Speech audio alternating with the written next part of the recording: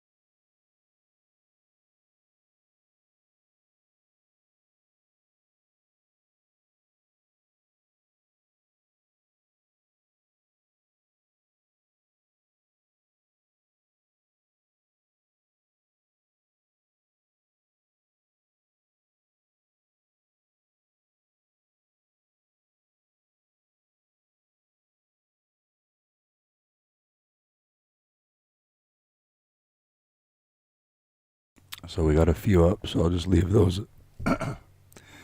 Leave Viva Frei up for now until some more truckers come on. So let's tune into Viva.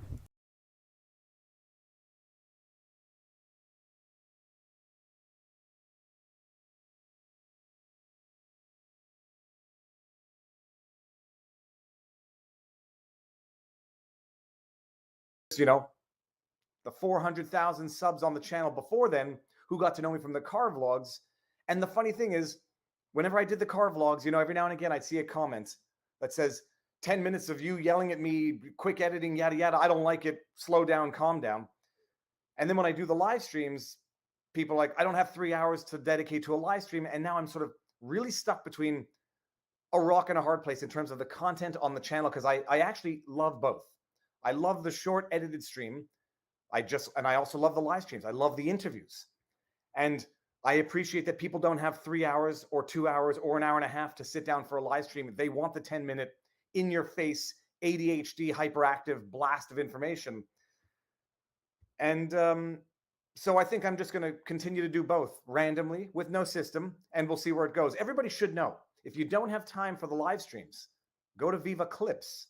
Viva Clips, not his hair. No. Viva Clips, which are the short, edited down segments of every live stream that I do, or highlights. And I think that system's been working well. But I love the vlogs. They just take a lot of time, more time than most people appreciate. Above and beyond the research, above and beyond the reading, you got to shoot the content. Takes maybe an hour worth of actual time to shoot the content. Then you got to edit it. That takes a good 2 hours. You got to get your good memes, your good clips. You've got to review. You got to publish. You got to give the heads up to the community members, the sneak peeks. And that's just for one video. So that's like 5 hours for one video. Whereas the stream, I get to read all day and all night and then go over the subject matter, prepare the links, prepare all the stuff in the back screen. So anyways, yeah, keep going. I'm gonna keep doing both. There just might not be a schedule, rhyme, or reason. It might confuse the algorithm, but I think at this point, the algorithm is not going to be that which allows this channel to continue growing. It's going to be word of mouth, sharing, community, and above all else, I hope, fingers crossed, the quality of the content and the accuracy of the information on this channel, and the latest feather in the cap, notch in the belt, the gavel on the mantle, is the outcome in Gretchen Whitmer trial. And we're going to talk, it's a nuanced thing. I don't celebrate criminals, and I don't celebrate the acquittal of criminals, the unjustified acquittal of criminals, just because that's the side I've taken. I could have, my opinion would have changed with the information as it did in this case. We'll get there. I saw a super chat, which I'm going to get to. BlackRock is boosting their funding into China's forceful. Okay, I don't want to read this. I don't know about that, but I'm going to look into it. But no, I can neither confirm nor deny the truthfulness or the accuracy of this statement. So BlackRock, hashtag not defamation. Okay, people. Oh, the hearts. See, no, these hearts are red now, whereas the other hearts I was seeing were black. I don't understand. Okay. Disclaimers. No legal advice, no medical advice, no election fortification advice. Super chats. YouTube takes 30% of super chats. If you don't like that, we are simultaneously streaming on Rumble. I hope we are. Let me go double check and make sure we are. I know I've given the heads up to the Rumble team that we are live streaming. Let's just see. Boom shakalaka. Click on the link. And we're good. We are live on Rumble. Rumble has these things called Rumble Rants. Rumble takes 20%. So better for the creator. You can enjoy supporting a company that supports free speech. And I think that's where we're going to go. And then what else was there? Oh, if you want to support us, $5 a month or $50 a year, vivabarneslaw.locals.com. But there is information that is available to everybody who's not necessarily a paid supporter, but just members of the community. And there's a ton of it. Most of my content on Locals is for the community as a whole, all members. Robert puts out the Hush Hushs, the Bourbon with Barnes.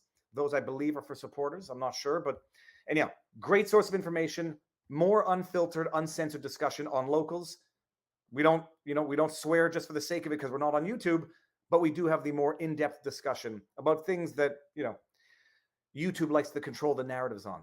such as the Gretchen Whitmer kidnapping plot, the alleged, and now the acquitted 2 of the 4. We'll get there. The clips have been great for those of us who can't always watch the long-form videos. We need some Viva on the Street night videos. We can get back to those. Hey, look, if curfew hits, we'll see where I am. Okay, so on the menu today, it's going to be a short. It's going to be a 90-minute stream max because I've got to go somewhere at 12:15, 12:30. We're going over the Gretchen Whitmer big news of the week. Acquittal for 2 of the 4 defendants in the alleged kidnapping plot, and mistrial for the other 2 because the jury couldn't come to a unanimous decision. That's huge. That's huge, and we're going to go into it. I think we're going to start with we're going to start with Joe Biden's soft bigotry of low expectations. The things he has said now about Ketanji Brown, KBJ, who I think she got confirmed. Elaine Miller, welcome. About her confirmation process. Frankie, we're going to notice a theme also how you doing, buddy? Throughout today's 3 stories: confession through projection, and accuse your adversary of doing what you are doing so as to create confusion. Joe Biden comes out and says, and Mojo, I hope you don't mind me making you a mod. Guess what he says. Let's go hear what Joe Biden said. And then we're going to get into more of the stories. Let's just see here. Let's pause that. You know, it's coming to the end. Yes. Let's just make sure that we're centered in the screen here. Son of a beasting. I can't see this. StreamYard. Yeah, then people say like, oh, the pace of the car vlogs is too fast. Then the pace of the streams are too slow. We're just going to mix it up. We're going to mix it up, and people are going to like it. And if they don't like it, they're going to be conditioned to like it. Okay, let's hear what Joe Biden has to say. I knew it wouldn't be easy, but I knew the person I nominated will be put through a painful and difficult confirmation process. But I have to tell you, what Judge Jackson was put through was well beyond that. There was verbal abuse, the anger, the constant interruptions, the most vile, baseless assertions and accusations. In the face of it all, Judge Jackson showed the incredible character and integrity she possesses. Poise.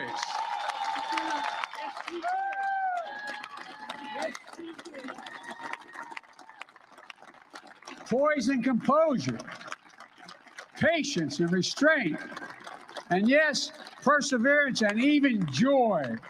Even joy.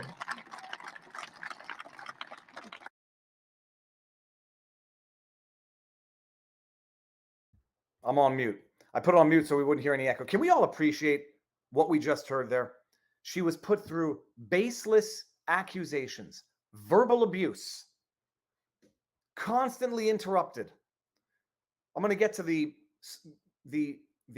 bigotry of low expectations in a second, but let's just stick with the confession through projection or accuse your adversaries of doing what you are doing so as to create confusion. Constant interruptions. Baseless accusations. But there can only be one Mojo Dragon. Speaking of accusations that came out of the blue from allegedly 35 years earlier. Speaking of abuse. But does anyone remember this? Dr. Ford, with what degree of certainty do you believe Brett Kavanaugh assaulted you? 100%. What is the strongest memory you have? Let's just get to. I want to skip some of this because Are you aware that the 3 people at the party besides yourself and Brett Kavanaugh have given statements under penalty of felony to the committee? Yes. And are you aware of what those statements say? Yes. Are you aware that they say that they have no memory or knowledge of such a party? I don't expect that PJ and Leland would remember this evening. It was a very unremarkable party. It was not one of their more notorious parties because nothing remarkable happened to them that evening. They were downstairs. And Mr. Judge is a different story. I would expect that he would remember that this happened. I categorically and unequivocally deny the allegation against me by Dr. Ford. This whole 2-week effort has been a calculated and orchestrated political hit. But I don't think we need any more memory than that. Can you appreciate the absolute? It's not even projection. It's not projection because it's not subconscious. This is deliberate. This is accuse your enemies of doing what you are doing so that they can't then turn around and say, no, this is exactly what you did. This is your exact MO. He accused them. He accused the Republican. I watched enough of that hearing to know that, other than some hard questions, other than some typical back and forth that you would expect in, I guess it's adversarial, but in a confirmation hearing where some people don't agree with the appointment, I presume that there would be, some back and forth. Verbal abuse, baseless accusations. What were the baseless accusations, actually? I'm curious. What were the baseless accusations against KBJ? What were the baseless accusations? That she let people off easy with easy punishment for the most heinous of crimes? That's not an accusation. That's a fact. And then the only question is whether or not her explanation for that conduct, is palatable, is salvageable with someone who's going to be holding a seat on the highest court of the land. Baseless accusations and verbal abuse. They literally accused Brett Kavanaugh of being a criminal, of running, I believe train was one of the words that they used, for something that allegedly occurred 35 years ago, after this man has served in public life for decades, been investigated by authorities and intelligence multiple times, and they have the audacity now, after what was a relatively tame confirmation hearing by the standards of Kavanaugh, by the standards of Clarence Thomas, what was a relatively tame confirmation hearing, and then to portray it as though it's exactly what they did to Kavanaugh, to Clarence. I don't know who they did it to in between because I really wasn't politically conscious back then. Outrageous. But I'm going to get to the soft bigotry of low expectations, or as I like, now just think of it as bigotry of low expectations, or just bigotry. As good as you look with short hair, the wild mane has become something of a trademark. It may not be so easy to cut in the future. I tend to agree. I'm just going back to childhood. Life is a circle. Your number of subscribers hasn't increased since after the convoy. Do you think that you are being shadow banned? Look, I've noticed it. It's been just bouncing up and down, but I picked up 100,000 subscribers in a month during the convoy. On the one hand, I think it's normal that some people who found me because of the Ottawa convoy and then, discovered that I don't only cover convoy and only Canadian issues, they might have tuned out. I have no doubt that there were tons of bots that were, jumping onto accounts to post comments and whatever. You can't pick up 100,000 subs in a month and then, get stagnant a little bit and then think the system's out to get you. I've had the thought, but then I have to put it into realism, so as not to just try to satisfy my ego and how, seeing numbers plateau feels. There's probably a more logical explanation other than being shadow banned. You pick up 100,000 subs and you get, I think it was like 7 million views in a month. Some people who tuned into you because of the Ottawa convoy and now see you going back to American politics, they're going to tune out. They're going to unsub, and YouTube's going to clean up bot subscribers in the first place. So we'll see how it goes. But I'm not complaining. This community is more than I ever could have imagined or asked for in the first place. One more. Ken Goodman. I can't wait until enough states recall their electoral votes. Well, we'll see. The funny thing is, and it's going to bring us into Whitmer.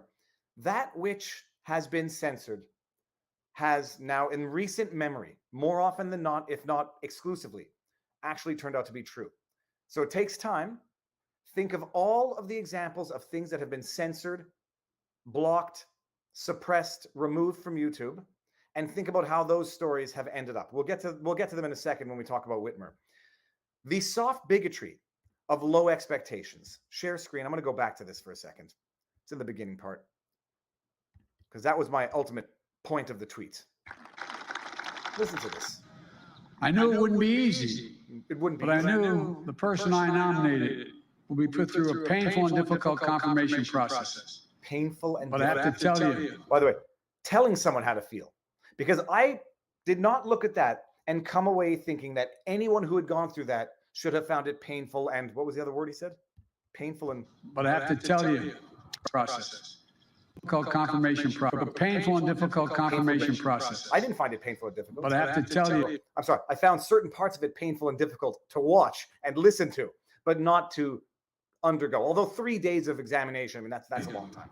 what Judge Jackson was put through was well beyond that. Oh, really? There was verbal abuse, the anger, the constant interruptions, the most vile, baseless assertions and accusations. I'm sure glad that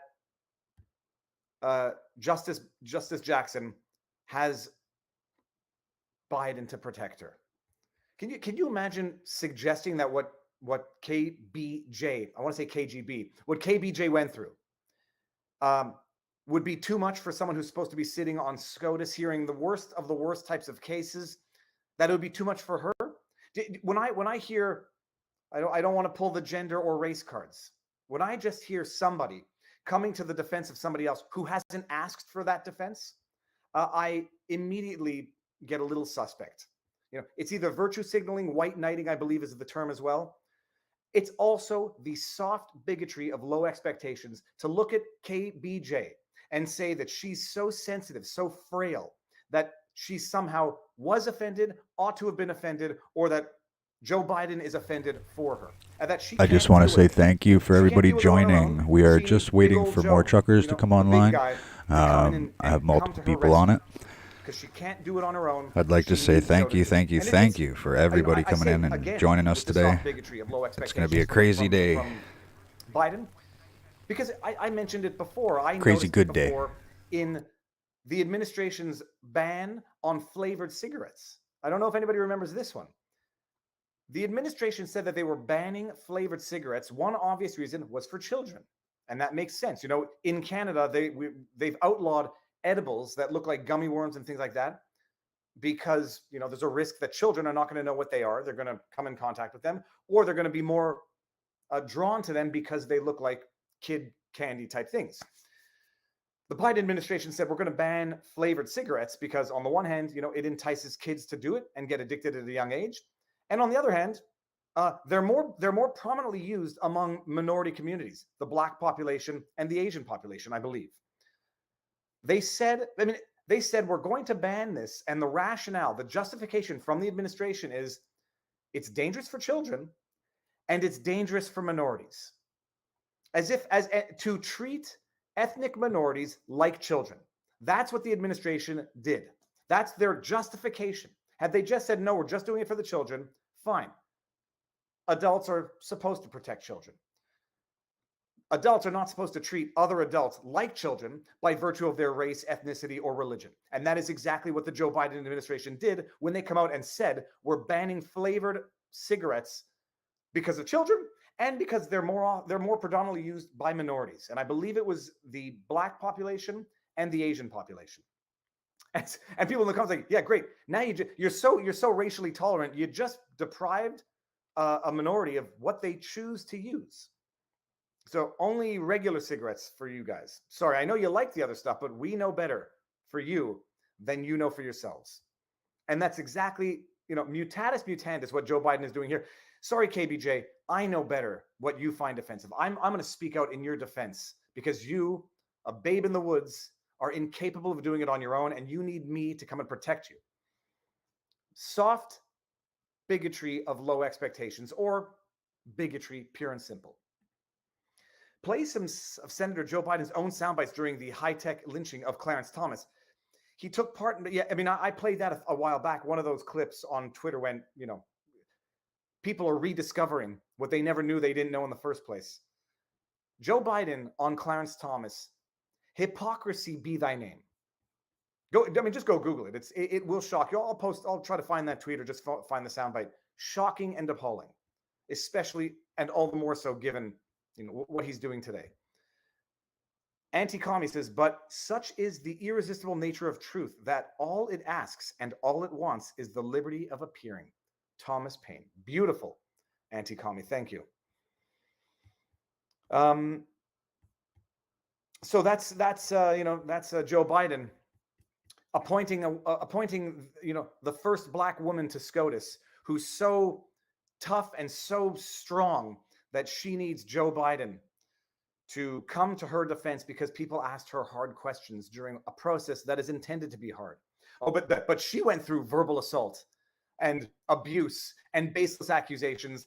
They have no memory, or they do have a memory and they're liars, and they just rely on their supporters not having a memory, not being aware of it, or being equally disingenuous in their application of the rules consistently, regardless of politics. So that was the first subject that I had to discuss, because I watch it and I'm like, Joe Biden doesn't believe that she's, in his heart of heart, based on what he says and based on what he does, he doesn't believe that she's able to defend herself. He doesn't believe that she's so exceptional that she can put up with it. He believes that she's so fragile that she needs him to come to her defense and exaggerate the attacks, paint her out to be a victim, because she can't deal with a confirmation hearing that was, by recent memory, lame and tame.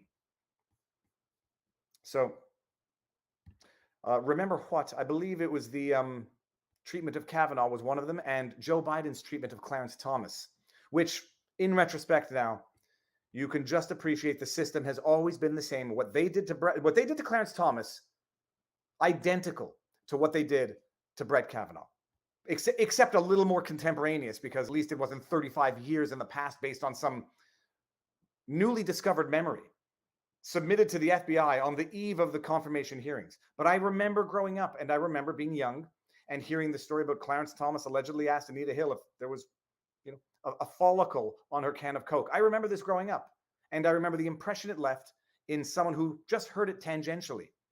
And it left a lasting impression, because, it was only until recently that I now look back at that and said, my goodness, they did Clarence as dirty as they tried to do Kavanaugh. I like both short and long videos that you post. However, I think some people are worried you'll get burned out by posting so much content. Hope not. No, I'm not going to get burned out. Viva has endless energy. Now, speaking of which, where is my coffee of this morning? I haven't been sleeping all that well. That's a problem. I had a dream about Ricada. Last night, I had a dream about someone else related to work. I had a dream about fishing. Hooked a big fish. It got away, and I saw it in the water getting away, and I reached into the water to grab it, and I didn't get it. So at least I got to do some fishing in my dreams, people. Oh, hold on. Was that T-Pain the rapper, or T-Pain as in Thomas Paine? No, hold on. Well, I'm showing my sophistication. When I saw T-Pain, I thought it was the formidable poet Thomas Paine. Is he a poet or was he a historian? Hey, Viva, heard a story about FBI and Whitmer. Is this case similar to Whitmer? It has to be the same one. It has to be the same one. Did I typo Whitmer in the title? Hope I didn't. Tank imperator. People, you'll notice also when I do the live stream, my reading, you notice the problems, not problems, but you notice I make more mistakes reading live than I do in my videos, because I get to edit out my reading mistakes. Tank Imperator says, my translator in Afghanistan was dragged out and shot with his family. The criminal negligence of the Brandon regime is horrendous. The laptop being buried, his son being protected, the people we promised to protect, it makes me weep. And I don't say as it should, as it will. It's if you don't, it was that okay. Interesting. I watched the Hotel Rwanda with it was either an interview or the movie with the commentary of the director, and the actual individual on whom the movie is based. Hotel Rwanda. It was Don Cheadle about the genocide in Rwanda. And, there was that scene in the movie where Don Cheadle, loses it. He pulls off his tie. He breaks down in between the atrocities and trying to live life. And in reality, though, the real individual on whom the character was based said he never had one of those breakdowns. He was in a form of, I don't know if he said automatism, throughout. He never had that emotional breakdown.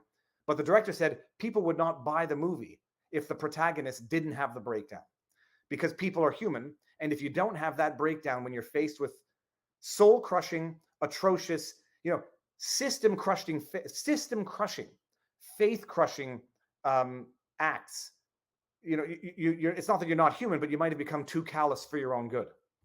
So it should make people weep, and it should make them not black-pilled. It should make them want to make today better so that tomorrow can be better still.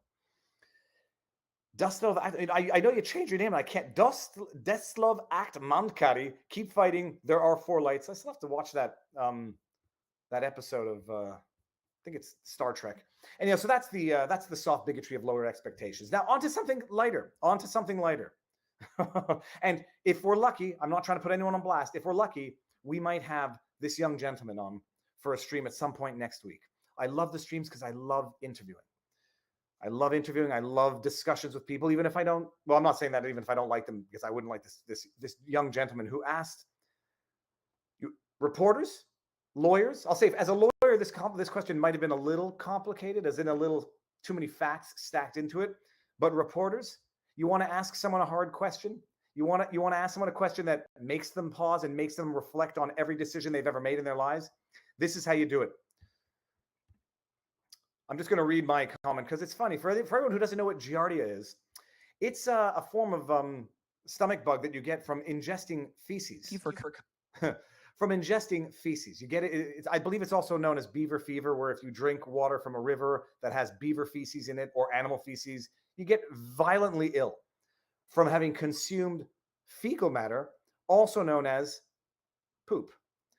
Well, if I didn't have Giardia before, I certainly have it now after listening to that mouthload of crap I'm expected to swallow. Now I understand why Brian Stelter blocked me on Twitter. He did. Don't care. It's funny. But reliable sources did, and so one of them might have gotten it. But listen to this. I also like the way Jack Posobiec swears on Twitter, because he doesn't want to swear. He's a good man. But when you see something that makes you go, holy schlit, and I believe that you could actually say holy shit if you were going to spell it SCHITT. Shit Creek. Oh, no, that was Schmitz Creek. Damn it. Never mind. Scratch that. Fokker. It was Meet the Fockers, where in order to get away with that title for the film, they actually had to find someone whose last name was, in reality, Fokker. And when they did, they could then justify the title. I think, what was it? What's the Canadian show? I think it's Schmitz Creek. It's definitely, what's that show called? Hold on one second. Hold on, people. Is it Schitt's Creek? It is Schitt's Creek. Okay, just so hold on one second. Just so YouTube doesn't punish me. This is hold on. I got it. Okay. Cue the firing the producer joke. Okay, can we get focused on that? There we go. It's an actual show in Canada, people, with Eugene Levy, whom some people have suggested I look like when my eyebrows are fuller. They have accused me of having Eugene Levy eyebrows. Okay, now let's get back in focus. Politics ruins everything. We in focus, people? Hold on one second. Let's see. Clarence Thomas and Dr. Fauci both graduated FR College of the Holy Cross. Holy Cross is renaming their science center after Fauci. Clarence has nothing. I would, no comment. No comment. Fauci is science, people. If you question him, you are questioning science itself. I watched the Clarence Thomas hearings on C-SPAN from start to finish when I was in law school. Same tactics as Kavanaugh, ambushed at the end. Yep. Let me know if I'm blurred here, people. I seem to. Do I look blurred? I'm gonna put this light on and just get that a little bit. No, the politics is in focus. Okay, we're good. Viva Levi Vanelli. I don't know what that is. Okay, so what were we talking about? Oh yeah, the Giardia. Back to Giardia. Share screen. Yeah. So Jack Posobiec, the way he swears is he swears like a polite person. Holy schlit. And listen to this question. Well structured, well rehearsed, delivered with confidence. Glorious. 10 on 10. Hi, thank you for coming. My name is Christopher Phillips. I'm a first year at the college. My question is for Mr. Stelter. You've all spoken extensively about Fox News being a purveyor of disinformation, but CNN is right up there with them. They push the Russian collusion hoax, they push the Justice Smollett hoax. they smeared Justice Kavanaugh as a rapist, and they also smeared Nick Sandmann as a white supremacist. And yes, they dismissed the Hunter Biden laptop affair as pure Russian disinformation. With mainstream corporate journalists becoming little more than apologists and cheerleaders for the regime, is it time to finally declare that the canon of journalistic ethics is dead or no longer operative? All the mistakes of the mainstream media and CNN in particular seem to magically all go in one direction. Are we expected to believe that this is all just some sort of random coincidence, or is there something else behind it? Too bad it's time for lunch. There's a clock that says 30 seconds, but I think my honest answer to you, and I'll come over and talk in more detail after this, is that I think you're describing a different channel than the one that I watch. But I understand that that is a popular right-wing narrative about CNN. I think it's important when we talk about shared reality and democracy. All these networks, all these news outlets have to defend democracy. And when they screw up, admit it. But when Benjamin Hall, the Fox correspondent, was wounded in Ukraine, the news crews at CNN and the New York Times stopped what they were doing, and they tried to help. They tried to help him get out of the country. They tried to find the dead crew members. That's what news outlets do. That's how they actually do work together. To your question about sharing those kinds of connections and trust, we don't talk about it enough, though. We don't share that reality about how that happens. Their problem is that they don't talk about their good deeds unrelated to journalism enough. That's their problem. Their problem is not any one of the 5 examples that this kid just gave.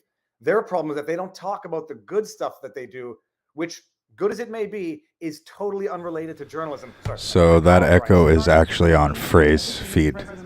Yes, he does. The last time I spoke with a Biden aide, we yelled at each other. So that's the reality of the news business. People don't Is it possible they yelled at each other because CNN wasn't doing enough to protect Biden from the Hunter laptop story? See, the people don't hear. They imagine that it's a situation that simply is not. But I think your question, it speaks to the failure of journalism to show our work and show the reality of how our profession operates. We have a lot of work to do, I think. There's... Do we need to play that again? I'm going to play it again. Hold on, guys. I'm an idiot. I'm going to mute myself so that it doesn't pick up what Stetler was saying. Sorry.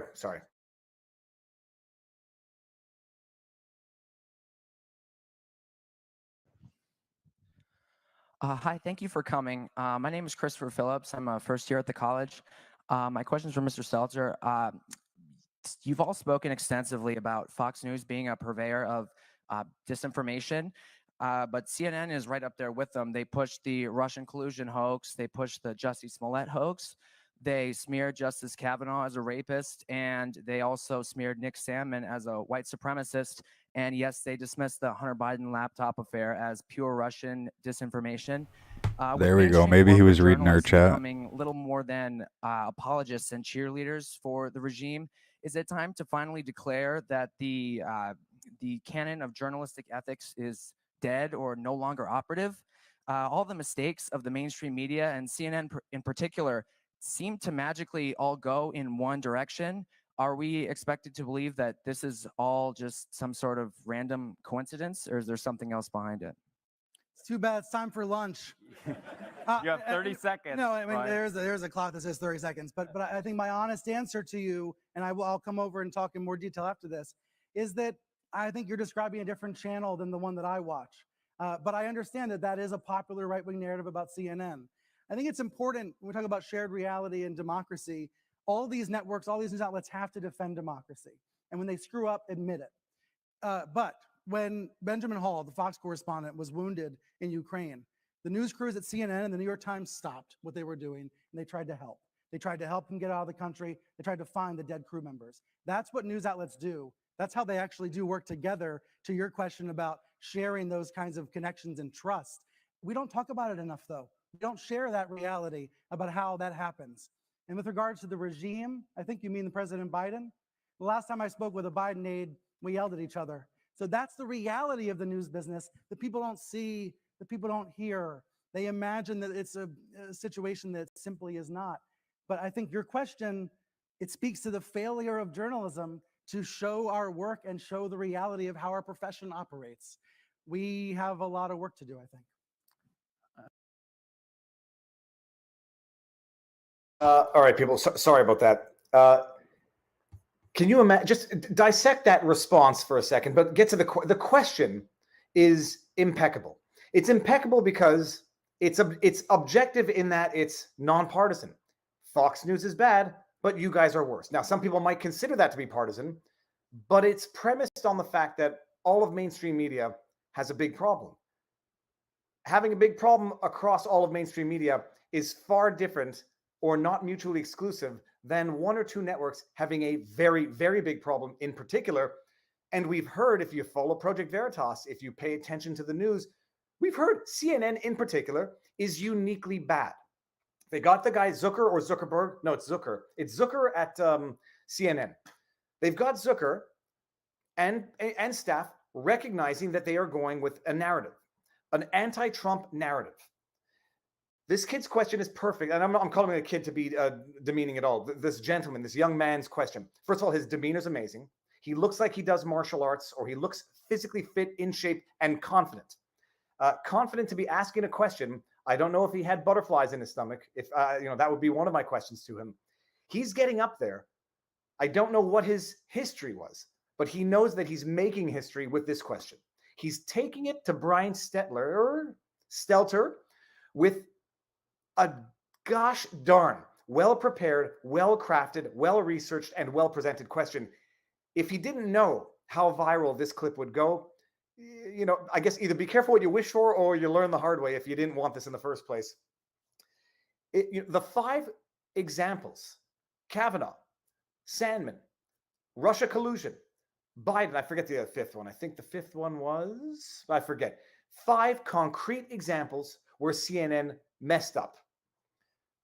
My only issue with the question is that it could have stopped after, are the canons of journalism dead? The second part, presuppose an intention, which we don't need to presuppose because we know it. Is something else going on? Yeah, we know what else is going on. We've heard the audio. My only critique, and that's just because I'm looking for a way to look smart. That question was glorious, and Stetler's uncomfortable response, got to go to lunch. Yeah, ha ha ha. Let me dodge it.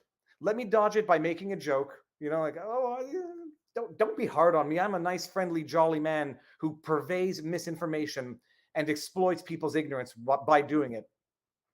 And then goes into, and by the way, I was joking about Stetler gesticulating with his hands because I'm well aware that I'm quite guilty of that myself. It's just that when someone's doing things and I feel that they're lying, I judge their gesticulation a little differently. When Stetler says, we need to work together, and jokingly tries to avoid the question, says, I'll talk to you more afterwards. I'd be curious to know if they did. The cynic in me, the adult who's past the shreddies, says, was it shreddies or cornflakes? Whatever. The adult in me says they never spoke again after that, but I'd love to know. He brings up the example, immediately goes to the exploiting of injured, literally exploiting of tragedy in his own defense. When the reporter in Ukraine was injured and the other ones were killed. MC, I can never talk down to you, buddy. Providing propaganda, and we went to help. Fine. That's just the Toronto boy in me. And you did that. You went out of your way. You worked together to get them out of harm's way. Good for you. You did something good. Has nothing to do with your propaganda journalism. And so it's the classic diversion is, look, I'm a good boy. Don't get mad at me for that because I did something good somewhere else totally unrelated. But just to literally use victims as a shield to this question, it's par for the course for the CNN misinformation, disinformation, dishonesty. And then to say that our failure as journalists is not to focus on the good that we're doing, as opposed to just be honest. And did he say something about admitting mistakes when they make mistakes? As far as I know, I don't believe they ever apologized to Sandman. I may be wrong. And if I am wrong, I will correct myself publicly and loud. I don't believe they ever apologized to Sandman. They settled with him, but I don't believe they ever apologized to Sandman. I know for a fact that, unless she did it recently, Elizabeth Warren and Deborah Haaland never even took down their tweets. So imagine this flagrant hypocrite dancing and prancing and distracting and conflating to what was probably the best question ever asked. And that, that's the type of question that CNN should be asking to the Biden administration. That's the type of question that they should be asking all of them. Covering up for the Hunter Biden laptop, which arguably, but not so arguably, impacted an election. That is independent journalists actively working to affect the outcomes of elections. Oh, but CNN, they're supposed to. I mean, we're supposed. Sandman, Kavanaugh. It's one after the other, and there is no answer for it. There is no answer for it. All right, There's so we no got what you possible see answer is for it what you get coming because online. the dishonesty, the deceit, the malicious conduct, the irresponsible conduct, it's just such a long proven track record that you can't just all of a sudden say, yeah, we made a mistake. Sorry about that. We'll do better. So, I mean, let me see here. So this is an interesting question. When you're providing something of value, typically you've got to register it as a campaign donation.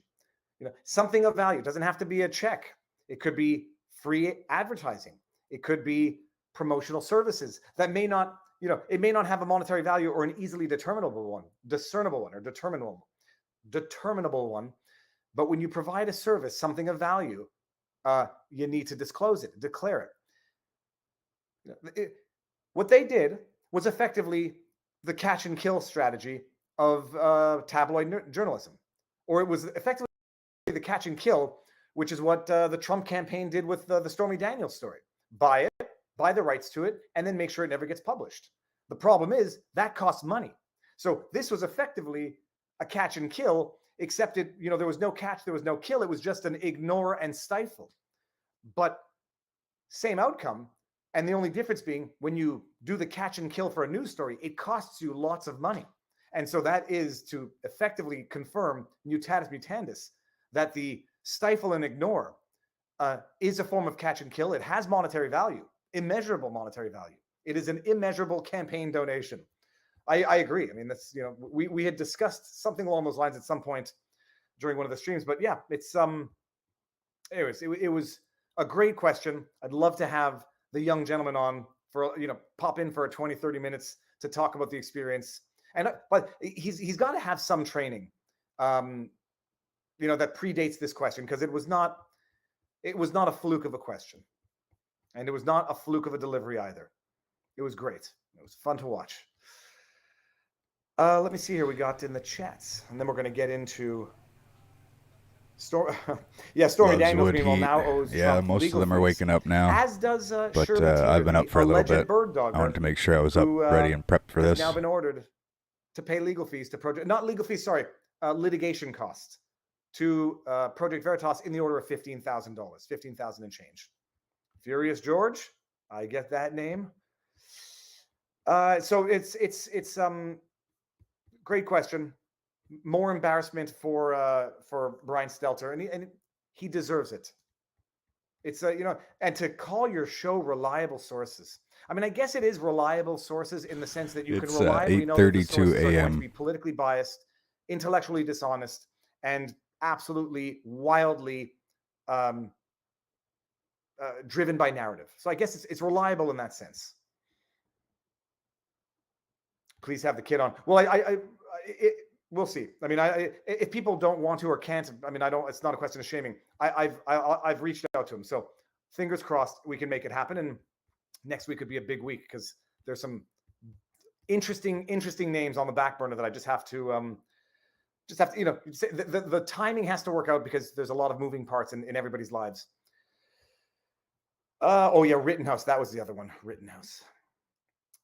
Well, Rittenhouse is much more complicated. Once you've been, you know, formally criminally charged, it does become different and more difficult to allege defamation because he was formally criminally charged. So what's going to be the damage to his reputation to say that you know, he shot, because one of the false claims, which was in the Independent, it was a British newspaper. I think it was the Independent. Anyways, they overtly said he shot 3 black males at the BLM protest, like the day of his acquittal. That was what they said in the bullet points of their article. They then, you know, immediately edited it to say he shot 3 males at a Black Lives Matter protest to leave it ambiguous. But then the questions, would be, that's a factually incorrect statement, but what's going to be the impact? Looks like we What's gonna be lost the damage Kotab. to an individual who I know he's been having some went issues through with a his trial car. for a murder trial. I mean, he was acquitted. So it's much more complicated with Rittenhouse in law, more difficult, I should say, because he was criminally charged. He went through a trial. Sandman, he just had his life ruined in the absence of an actual criminal charges, and in the absence of a trial, after which he could effectively be vindicated or acquitted in any event. So there's an argument that it's even more unjust because there was never even a trial that he can now say, look, I was acquitted, I'm innocent. No, always guilty in the public mind. I know people who still think Sandman had a bastard smirk on his face, that he should have just walked away. I still know people who think that kid embodies, exemplifies, intolerance in America. Or what was it? I think it was, as Philly D said, hatred in America. He stands against hatred. And then when he has to swallow his words and come to grips with the fact, Philip DeFranco, that he made a baseless accusation that maligned this 16-year-old kid, he says, I stand by my statement that I stand against hatred. Good for you. You know what? If you have to come out and publicly say you stand against hatred, something in me suspects that you don't actually stand against hatred. Thinking you need to come out and say that you stand against things which are obviously bad causes me to question whether or not you actually think that they're bad, because no rational, logical person thinks that people are morally required to come out and publicly state that they object to things which are morally reprehensible. No rational person actually thinks that. No love-filled person thinks that if you don't come out and say you stand against racism, you stand against hatred, Lane you Miller, stand against no violence, problem. that you somehow endorse it. No rational person. When you're doing something you love, says, it's not work at all. I love this so much. You don't condemn that which is bad by its very nature. You don't need to. And we're just going to listen to Frei. We got a couple more people to come online, probably an ulterior and set of moral standards. then we'll hop over and they check out probably what's think going that it's on. justified when they think it's justified. Okay. With that said, people, although there is no H in with, that doesn't mean I can't infuse it in, as I have been doing for months on years now. Gretchen Whitmer kidnapping plot. Let's just go. Do I still have that back window open here? Let's go look at Cringe Viva. Let's go look at Cringe Viva right here. Oh, the days back when I look in my eyes, my old eyes, and I can see the insecurity of feeling awkward talking to a camera. And in case anybody doubts me, this particular article says that the FBI had two other informants on the inside collecting information. See, I'm an idiot in that I don't learn fast enough. Mute. But according to a BuzzFeed article that is far more recent than this article, it seems that the FBI used at least 12 other informants in order to infiltrate this group. And one has to seriously start asking the question that if you have 12 FBI informants infiltrating a group of 6 people, at what point do the FBI informants become the group? Setting that question aside, setting a fact that the FBI seems to have used at least 12 informants to infiltrate this plot, setting aside the fact that one of their informants has now been indicted on federal gun charges, it gets even worse for the prosecution because now it seems that one of the FBI agents themselves have been indicted on assault charges. The Detroit News: FBI agent in Whitmer kidnap case arrested following domestic incident. The domestic incident, by the way, I'll tell you one thing that I like more about that old Viva, the beard. I'm going to try to grow that out so that it becomes massive and burly. See, the white, I seem to have lost the white. Anyhow, the beard was better there. The rest, I think, might have been. What was I saying? Oh God, yeah, that FBI agent. Okay, no comment. But the FBI agent who was arrested on domestic violence charges, stripped. He was the central FBI agent in this case. He was the star witness for a while, from what I remember. Had a domestic incident after he and his partner, spouse, wife went to a swingers party. I don't think many people. It's my personal opinion. Open relationships don't end well. Keep your schmeckle in your pants, and you will avoid a lot of grief in life. Let me rephrase. If you're married, keep your schmeckle in your pants, and you'll avoid a lot of grief in life. But even if you're not, keep it in your pants and you'll avoid a lot of grief in your life. And we can think of recent examples of prominent celebrities who, you know, everybody wants to, do I need to put on headphones? Tell me if there's still echo, people. There's been some recent examples where having a certain lifestyle as an adult, even if it's morally innocent, morally not blameworthy, can lead to some serious problems, some serious accusations. But this was back in July, where you had FBI agents getting in trouble with the law. Some of their informants, you know, again, breaking the law. Other informants in this case being paid healthy annual salaries, probably more than most Americans, for their role in infiltrating, in exploring, in discovering and exposing this plot. They were receiving not just salaries, but the paid informants, for those of you who don't know, had active leadership roles in the alleged plot. But at least there is an H in forthwith. There can be an H in pretty much everything. Did I see this one here? Viva fell in love with his reflection and forgot why he played the video. I did the beard was good. This case was interesting from the beginning, and the more facts that came out, I know how I started off thinking in this case. I know how I started off thinking in the Michael Flynn judicial saga. I did not start off so quickly with the presupposition of guilt in Sandman or Amy Cooper, although I still did, because humans are human. I remember in Nick Sandman, I believe I said, you know, the school when they were chanting things like, don't they realize that this makes everyone look kind of, I think I remember saying something like that. When it looked like they were chanting to drown out the drumming. Anyway, it just shows you, you get burnt once, you know, you won't get burnt again quite so quickly. Once bitten, twice shy, for good and for bad. But I want to share a screen. Let's just get the news, people. Sorry, I should get the article, which was, no convictions. Do we want to go with the CBC? We're going to go 2 acquitted. Let's go with the Guardian. I'm always nervous about cookies. What you want, a cookie? Let me see here. Boom, shakalaka. Okay, so this is the Guardian. Let me just make sure that we're looking at the same screen, and we are. The Guardian.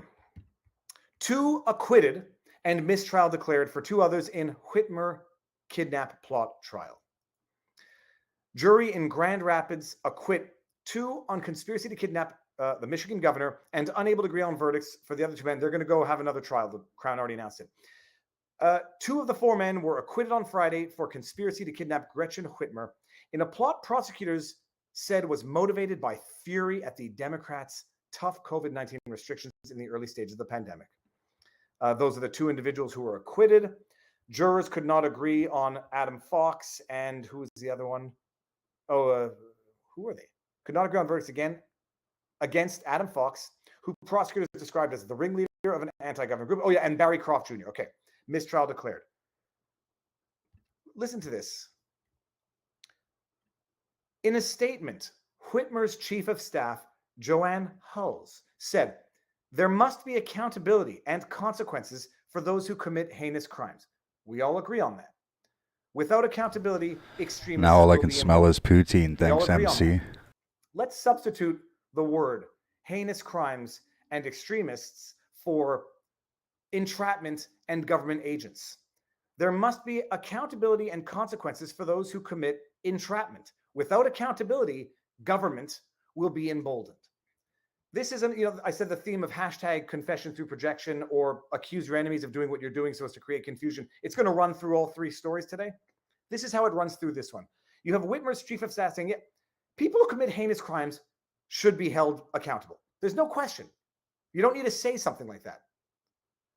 Without accountability, criminals, extremists will be emboldened. Agreed. You don't need to say things like that. We all know that. But this applies as well for the government overreach, and what I guess the jury found in this case to be entrapment. So just brother, there must be accountability and consequences for those who do certain things. Without accountability, certain people will be emboldened. I'm going to bring this story out now. Stop screen, and I'm going to bring in another story, which is the BuzzFeed. No, it wasn't BuzzFeed. Which one was it?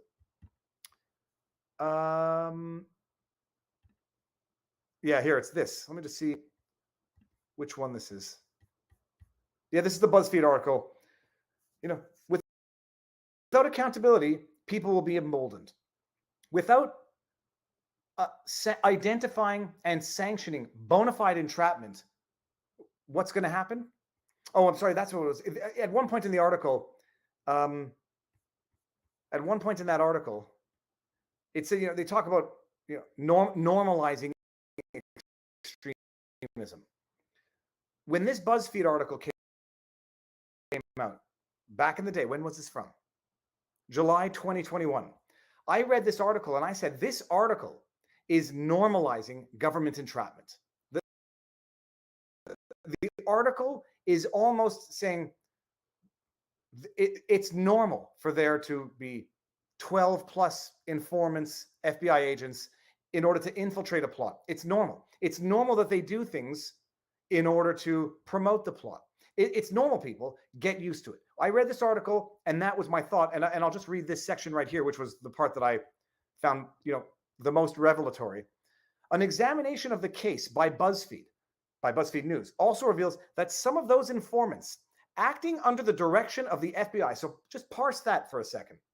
The informants, paid informants, some of them, acting under the direction of the FBI. So you have people who are the ones purportedly exposing or infiltrating this plot, but they're being paid by the government and they're operating under their direction. An examination of the case by BuzzFeed News also reveals that some of those informants acting under the direction of the FBI played a far greater role than has previously been reported. Working in secret, they did more than just passively observe and report on the actions of the suspects. Instead, they had a hand in nearly every aspect of the alleged plot, starting with its inception. The extent of their involvement raises questions as to whether there would have even been a conspiracy without them. This is from BuzzFeed, people. And it's, talk about burying the lead.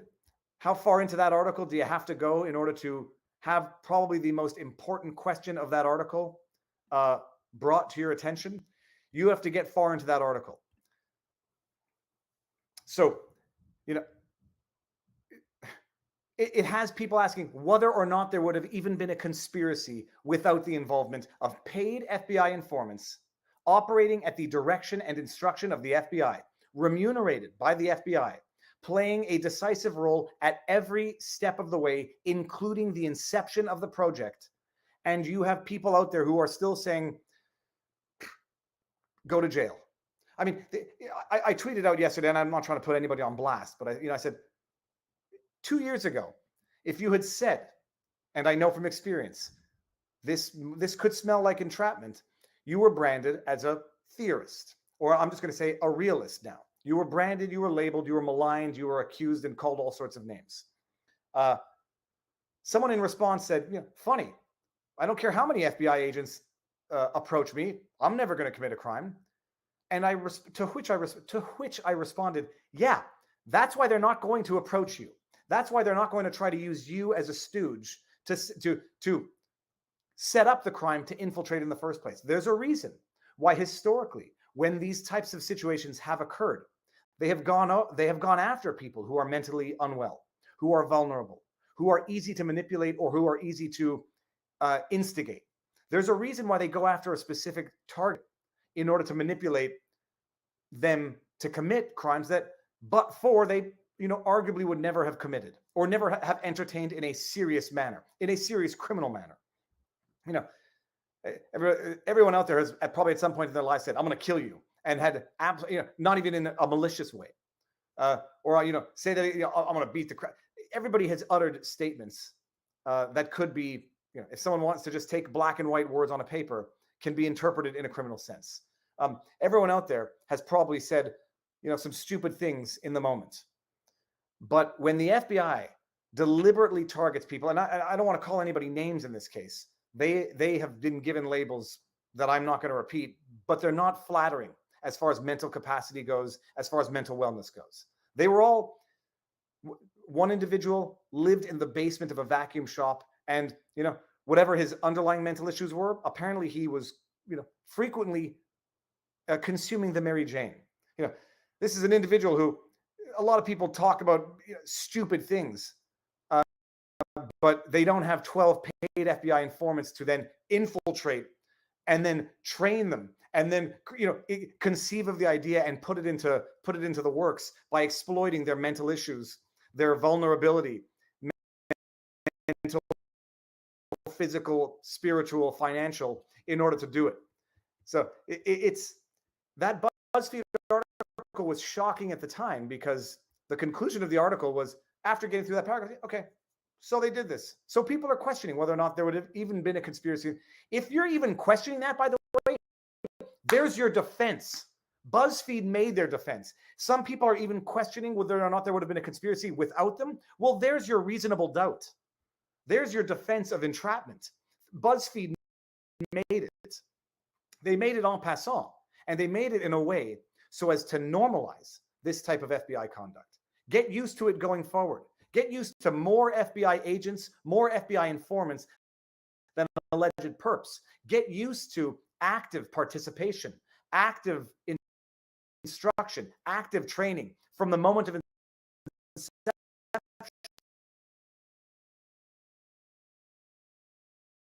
Get used to it. And then when they find people who are, stoogey enough to be the stooges, lock them up for life, because that's what these people would have been, that's what the two acquitted could have been facing. The other two who are going to stand trial still face that. Viva, I think your sound doesn't come from your big mic. It sounds different. Oh, that would be so irritating.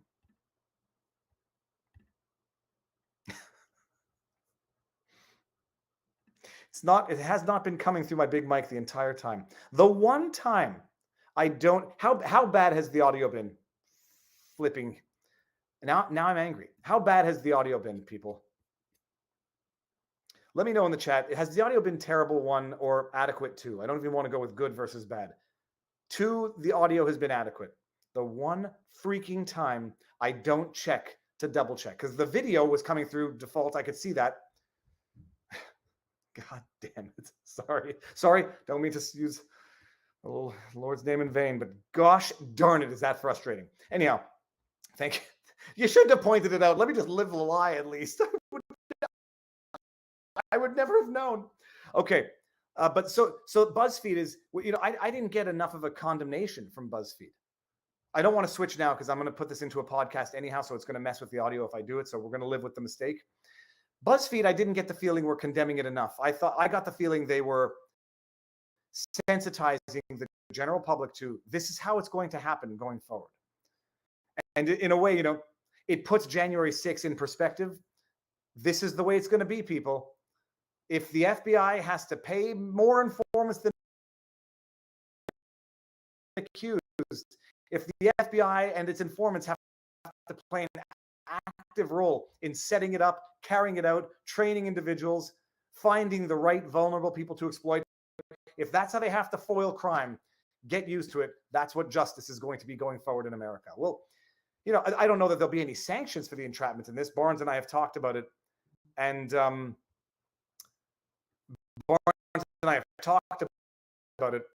and I think he mentioned that there have been only 2 cases where there has been FBI sanction for entrapment. I doubt this will be one of the cases. Audio is great, except when you play a video. Yeah, that would have been that would explain why there was more echo, because with this, it's directional, so it wouldn't have picked up on the camera and whatever. Now I'm going to be absolutely traumatized with my neuroses going forward. I'm going to check every time. I'm going to check 3 times throughout a stream from now on. So anyways, that was the story. Let me get back to the article, because I just want to highlight the part that I was talking about. Oh, I closed it down. All right, well, we've got these ones up. I think we're going to hop over to Grey Wolf and hear what he's saying. See if we can't hear what time Defense attorneys portrayed their clients as credulous weekend warriors, prone to wild talk and often consuming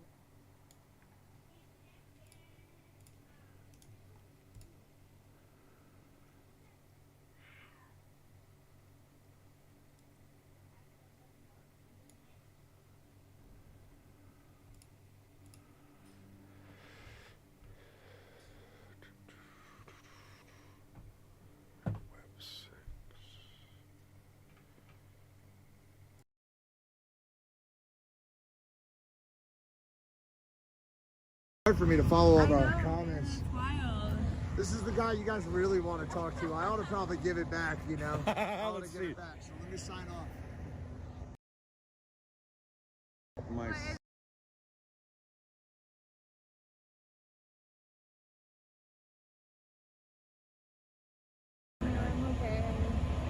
I got to go inside to get my laundry now. Yeah? Yeah, it's in the dryer.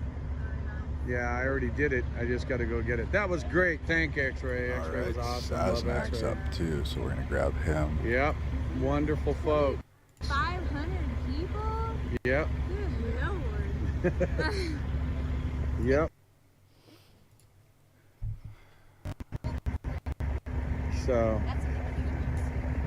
when's the drive? Let's see. Set to private. Some stuff YouTube don't like They're on this Helen thing. now. Yep.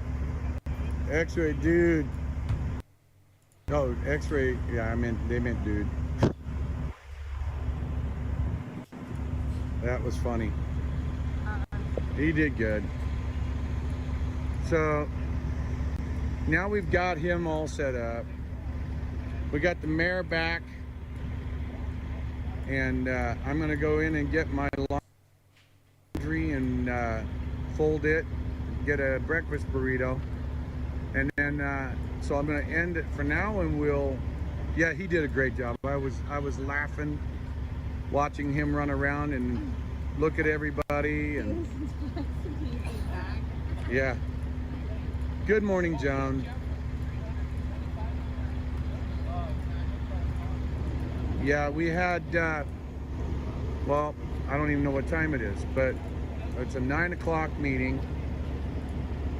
So it's 8:55. So that means that they're going to be holding a meeting. Got to find somebody that can run my live stream for me.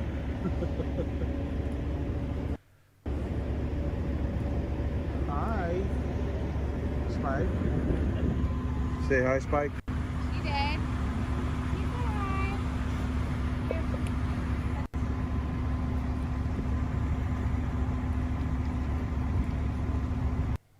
Yes. That's Spike. Yep. X-Ray can run it. X-Ray's got to catch up to his duties this morning.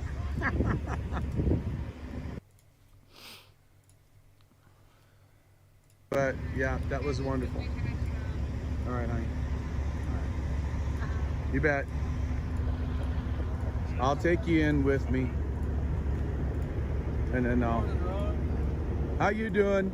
Oh, I'm doing pretty good. It's a nice day out here. It's a beautiful day. Luckily, we're not getting cooked to death. It dropped like, what, 15 degrees coming up onto the mountain? Richard says give it back to X-Ray. Go ahead.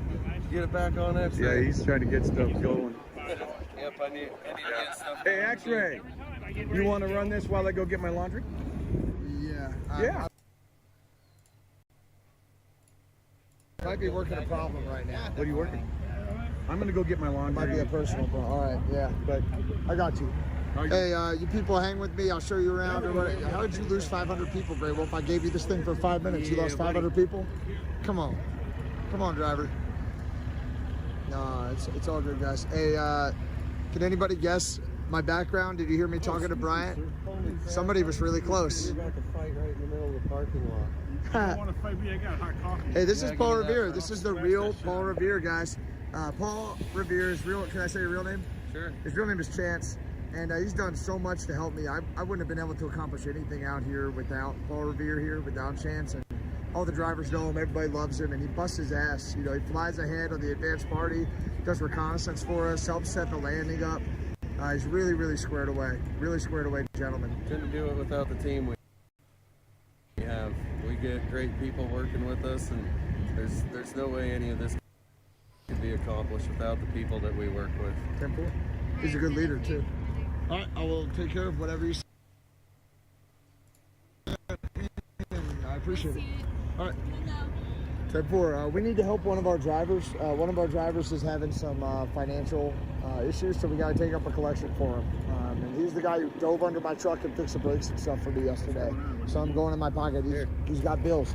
Give it to Terry. Find Terry and give it to Terry. Let's go talk to Trucker G, because he said he had some money for me yesterday from his followers. I'm going to give up right behind him. Good morning, good morning. Sorry, my chat froze up, but I'm back. So I'm going to take whatever G gives me and I'm giving it to Terry.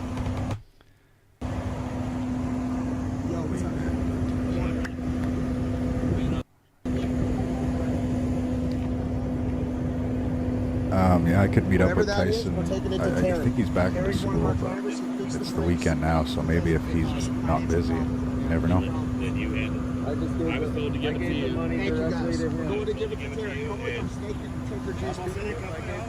Hey, Terry. There's more coming. This is from Trucker G's followers on YouTube or whatever, YouTube, Facebook. They gave it to me. It's going to you. Thank you for helping me with my truck. I got more coming for you today, all day. All right? We couldn't do this without you. We love you. We need you here. All right? We love you. We need you here. We're going to help you with this stuff. God wants me here. We're going to help you with this, all right? We've got you. All you had to do was tell us, and we can help you, okay? I'm not. Now Paul Revere has reach it. out. Paul Revere stole the phone. Hopefully I'm pretty... I ain't Grey Wolf. I ain't... Looks like just like this phone. It is his phone. I said so. Now you're great. I ain't Grey Wolf. Holy crap.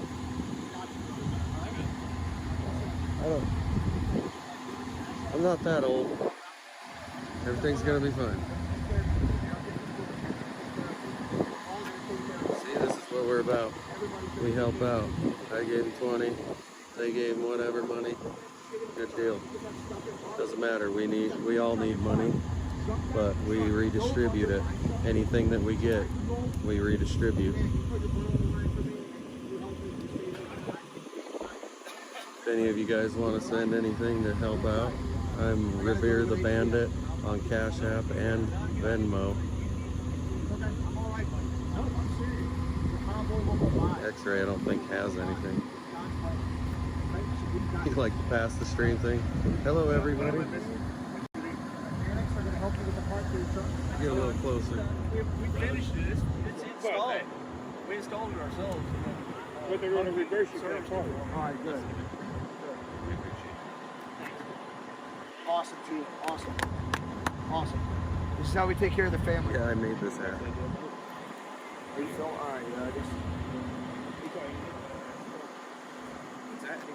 We got you. All right? I'm going to go talk to some other people. We're going to keep hooking you up. All right? Cool. Let's go.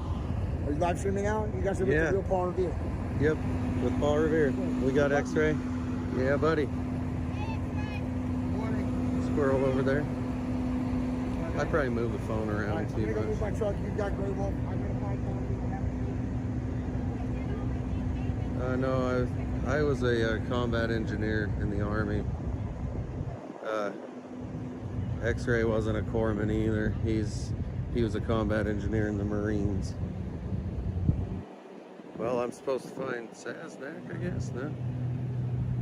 We got some of our other drivers over here.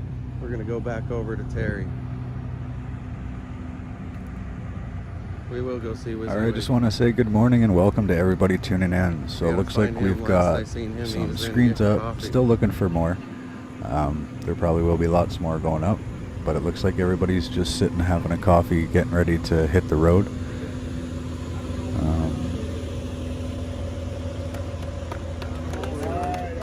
I wish I was there to hug it out.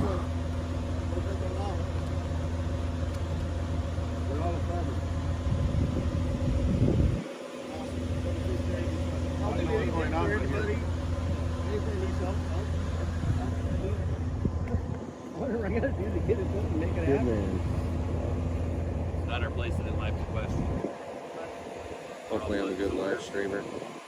I do kind of live stream sometimes, but since I go out ahead of the crew and everything, my live streams aren't as good, so you don't get to see the support on the overpasses as much. I go ahead to set things up. When we go into DC, I run great live streams though, and I've got a new GoPro 360 that I run streams on.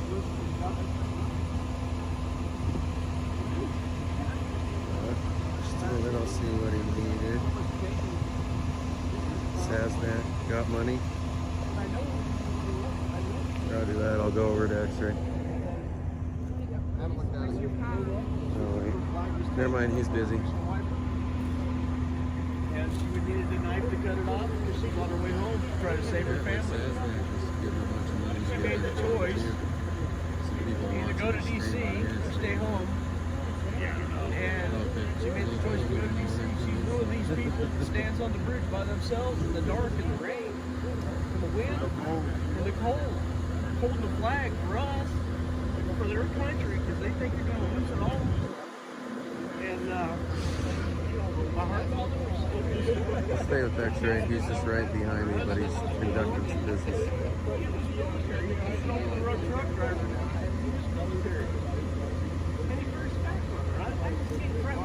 They'll come around. I think they'll come around once, you know, once things turn around. I think they'll come I'll go over to around. OTR in just a second. Why we're doing this. Just have to have patience and faith. In fact, I'll go, I'm looking for his truck, I'm trying to back up. Right there, there's OTR.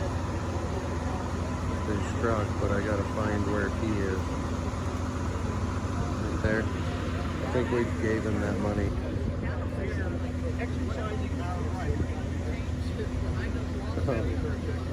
I only live stream on Facebook because, well, I'm not smart enough to set this kind of stuff up yet.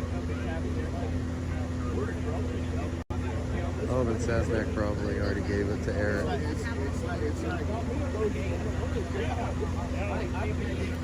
Yeah, I finally figured out how to set up a cash app with Grey Wolf's help. He's telling me to get it so people can have that too. Made me laugh. Bigger than anything. I'll run into a firefight. I don't know if he was drinking last night. I didn't come out and drink last night. I went to sleep. I'm wondering where Grey Wolf is. I'll pass the bandit will pass to I'm you. giving the phone back over to X-ray. First of all, remember how I told you if you ever need anything run, you ought to call Jeff from East West? This is Jeff from East West right here. He is a articulate and intelligent gentleman. He is on the far end of the trucker spectrum, and he's a brilliant guy. You really ought to listen to anything this man has to say. There are about 1,800 people on here. What would you tell them? What would I tell them? Yeah, what would you They tell should them, be Jeff? here with us. Damn right. We need people here. Yep. Come on, drop what you're doing and come on out. We need you. Yeah, Grey Wolf's doing his laundry, so we're doing his work for him. This is Mr. Alaska. He's my convoy dad. His wife is my convoy mom. They make me food. They pack me little lunches and stuff because they know I get hangry if I don't eat. Yeah, this is Davey over here. Yeah, there's Daniel's just down there. Davey's an awesome driver. Jeff drives that big rig over there on the other side, that east-west truck that I was telling you about. And this is Mr. Alaska. He actually flew up beside me to help me fix a problem the other day. There's going to be 100 questions. Davey in the green shirt, correct. I'll go get that bag and then go down and talk to her. Okay. Don't you want this? I don't want this. Oh, crap. Sorry, guys. I love you, but I'm not alive. Well, I'm doing some boring stuff, I guess. And I'm walking around. I'm just taking some... I get lunches made for me. So... yeah, I gotta walk over and get this bag over by the bus. I'm not as good of a talker as Grey Wolf is. That guy's smooth talking, and I gotta remember to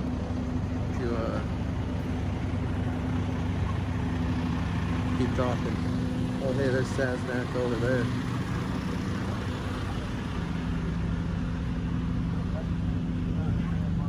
Go over to Sasnak about now. And he's another live stream. That's boring stuff. We got Big D over here. The guy that came up with everything's gonna be fine. There's Hippie Mama.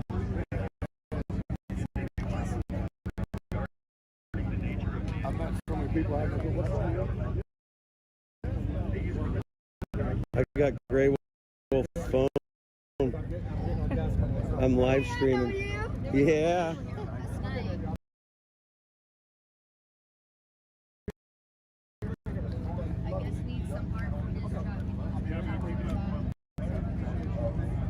Yep, Mr. Alaska. Oh yeah, I will let him know about that. You can run, but you can't hide. Hi. It is isolated. Hey, Sasnak. I got Grey Wolf's phone right now. Check that out. Hey. So what's up? You heard about Terry needing some help? Terry? Who's Terry? He's one of the truck drivers. He's the one that slid up under X-Ray's truck and immediately started doing the brakes and stuff. He's in a little bit of financial trouble and he could use some help, and we raised some.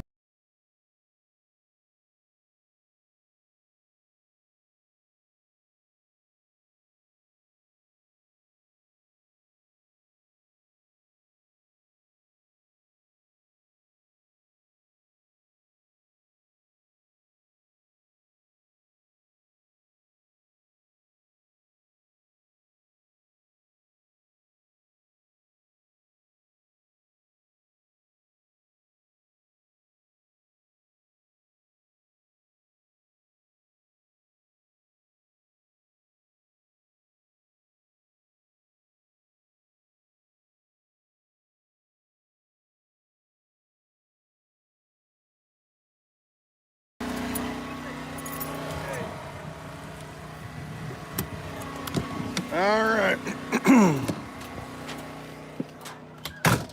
Y'all sit here and be good. I gotta search around for some stuff. Welcome everybody. Good morning. Good morning. Thanks for tuning in. Just trying to get those two feeds back up.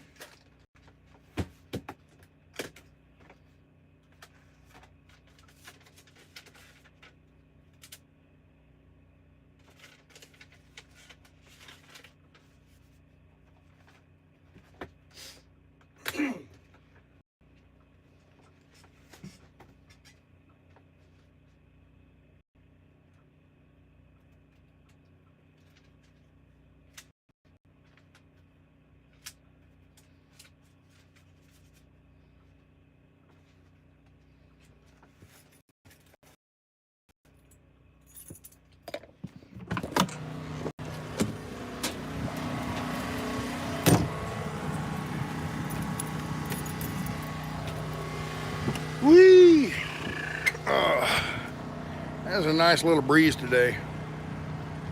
So, all right, so we got it all figured out. I'm gonna have to have somebody hold my camera because I'm gonna have to get on stage for the first time today, and I don't like that.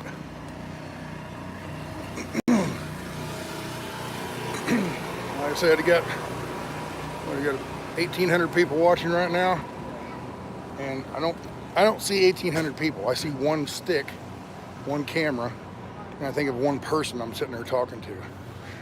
So getting up in front of people, it's a little different. So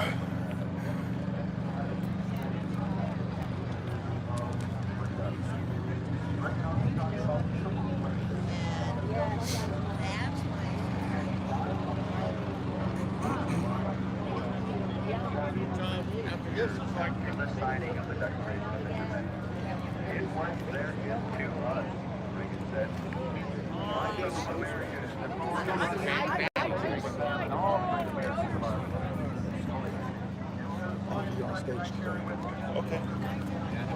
That works pretty good.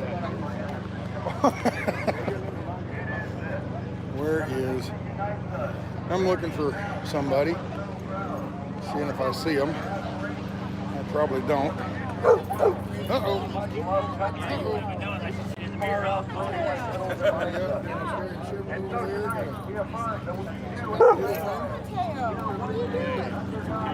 The golden mutt. I don't know what kind of.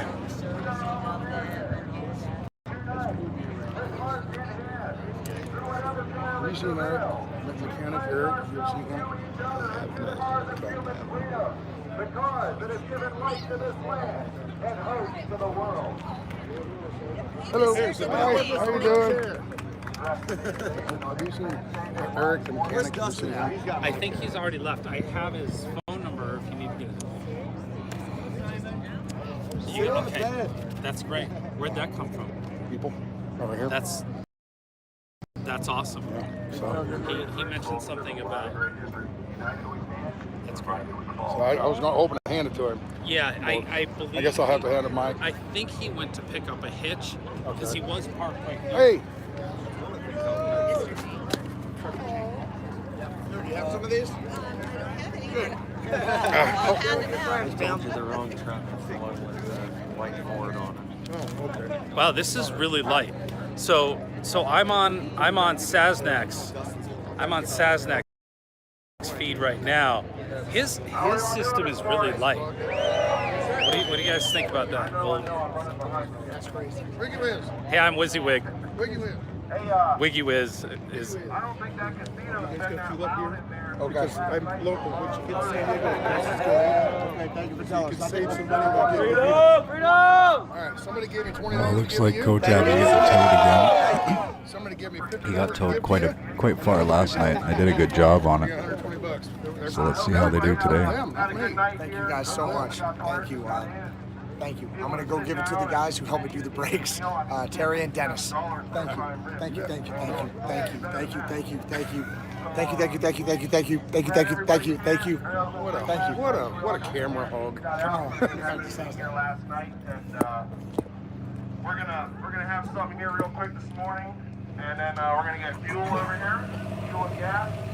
It's a short, about 170-mile ride up to the Morongo Casino where we're gonna land out near Banning, California today. So should be a nice, easy ride. We'll be there for only about 3 hours, and that's where we're gonna be. And then tomorrow we'll run down there into defeat the mandate for that big rally, where, as I said, they're going to have parking for some of us with the trucks to come down in there, and so along the people's convoy, there's probably about 50,000 people, so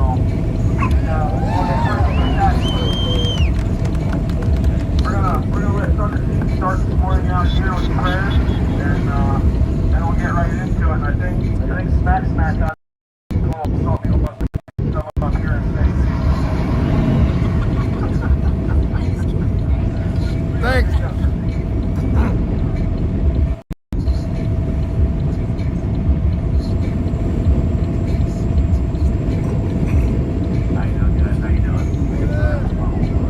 Well, I can't hear you. Somebody's got to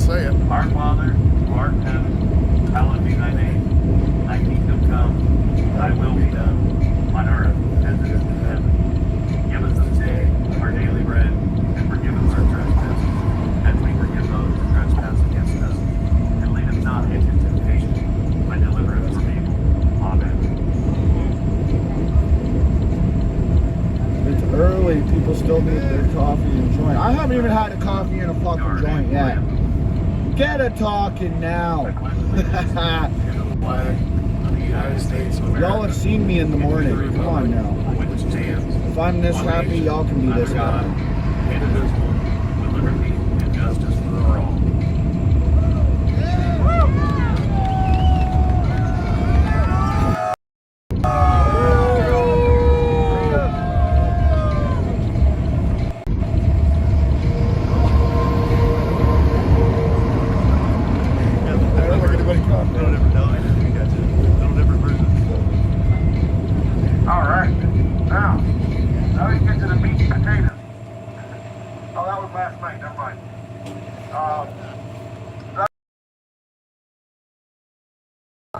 I was saying, we're going to go to this Defeat the Mandates rally tomorrow.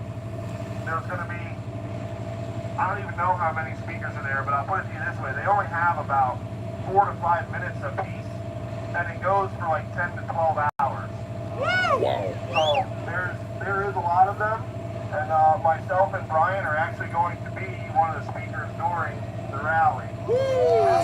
Promote the convoy and what we're doing, and spread the word out there, because everything that this rally is about directly relates with what we're all doing standing here and why we're on this journey together. I think it's pretty big honor to, they actually made room for us to be able to do that in amongst all these speakers. And then, like I said, to bring the trucks down in. So I think that's a pretty big deal. I think we're going to garner a lot of support and a lot more people to go with us to Sacramento. I'm already hearing rumblings that people want to know where we're going to be and when we're going there because they want to come along. And I think honestly, I know some of us have been on this journey for about a month and a half at this point, but we're just scratching the surface. We're just getting started, and I think we're about to see this thing really kick off up here in Sacramento after we get done with this rally in LA.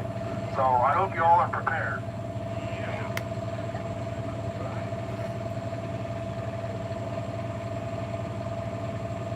I just want everybody to remember that when we go down into LA, it's a little bit unfriendly territory.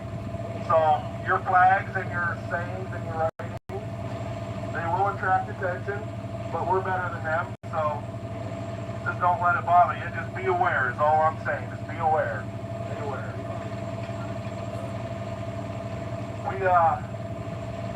We're going to go up here today, like I said, to this Morongo Casino outside of Banning, and hang out there. They know we're coming. It's going to be a little crowded because it is spring break there apparently, but they have a huge parking lot, so we'll be fine. We'll be fine.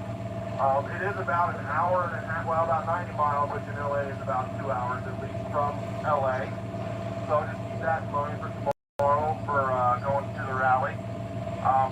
The trucks, we'll talk about this later, but anyone that's going to go with a truck, we have to leave at no later than about 5 o'clock tomorrow morning because they're shutting the roads down where we're going to be parking. So we need to get in there early before the crowd comes in. We can talk about that when we get up here or whatever, or if you're going with your truck, just bobtails. The only trailer is going to be mine and the Forgotten Country truck. The rest of us are just going to take just tractors down in. That way we can get more of them in there. We actually have 3 that are going to be parked right behind it or right next to the stage. So, you know, I guess we'll draw stalls for that one or something. I don't know. Anyway, we have to leave early if you're going with the truck. We'll get the address out for everybody else so they know where to go. It's in Grand Park, which is in downtown LA. Ain't going to be too hard to find, but we'll put it out just so everybody knows exactly where it's at. I want everybody just to be prepared because we're going to do something that is right. We're going to do something that's on the right side of evil. And I can promise you that the evil is going to be strong when we get over here. I'm telling you right now, there's a lot of forces that do not want us to happen. They do not want to see people come together. It's not in their best interest, and they will try a lot of things to make sure that this doesn't work. Unfortunately for them, when you're on the right side of evil, you're doing the Lord's work and you're protected.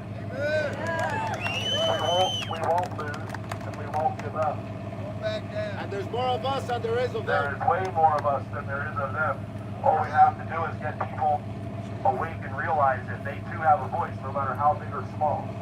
Because together, together it's louder than everybody. I heard it last night in the casino. I just want to thank everybody that's here, everybody that's come out to see us the whole way across the country and back. We've run a lot of miles in Convoy so far. In fact, the other day when I said we hit 10,000 in Texas, I didn't even believe it. I had to look back through and see where we were on my mileage book when we left California, because I was like, there ain't no way. There is. It's pretty awesome. So many people come together, whether it's the mechanics, people helping with kitchen stuff, people reaching out, getting us to meet their representatives, whatever it may be, putting the word out.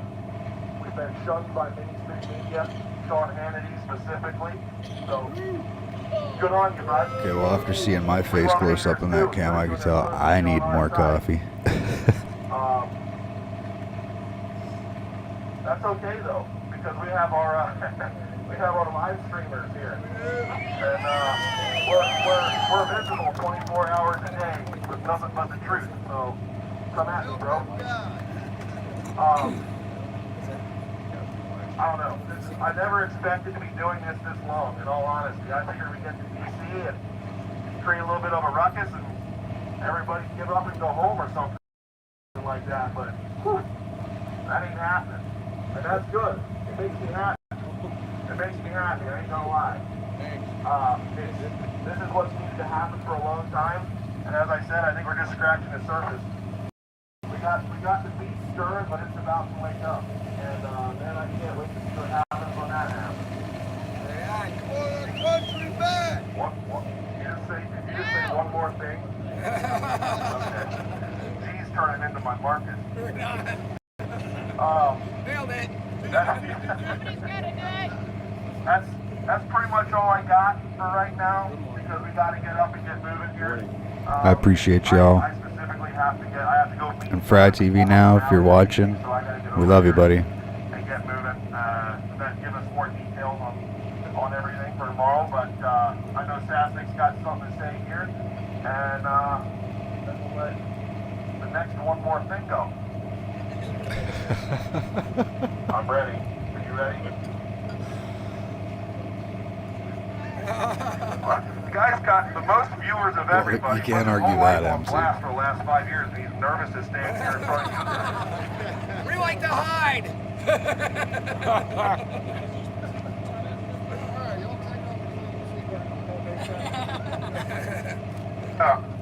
Yesterday, we were over at the truck stop getting fuel, and X-ray broke down and his brakes were down. More? Louder! Really? Okay. Anyway, yesterday out at the truck stop when we were fueling yesterday morning, X-ray, we realized his brakes were really bad. So we were going to throw it on this trailer, and Mike said, well, if he's faster, just go ahead and fix it real quick. So they were all fixing them. I'm over live streaming, showing everybody what, you know, the helpfulness and the camaraderie of everybody. And somebody threw a $50 super chat to me. And I was like, well, I'll just pass it on to him. So I walked over and gave him $50, and that was it. I thought, then I got to thinking about it.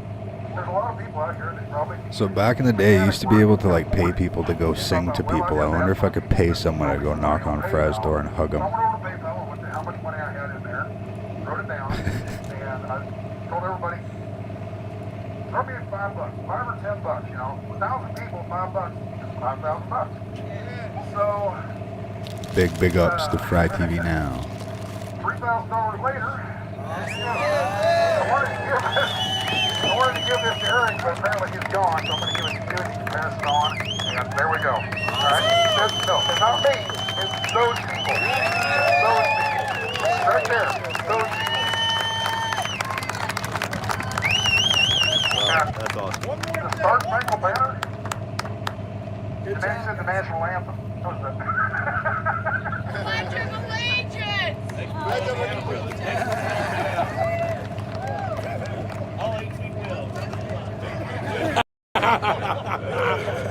I Oh, wow. That's pretty incredible. It's actually going to be a huge help to get that to mechanics because I don't know how many of y'all have been paying attention if you've been running with us for a while, but in the cars, when we get over here, you're probably going to have to take the week next week and get some oil changes and stuff like that. Otherwise, you're going to end up having the mechanics working harder than you need to while we're moving later on. So just keep that in mind. Just, you know, I kind of had the idea of parts, but let Harry make his discretion what he does really. I think he's a good honest man. That just goes to show, right? That just goes to show how many people are watching and how many people are behind us because that's only less than 24 hours old and that's only from one person. That's pretty awesome. Yeah, God is great. People are watching. Like I said, don't be discouraged. People are watching, whether we want to see it or not. I'm telling you, they're watching, they're paying attention to this, and some of them are pretty worried, which is the idea. So, give yourselves a round of applause for being a little bit intimidating. How about it?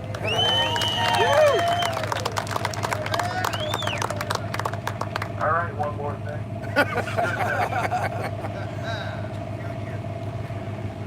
Guys, I'd like to give a special thanks to the Campbell fans of the CI tribe for having us here. Let's give them a big thanks for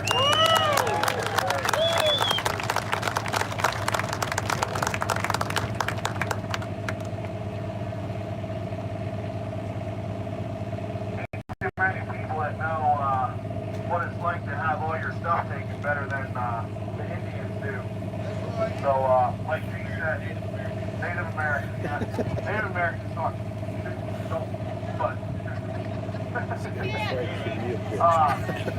at any rate, we appreciate their hospitality over here and where we're going to be going up with Morongo Casino. So just try and keep that in mind. Also, when we're there, to not do crazy stuff to their property or make it a mess, and be respectful because that's who we are. So, right, we're guests in their house, and even if you don't take the shoes off at your own house when you walk in, take the shoes off at someone else's. Just remember that. So, found a skateboard. We're going to LA. I want to see you ride that thing on some vert ramps or something. If anybody lost a skateboard, this young lady over here found it. I can't skate. I can ride a dirt bike, but you put me on a skateboard, you're going to take me to the hospital. So, if you lost a skateboard, hey, I'll just take it. I don't know what's here. Yeah, so Prism's really trying hard to choke out right here. Keeps lagging out on Prism, and then I go check my stream and it's laggy, so I apologize for the lagginess. I think Prism just needs some time to wake up. Other than that, I'm going to go in here and set up the gas and the fuel. And, oh, yeah, what do you need? Oh, this Constitution flag was left at the casino, so someone's missing their Constitution flag. It's up here on the trailer, or on my trailer, so, Timber Traveler, sounds good, buddy. Have safe travels, and maybe we'll see you on Tyson's stream.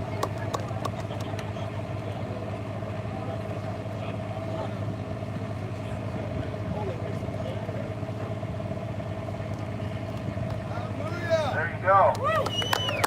I love it. Hey, you guys still there? Or did we lock up?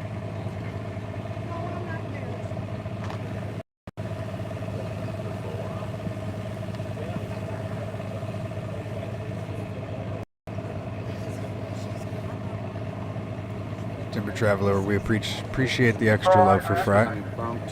It's dope, man.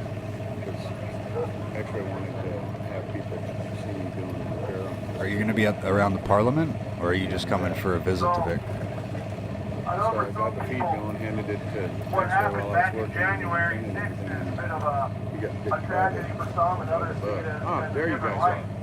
are. Still there. We had Coy Griffin here with us in Cedars Town when he went to D.C. for his trial, and And here we have Agnes Babbitt's mom, the lady that got shot and killed in the Capitol, and she came out with some pamphlets for what they're working on for our political prisoners that we have left in jail in DC and the way they're being treated. And she's got some wristbands here that she has that we can hand out. And we just want to, it's pretty bad that someone that was a part of our own military ended up being murdered by our own government when, well, my personal opinion is it was all a farce anyway, because I've been in every building in Washington, D.C., and you don't just walk in like that. That's all I'm going to say. So thank you for coming out. Thank you for what you're doing to raise awareness for this.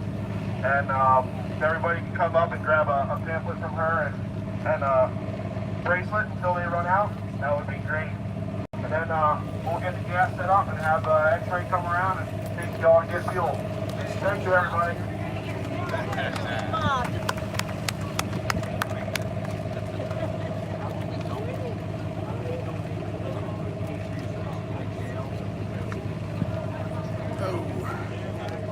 All right. Hello. Yeah. I missed it. What are they doing?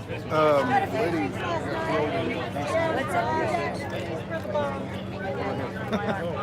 do it that way too.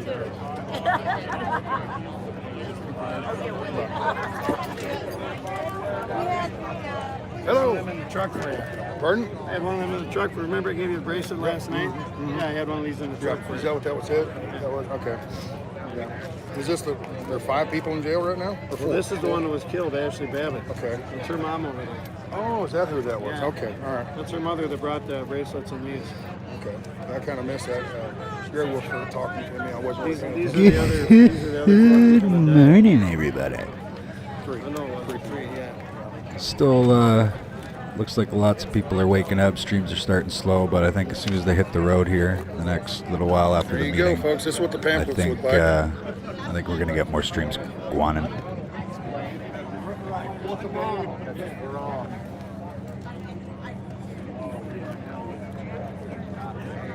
That's the front.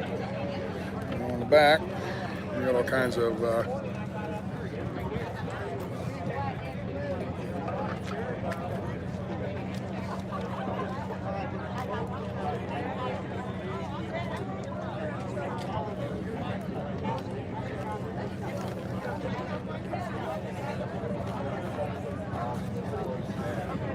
There you go. Hey, how you doing? Please be the first to sign my flag. The first to sign a flag. Woohoo! All right. Where do you want it? Just anywhere? Wherever. All right. Turn around.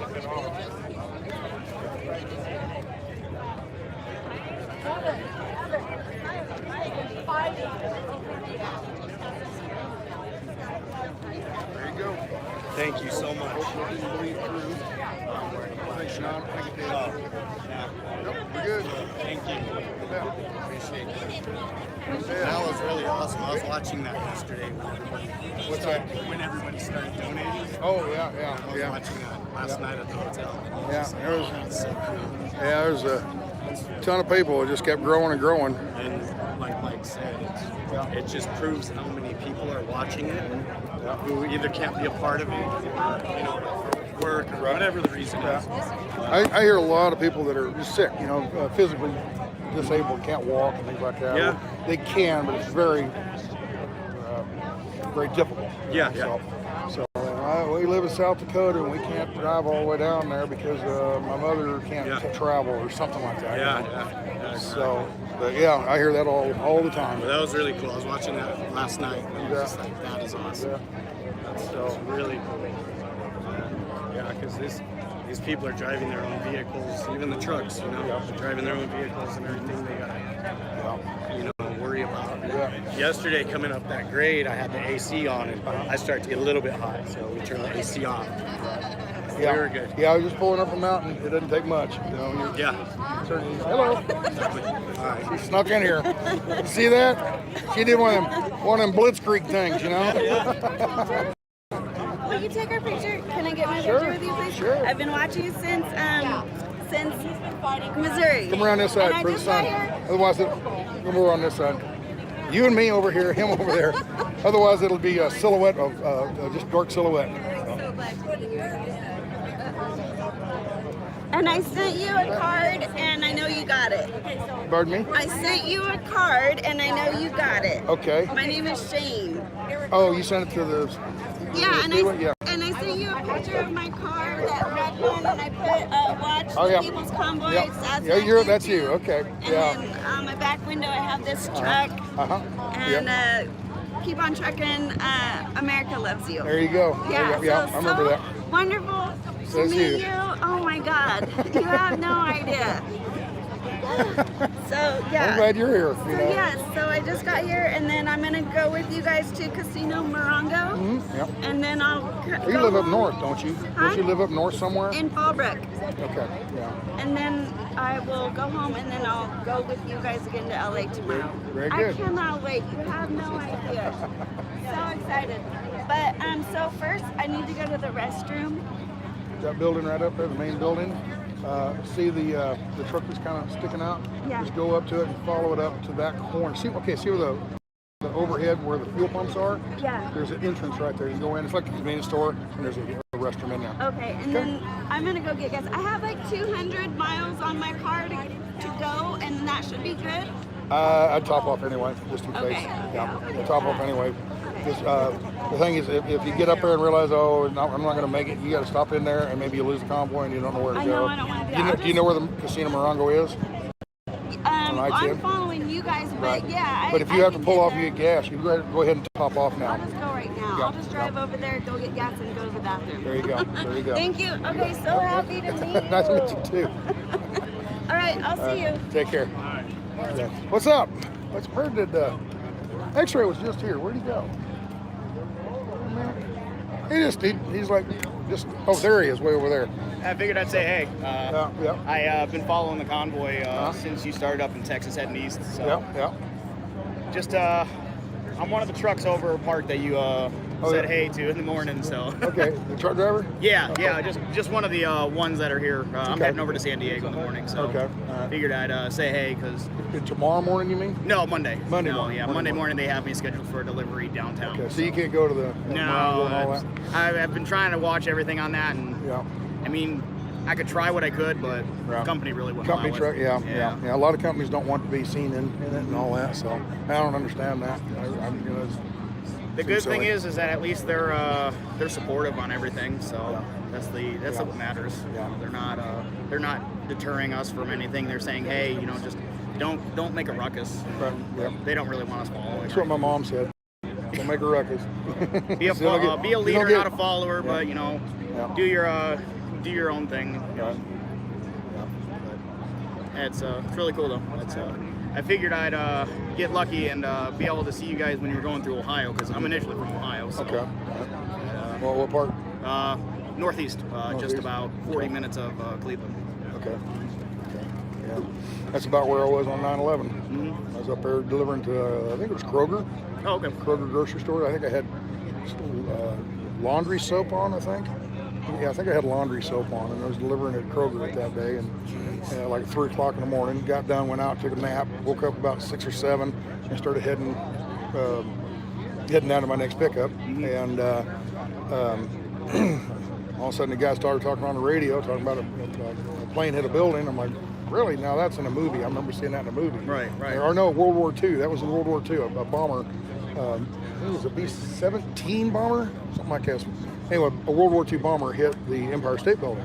For real. I mean, it did. Just an accident. Fog. Couldn't see.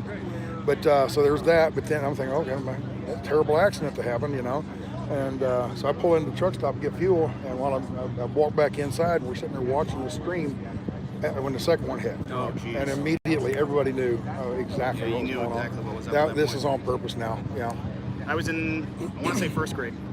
I don't remember much of it. I just remember them turning It's history on the to TV. you. It's history books to you. Yeah. See, like Kennedy, John F. Kennedy getting shot. It was about a year before I was born. Okay. So to me, it's all history in the history books. I didn't really live it. So where were you on when Kennedy got shot? Right in my mom's belly. Right. I was just a twinkle in my anyway. So that's good though. You guys are doing what you're supposed to be doing. I mean, you're supporting freedom. I'm doing what I'm doing. I've always been wanting to get into transportation. So about 2.5 years I've been truck driving. So I'm enjoying it. Yeah.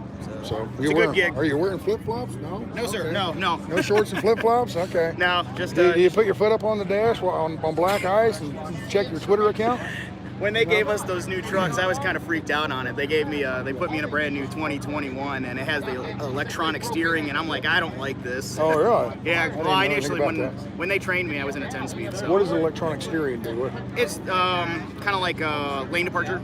So a lot of times the steering wheel will kind of take you and. Right. Yeah, I got that on my van and I turned it off. You can't turn yours off? I can turn it off, but it'll turn it off for, I want to say. Oh, no, lane departure turns off, I think, 10-15 minutes. The steering wheel itself, the lane departure of that part, you can turn that off. That's annoying. Okay, yeah. It's electronic, anything like that modern. I mean, they got good intentions when they put all this stuff on there, but it's just more crap to break, more crap to go wrong, more crap to let you be a false security. Oh, I really don't have to pay that close attention. And next thing you know, something happens, and it's your fault, not the electronic steering's fault, you know. So it lures you into a false sense of slumberness. Right. Yeah. False sense of security, thinking that the truck's a little more advanced when you're still in control. Right. Yeah, but they're doing a lot of that stuff because that's all just little baby steps up to autonomous trucks. You know. So it scares me on that one too. I don't think you have to worry about that for a while. No. Yeah. No. But the aspect of like you're talking about. I mean, these trucks. I mean, we're the ones in control. We're seeing, you know, mile down the road, and we're paying attention. We can see brake lights, and we see when the car is coming, so we're able to, you know, determine what the traffic patterns like.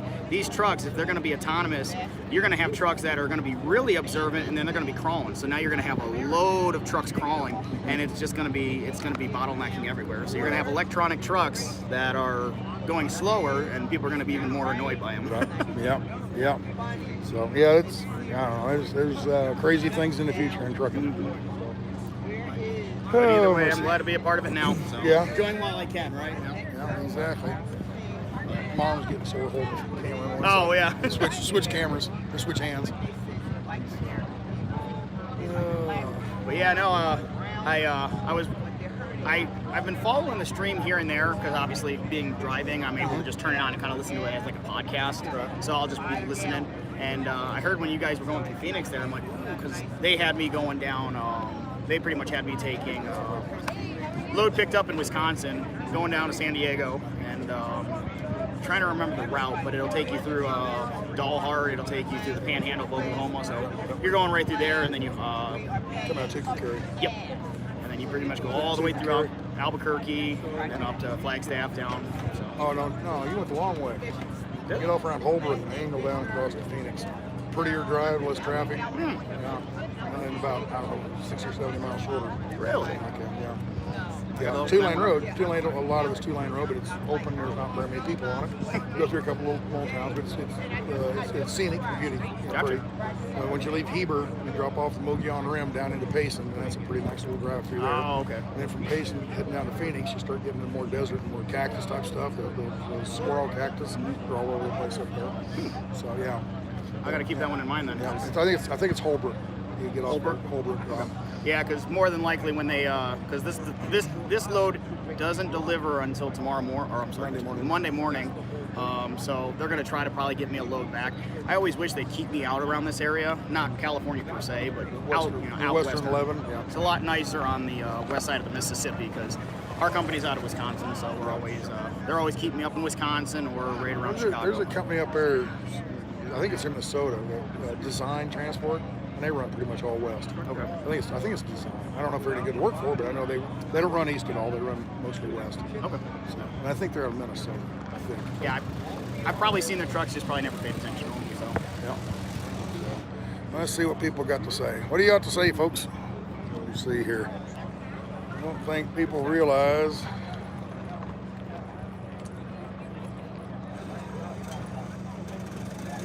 I'm not hearing anything because the Mockingbird from the 1950s came over. Oh, they're doing the Oh Brother, How Art Thou? Oh yeah. What's the name of the George Clooney movie? Yep. Yeah. and they're doing the lyrics to the songs. Which one? Where they're going down to the river. Oh, let's go down to the river. Remember? So the sirens. Yeah. It's scrolled up a whole bunch. I don't know where it's at anymore. I'll try to scroll back and find that one.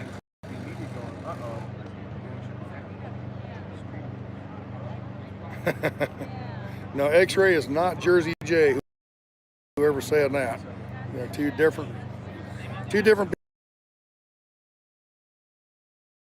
people. They sound a little like on the radio, but they're two totally different people.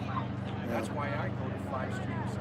So what time are you guys looking at the car out here then? I'm waiting for them to holler at us to go up to get fuel, and then actually I probably ought to go over to sit in the truck and listen to the radio. Right. Soon.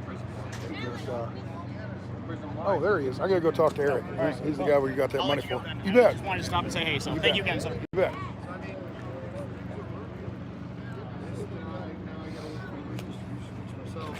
Can I stick you on camera? Yeah, I guess. You don't. There's no problem. No, I still gotta deal with stuff. Oh, okay. I gotta do research. I'm still working. Discord. She's gonna help. Okay. Mayor. Yeah. Yeah, I added her. Hi. Hi, I'm Eric. Also. Hi, Eric. Do you have an 1156? Somebody said you might. Yes, I do. Oh, 1156 bulb? No. I haven't had a chance to pick those things up. No problem. They should have one right there Yeah. at the travel center. I'll walk that way. I got bad back. Hey, you want to know something cool about your name? It's a good name. No, you want to know something Mine's else? spelled with C. What's yours? Mine's C. You want to know something I figured out that was really cool about it? Can't have America without Eric. Damn right. How cool is that? There you go. That's about badass you get. People ask me to sign their flags and stuff. A-M, lowercase E-R-I-C, capital A, underline. Boom. That's what I've been doing from now on. I stole it. No, we can talk for a few So, minutes. I was just going to I tell you gotta about find that a way money. to distribution. Yeah, I don't my know. buddy Chuck Fry follows you. Okay. And every time you go by me, he's like, I saw you, blah, blah, blah. And then he gave me a whole bunch of updates. He said you were raising money or Not something. sure how I I raised money missed labeling basically. I Trucker guess G, but I kind of just had got the that idea up. for parts, but you use So we're it as listening you to need into fit. Sasnak. You need to give something to I've the been buying mechanics it or for parts. I've need been a tool using- or something. But Yeah, we needed tools to work on little big rigs because we didn't bring tools. You know, we brought tools, but not. We're Right, running into specialty things that stuff, were yeah. bigger, yeah. Yeah. You know, so yeah, it's really been, you know, parts. I try to get people, you know, some of the people I've been trying to get them paid as much as they can. Yeah. And I've had to deal with it. Yeah. So you're busy, man, and everything. I just wanted to, I had the idea of that heard money about it. for Something about like $3,000 or something. Yeah, and it's mainly for like parts. If somebody needs an alternator or something like that. Do you know about my Cash App? Yeah, it looks like BrantForLiberty's going through some canyons or mountains or something. I wasn't blasting on people's It's been laggy cash here and there, cams. but So I mean, I told them in person off camera. surprisingly, If you wanna he's know it, always you can know has it. decent If you wanna post it, reception. That's fine. I don't even know Or what if you Cash wanna App send is. that, I don't even know what that is. Okay. Well, they probably do, or Okay. Venmo or whatever. Okay. All right. You know, Cash App, I have instant access because I can use it with Apple Pay. Right. Okay. Venmo, I still have to wait for the card to come in the mail, so I won't have access to that Okay. until the 14th. So it's similar to PayPal then? Kind of. Okay. 'Cause that's how I did this was through PayPal. I just said everybody. I went over and looked how much money I had in PayPal, wrote it down, and then they started bringing stuff in, and I just kept track of it. And then at the end, I added it all up. It was about $3,000. So there you go. And if my webcam goes out, it's because I'm using my phone for it, That's Eric. and I That's the just guy felt that my you guys phone and helped. it's super Well, red he's hot. the mechanic that you helped, so he could help others. So there you go. I guess we're getting ready to roll here shortly.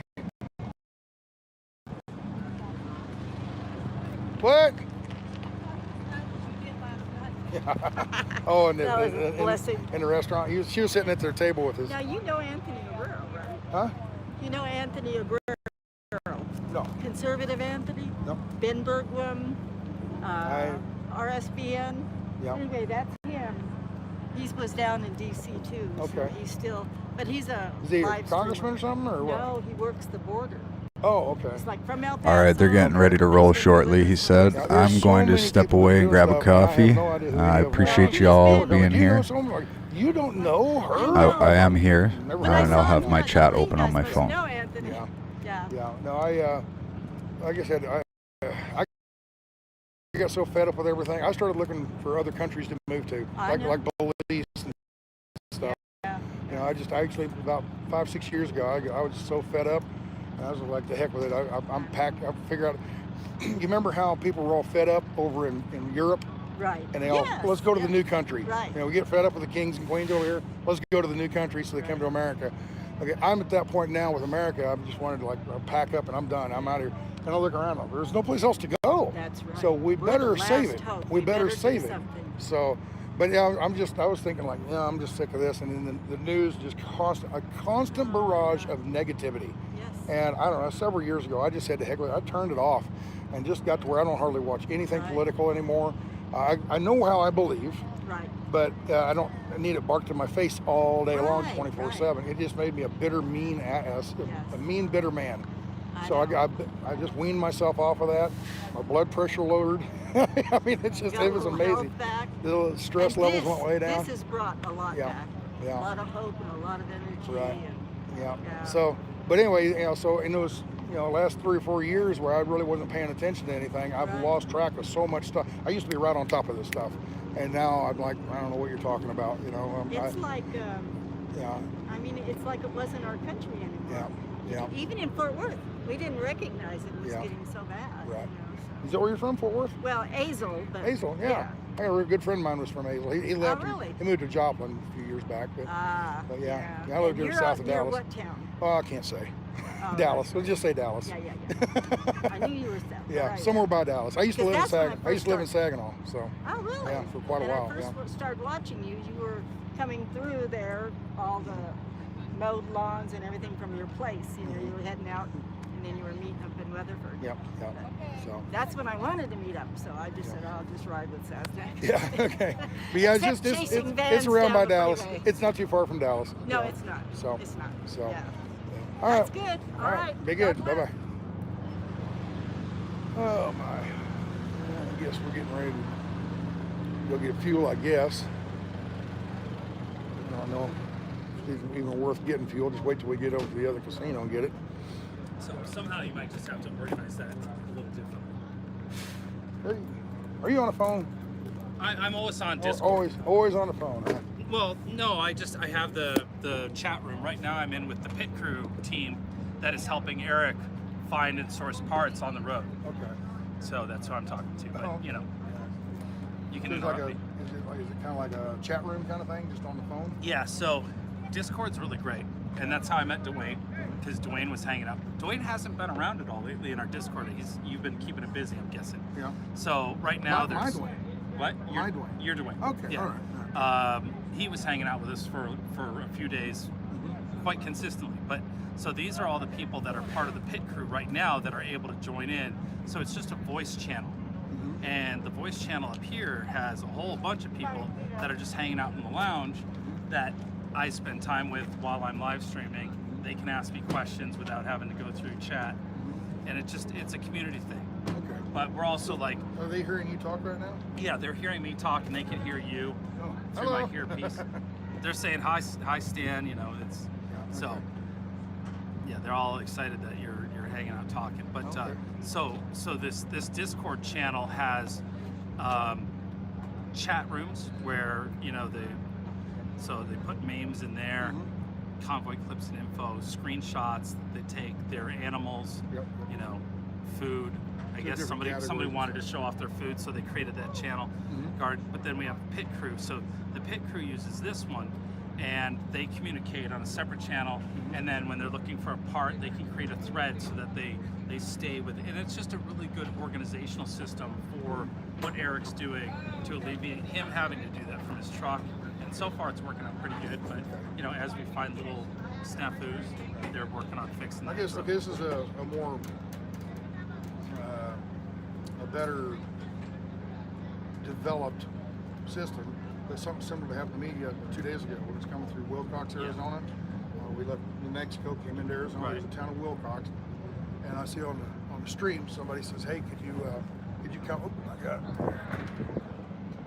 Today with Julius. That's Julius. Yeah, funny. Hey, appreciate all you do, Sasnak. We miss you, bud. There you go. When are you coming back? So, but anyway, I'm driving down the road and I just happened to see a comment on there about, did you stop at the truck stop at the T at Wilcox? Yeah. I just figured somebody wanted a sticker. You know, that's kind of what I thought it would be. Yeah. So I pulled off in there. I thought, well, so I got out of line, went up ahead of the convoy, got about a mile ahead of them. I thought I'd pull in there real quick here. Yeah. Throw it out the window and turn and go right back out of it.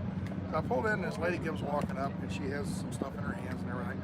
And she gets out and says, "You the one to be?" Yeah, I just wanted to say hi and see you and everything. But my brother passed away a few years ago. He was a tow truck operator. Okay. So he's got this tow truck company he worked for.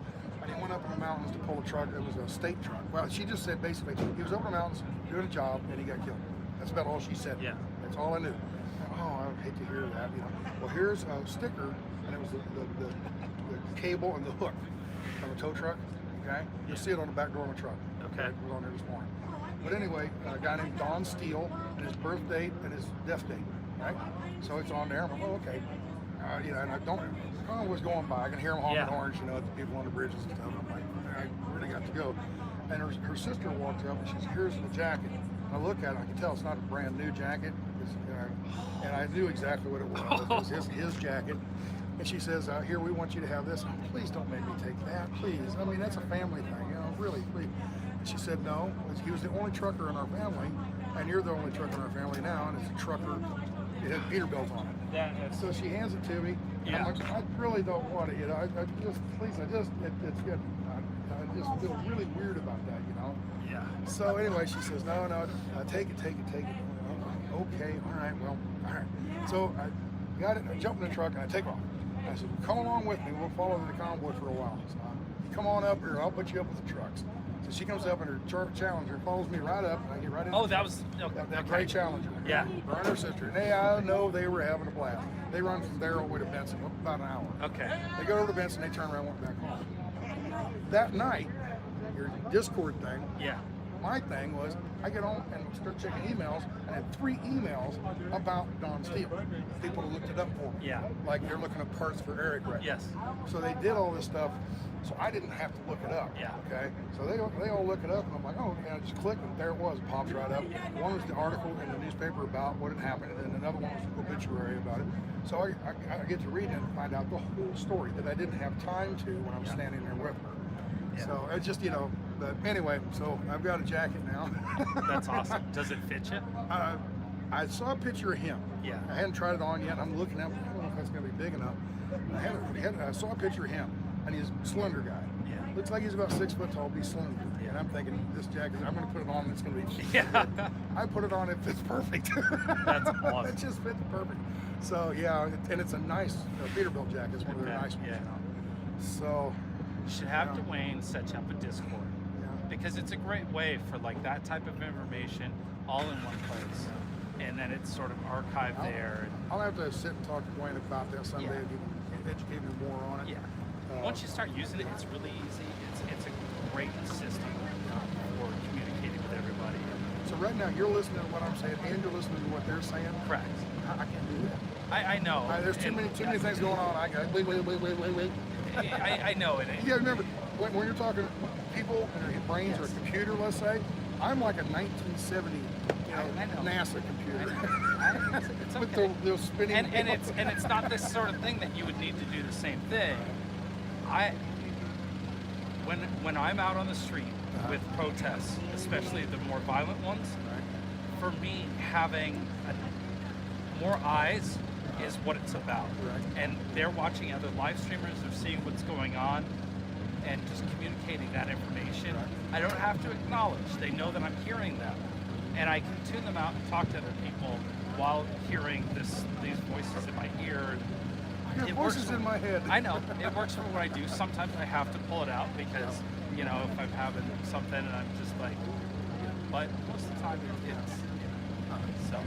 But it's the community that you build, and you can get in there and talk to everybody, and or just have that information. And people Are they on that all the time, or people come and go? Obviously, they got rid of yeah, the people real come and go, but I'm usually in it in some form or fashion all day long.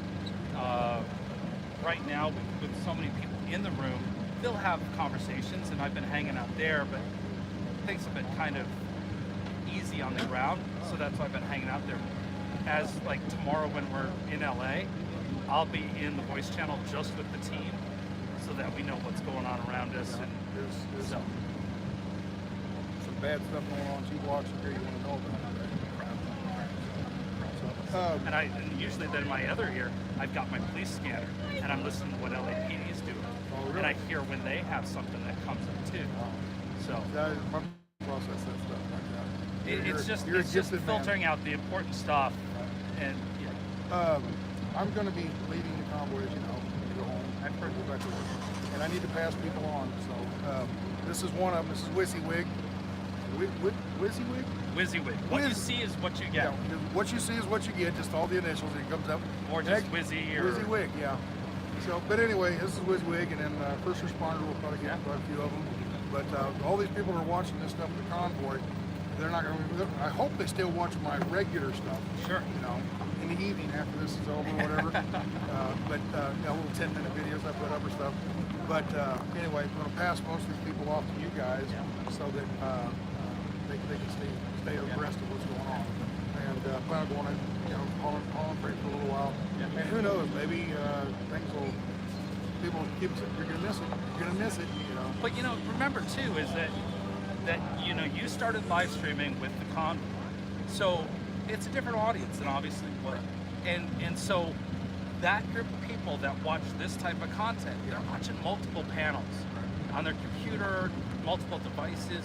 So you know they're watching you and me at the same time. They're watching first responders simultaneously, and they're bouncing around, and that's what makes it really interesting to see all the different perspectives simultaneously. So even if you're out on the road running loads and talking to people, they'll still have you up. You know. Yeah. So I might, at least that's what I've seen everybody I doing. might still do a little bit of live streaming. Like I said, I just thought the live streaming was just something because when I met you guys up at in Arizona, the pizza place, the first place they stopped after they left Outlaw, yeah, Golden Acres. What's the name? Who's everybody came? The pizza place. Pizza. Great American Pizza. Yeah, well, what was, I can't remember the town now. Yeah, I don't remember what the Golden Acres or something like that. Yeah. Anyway, so anyway, I'll run into you guys. I was just gonna get my GoPro and film it, and then go back and edit it and put it up. Right. Well, I put all my videos in order as I shoot them. Yeah. So I might film something on Tuesday, edit it on Wednesday, and put it on YouTube, but not release it for a week and a half, 2 weeks down the line. Yeah. And I got to sitting there thinking about this is something that's going on right now. Right. If I do that, by the time they see it's going to be old news, nobody's going to care about it. I don't want to do a live stream. It's like the third live stream I've ever done. You know, I've done like one a year. You know, or I did one last year and then one 2 years ago, or 5 years ago, 3 years ago, whatever. I've only done like 2 or 3 live streams. Period. Yeah. So here I am at first and it just blew up because of that. Because I made the decision to do a live stream instead of a regular video.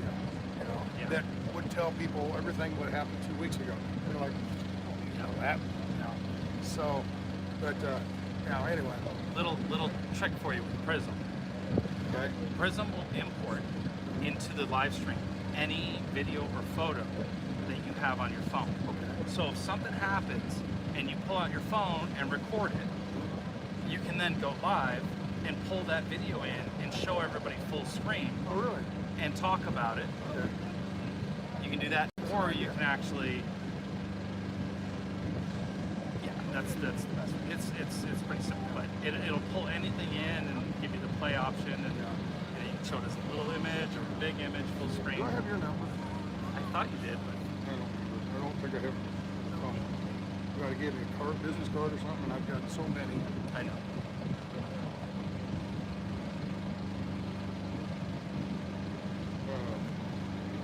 Or did you already type it in? I don't know. I did not. Oh, he's doing it everything. He's gonna put his picture and everything in there. Got to, right? Give it a cool look. Okay. He's doing stuff on here that I have never.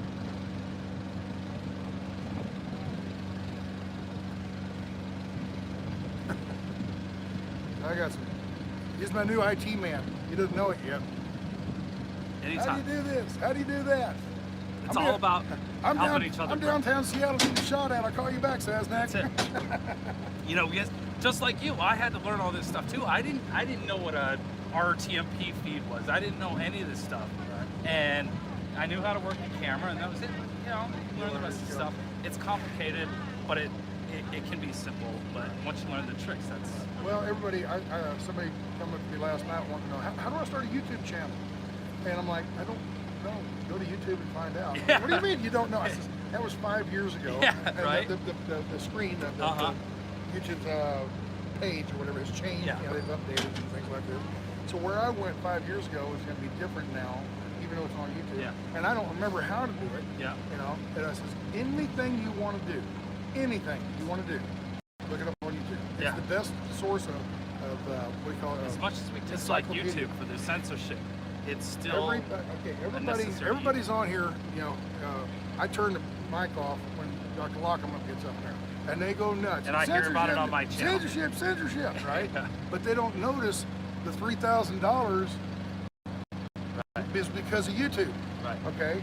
If I didn't have YouTube, we wouldn't have that $3,000 to give to the mechanics. So they're good and bad and everything. Try to look at the good stuff. Look what the good YouTube can do for you. Just because they don't want to have, in their opinion, medical information. Every dark cloud has a silver lining. Right. You got to find it, and you got to be the kind of person that wants to find the silver lining rather than just so many living in people are like, you know, my first memory. This guy was on my chat the other day. Yeah. And one of my mods took what do you call it? One of my mods took a screenshot of the chat, you know, and sent it to me in an email. I looked it up and everything, and people just nasty people, and they weren't, you know, they're just. Why are they doing it? Yeah. You know, they have nothing better to do with their life than spread hate and discontent. Right. You know? But I just couldn't figure. I don't think that way. I don't think. Why do people want to cause? You know, okay. There's a lot of political stuff that I disagree with. Sure. Okay. What they did up in Portland, I don't agree with any of that. But I didn't go out there and, you know, make a bunch of crap for them. They're going to do what they're going to do. Yeah. You know, it'll play out the way it plays out. I don't have time in my life to go and do that and just be a thorn in their side. You know, so I just don't understand why people have the need to be a thorn in my side. I met a psychology professor yesterday that was using my interaction with the bike girl in DC to educate his students and try to figure out what's going on there with the mentality of the, you know, the only thing she can say was F you and this, you know, it's like, it's a fascinating thing to watch, but people come with it, you know, and that's what, like, we try to keep everything very civil and nice and just, you know, give the people that are kind of shouting out these negative things an opportunity to go, okay, you know, I get maybe we don't need to be so negative. And fine. As much as I agree with it, all these FJ babes, I just, okay. Right. It doesn't help the movement overall. You're bringing yourself down to their level. Yeah. Kind of things to bring yourself up, you know. So, I mean, I agree with it. I just don't feel the need to plaster it all over the vehicle. Yeah. You know. So I don't know. Wear the the FJB T-shirts and stuff like that. Yeah. I just, that's me. I've never been one of those. I don't know. Maybe I'm wrong on it. I'd rather show love. You know. Right. It's just kill them with kindness. Yeah. It hurts them a whole lot. They hate the kindness. When it's like the third day we went around DC. Yeah.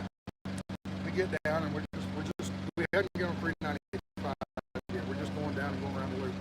So we go down there and we're driving along in this car. I want to say it was a Tesla, but it wasn't. It was a white Toyota, probably a Camry or something. I didn't get that good look at it.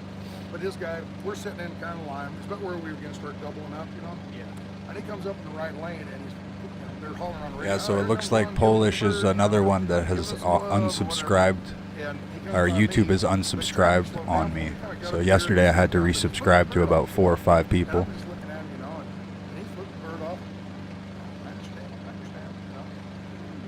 I understand.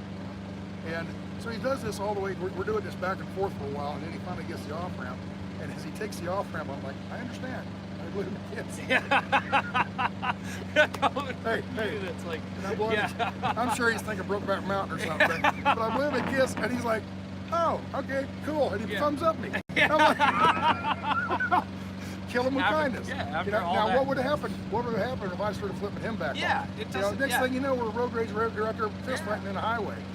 So kill him with kindness. So.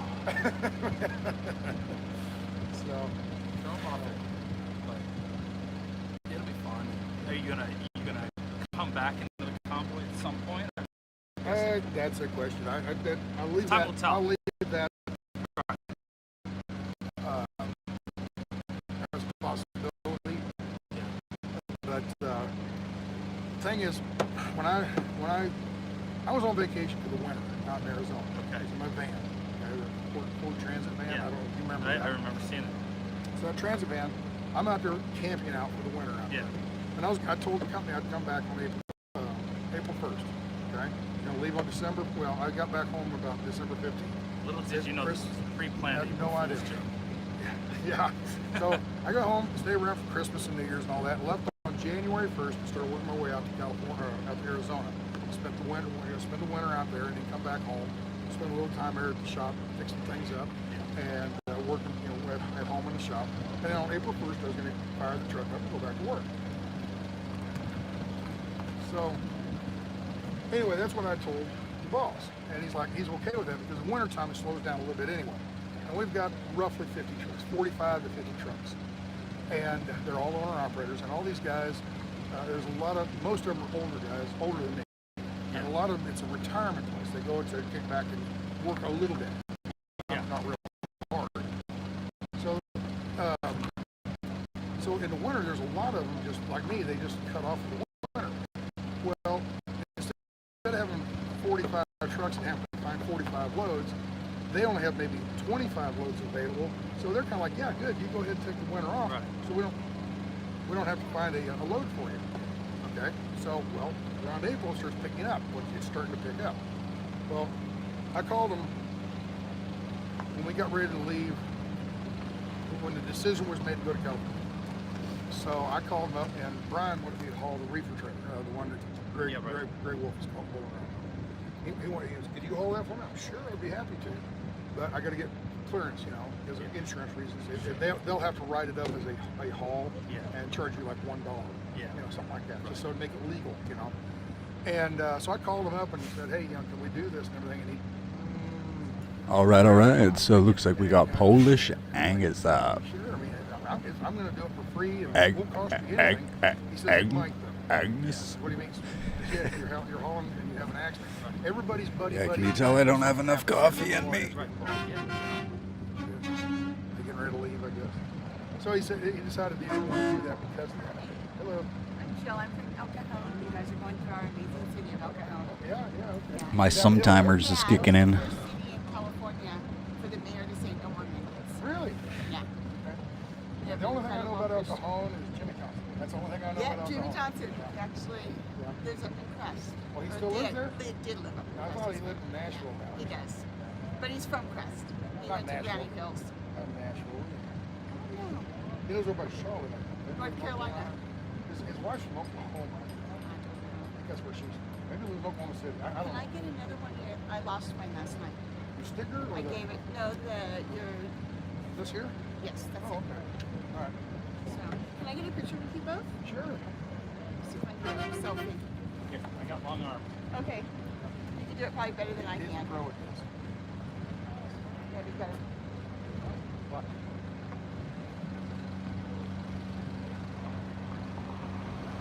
How do you do that? You push the volume button where it says the trigger. Just like you do for a regular camera. Yeah, touch the screen. You hold up there. No, that I'm sitting there trying to figure it out and rotating it and stuff. This is the way I did it. I just learned how to do selfies. Just lay your hand there, put your finger, and then your thumb for you to do that. That's kind of what I do. That's kind of, That's your longest personal selfie stick. Yeah, I didn't even think about that. I just learned how to do them. I kind of do this. Same type of thing. Well, Lord bless you. We're going to follow you probably up to Escondido. I wanted to fly back there to be part of the convoy, but I am past this. One thing about California, they got some really cool names for the towns. Escondido. Yeah. Escondido. Well, we have a road that's called Hammershaw, and people call it Jamaica. El Cajon is what they call El Cajon. El Cajon, yeah. So we have a lot of little roads that you can't pronounce. It must be this cord here. Is it working right? Oh, wasn't plugged in. It got bumped out. You got a nice little setup. Yeah. No, he's got a nice little setup. Yeah, but that thing's big. This is little. Yeah. This is really light. Yeah, to be able to Just take like just that. somewhere simple. And when I'm done, I take the camera off, takes the weight, put it in my pocket. I can stick this in my pocket here. I don't have to carry it, things like that, you know. So Yes, I dear. love this thing.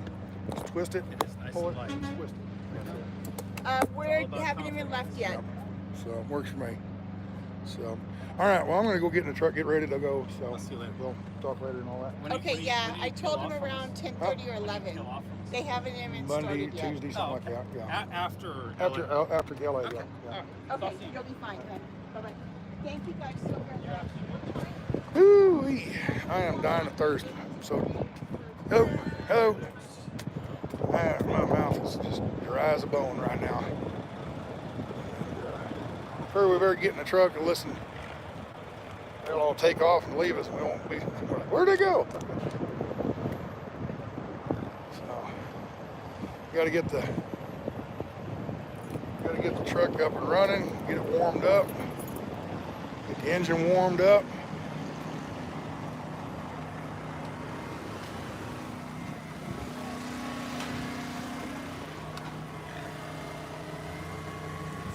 There you go. There, the steel. There you go. It's on the back of the door. It's like I said, I'd do it. Oh, let's see. Everything done. Generator's off. Everything's packed away. Nothing's gonna fall. Hopefully. All right. I think we're good. Let's see here. This phone doesn't work as good. Actually, I want to make a new stream for the driving. So I think what I'll do is plug this in for now. I think what I'll do is I'll shut the stream off, and then here in about, I don't know, in about an hour maybe, come back, as we'll probably be ready to roll by then. So I think that's what I'm going to do. Thirsty. Ah, no more water. No more water.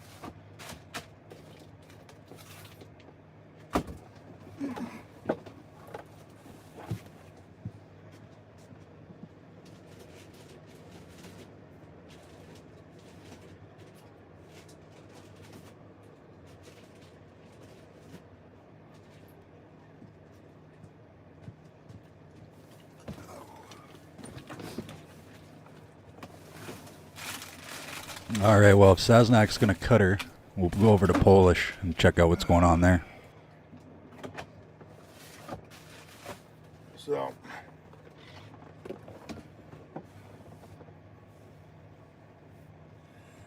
all right. See you soon, guys.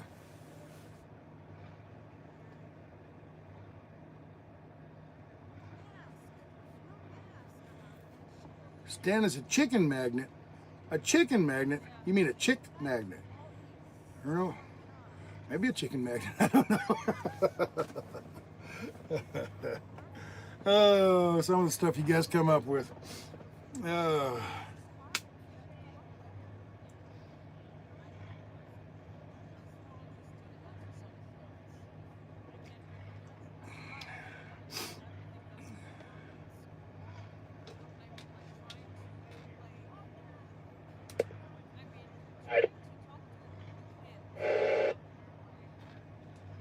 X-ray, this is Grey Wolf. Yeah, come on. Alright, so, yeah, he doesn't need fuel, so you guys are going to be wrapping back around here. Yeah, I'll come get you. We're going to line up all the four-wheelers over here, and we'll line up all the big rigs over there by you, kind of in the back where we had that meeting. That way we can just swing everybody around already in a nice, sexy line. Careful. So I'm just wondering if they're all gonna start a restream for their driving. Little brownie, one of those little Debbie packs. Little brownies that I ate at the Hagerstown. They had the kitchen, or the, I'm sorry, no, the store underneath the bleachers. All the stuff was out on pallets and everything. And I went through and I grabbed some of these brownies.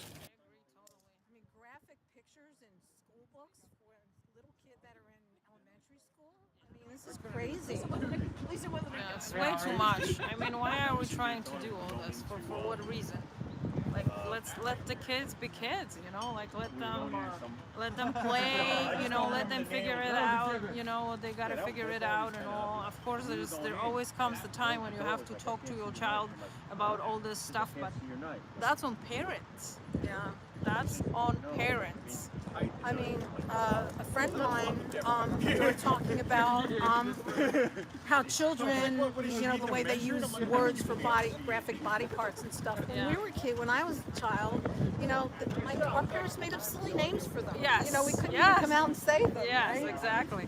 You know, I mean, that was kind of silly and stupid in a way, but it was just the way it is. You know, things have changed so much. I mean, you know, we have technology, but I think technology has kind of destroyed the country. Yeah.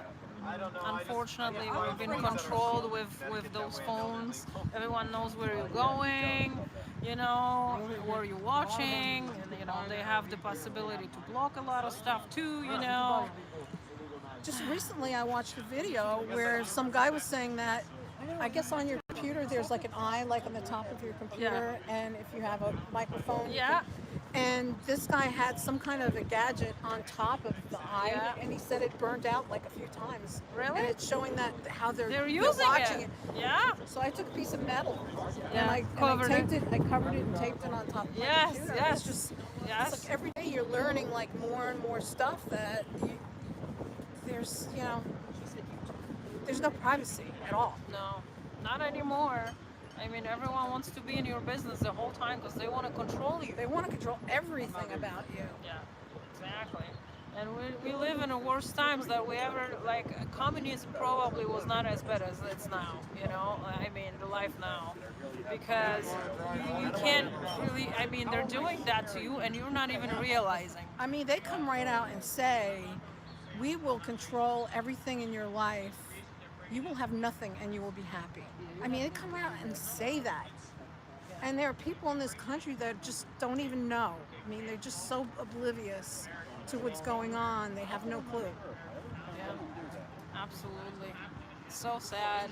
Well, I'm so happy we all gathered here for this cause. Yeah, me too. And unfortunately, it's Saturday, so no school, but you know, then we would want to probably do that when the kids are in, you know. Yeah. So like, they don't need to be like affected by it anyhow.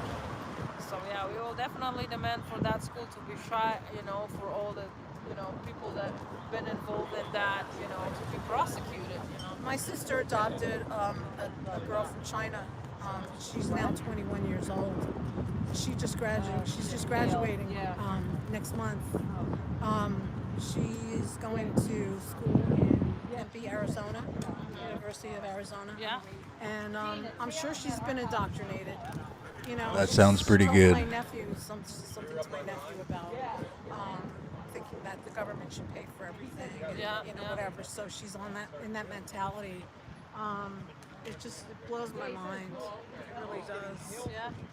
You know, she came from a communist country. She came here to enjoy the country, and she's just getting, you know, instead of having a better life, she's going back into, you know, communism. Yeah. This is what this country is turning right now. Definitely Canada, you know. I don't think that they just woke up literally for the last 40 years. They didn't really care what's going on there. I admire those people so much. They have so much gumption, you know, and they're just, you know, they're not giving up. They shouldn't. Welcome, welcome, welcome, everybody. I heard they're regrouping right now. They're going to be protesting again. And I think that's what we can do. Like literally, bring your bat to the protest. You know, like don't sit just comfortably there and watch what other people are doing. Just, you know, take a part. Yeah. Take a part. Everybody needs. How's everybody doing today? I got a huge favor for all the people in the chat today. I'm wondering if you all could take some time and fill that chat with lots of love for Frei TV now, please. I want to show some love and support, let him know that his family's got his back. There's always something that you can do, but people just need to be aware. People are not aware of what's going on, and that's the worst part of, you know, Yeah, what's way going too on. comfortable with this. They have their head in the sand. And I know people that have said to me, friends of mine or relatives, I don't want to know what's going on. I'm just happy being in my little bubble. I mean, are you kidding me? Yeah. That's how our country is going to get taken over. Yeah. By people like that. Just blows my mind. I've lost a lot of friends, you know, that are just like on the complete other side. Oh yeah, absolutely. I refuse. Well, so now we're so divided, you know. Like I've lost some of my friends too, you know, that are not really supporting, you know, all this like freedom and everything that goes with it.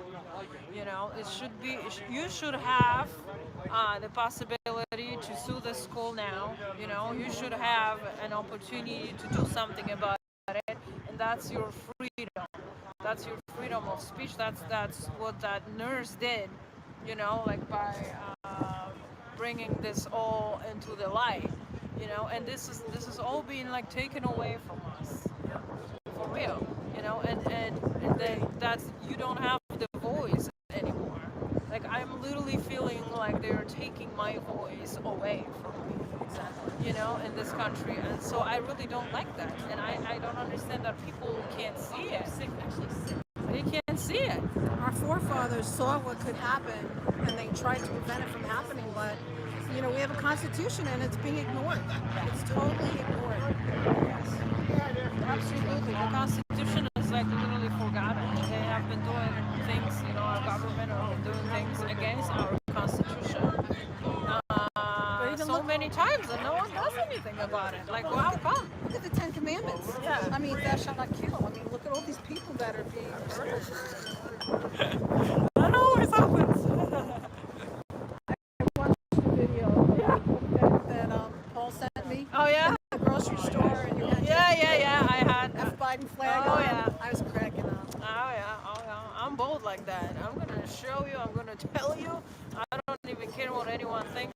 I brought this flag to the first store, you know, and well, here's my phone. Yeah. Oh, there you go. See? Yeah, they were all congratulating me, and everyone was like, "Oh, I love your flag," and all. And I'm like, "Yeah, of course." I mean, I cannot believe that this actually stayed as so democratic and as they claim. Like, if it was that case, no one will come and freaking congratulate me because I'm wearing a Trump flag. Yeah. You know, and they're like, "Oh, I love your flag," and there was literally employees at that store I went to that were shaking my head. And you want to tell me we're democratic? Just before the election, I was wearing my, I had a Trump hat on, and I also had, I think I had to be in the store with a mask, and I have my mask that says Trump won. Or, Yeah. I think it says Trump won. And some people were coming up to me and saying, "I like your hat," or "I like your mask," or whatever. So. And it's let's go, Brandon, you know, and I don't think President Biden actually knows exactly what that means. I watched him not even like, someone said that to him and he was like totally oblivious to it. I'm like, and I'm like, okay. So he's just a puppet. Yes, I know. He's a puppet. I know, and we need to have some kind of a leader who's gonna not let stuff like that happen. Well, it's you know? really a shame because we went from having a president that was really strong. I love it. I appreciate you guys showing him the love. Totally respected. Yes. I mean, he was respected probably more than any other president we've ever had. Oh yeah. And although they put like a lot of crap over him, you know, but he still like deal with it, and then he showed everyone how this country can really tough. be. He's a tough guy. I mean, you know, not very many people could put up with what he put up with. Oh yeah, for sure. You know. Oh yeah, for sure. And he's still there. He's still fighting for us. Yeah. I think he's God's messenger.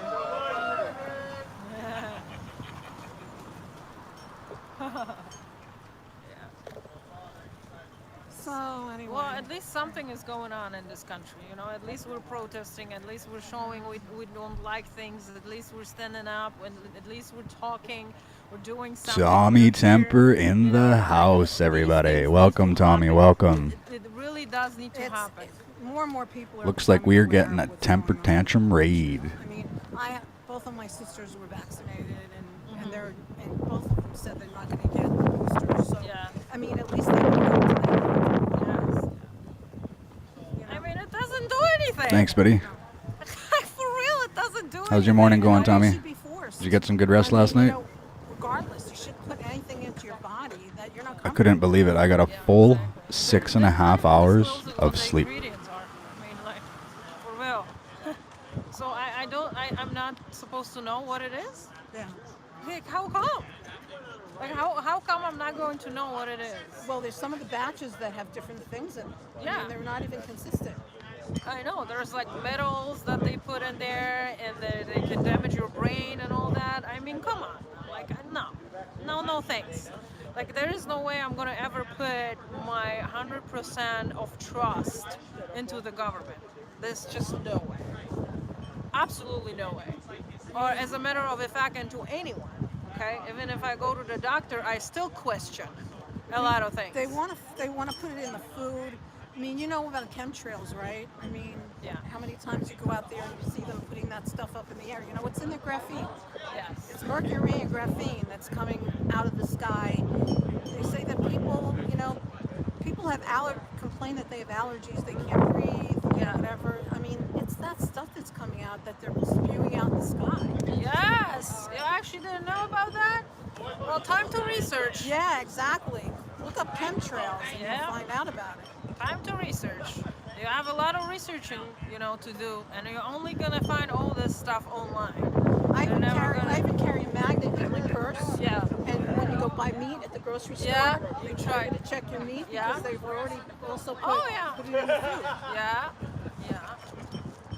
So you wanted to go buy, for example, organic food, right? You don't want to put bad food in your body and all that, and you're gonna put something that the government is telling you, oh yeah, just it's gonna help you, but we're not gonna tell you what it is. For real? Yeah. I mean, for real. You're gonna trust that? No. Not me. Not me. I'm still waiting to have kids, so no, you're not gonna do this to me. They want to make everybody sterile. Yeah, exactly. It's horrible. Yeah. Alright, do we know what time is it? Oh, it's 1:37. Oh my gosh, the time went so quick. Yeah. I'm glad I stayed because the sun came out. Yeah, I know. It was a little chilly. It was chilly and pouring rain before. Yeah, it's kind of amazing how it changed all of a sudden. Oh, wait a minute. Let's see. What's up? Yeah. We've got a plane up there that's saying something. Where is it? Oh, there's the plane. That only costs like $1,500. I was gonna do that. Well, we have few people left still. Yeah. We were supposed to be here till 2 o'clock. And oh my goodness, these people are sending me money. Oh my God. Jeffrey, thank you for hitting the street and showing people the truth. Wish I could be there with you. Thank you. You don't have to send me a super chat. You know, like I said, there's ways that people can get involved. They could just do. Well, at least they're watching this, so at least they're doing something. Because once it's live, it means that even though the video is going to taken down, it's going to be taken down later, we were still able to say what we were able to say. Are you crying? No, it's the weather. It's just the wind, but we're here. Yeah. So we're able to pass the message even while being live, and that's what most important is, to keep passing the message. As long as people wanted to watch this, we should be good because we will be delivering truth, okay? This is all, everyone who spoke here. We need to start protecting our children. Yes, exactly. How can we protect our children if they're doing things that we don't know about in school? Yes. I mean, it's not right. I understand people gotta work, you know, and I do work a lot and everything, but if I have kids, I need to make sure that I know what's going on with them, and I know what the school is doing, and I know what they teach, and you need to talk to your kids, okay? Sit them down and talk to them. Hey, what's going on at school? How would the teacher say? And all Every that. parent should question their child and ask them what they learned that day at school. What did they learn? What were they taught? Yeah, exactly. Otherwise, they're not going to know. They're not going to know. No, and you're not going to know as a parent if you're not going to talk to your kid about what happened at school and exactly. Ask them exactly what every teacher has said. Ask them every single day. That's how you are going to know if something. So are we going there? Is he coming here? You know, try to ask your kids if they're being bullied. Tommy Temper, welcome again. If anyone is doing any wrong to them, you know, and what really is going on. What are they learning in school? They're supposed to be learning mathematics. They're supposed to be learning exactly. Science. They're supposed to be learning. Palm, thank you so much for the donation. I sent via Cash App. I saw it on my phone, so you get it right away. Miss you at the convoy, but thank you covering. Ming, thank you for coming over. I appreciate it. Cutie, thank you. Everybody coming over from Tommy Temper. You guys are awesome. This is the first big temper tantrum I'm getting, so I appreciate you all. Laura, thank you for coming in. Chill Bill, thank you for coming in. Yes, you know, so I could drive here, you know, and be with you. Much love, everybody. I will try to continue to deliver, you know, other protests that we're Also, doing, for all just joining in, I was wondering if you could also show some love in that chat for Fry TV now. Let's show them that the Fry family, Tommy Temper, Tie Guy 266, let's show him that we all have his back. Come here, like these people, you know, some of them are covering their faces, you know, but they are here with us, you know, they are here. They've been here from the time The Chronic. through the rain. And you know, like some of them don't even have Nice having you over here, buddy. Welcome. Vic BC Live. Nice for you to join. I'm surprised you're up. You guys were up pretty late last night. An hour. Wow. What kind of a dedication is that? I mean, in the rain. In the rain, yeah.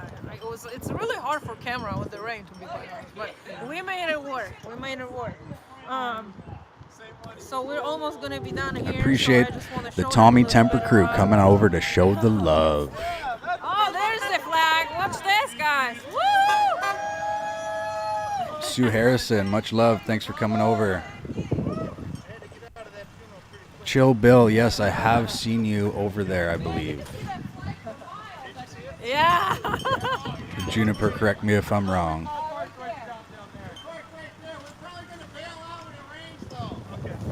There we go. We got another person coming. Yeah. Oh yeah, it's getting a little chilly. Oh my God, Ashley, we love you, Agnes. Thank you for fighting for our children and our grandchildren. Yes, absolutely.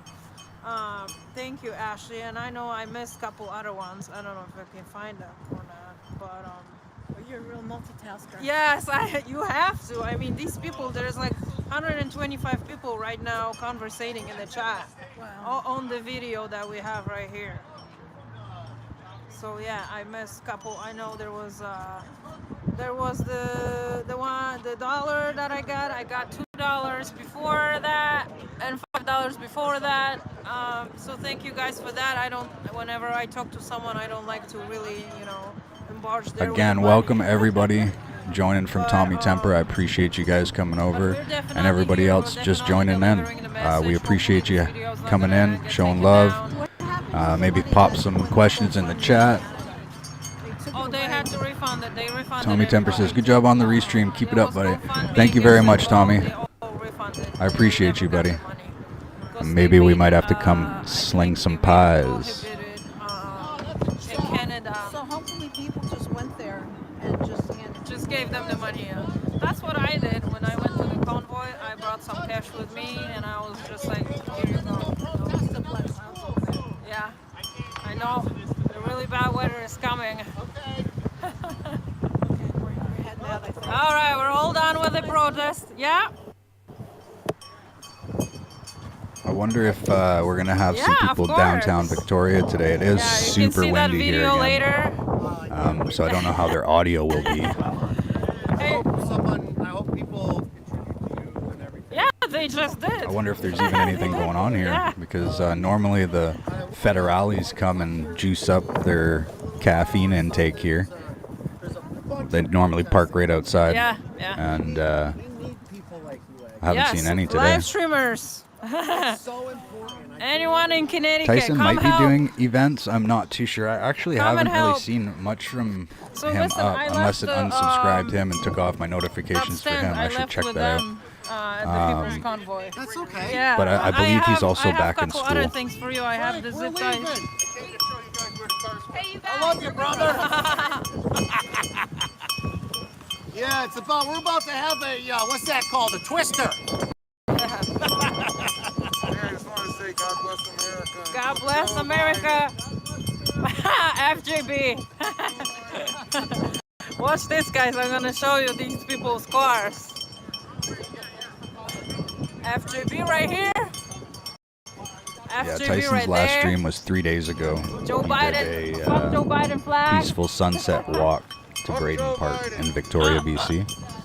Of course, there's my car all the time with the I wouldn't flags. doubt it. He's probably I going to think be I'm up riding today. like this through the rest of my life with all these flags.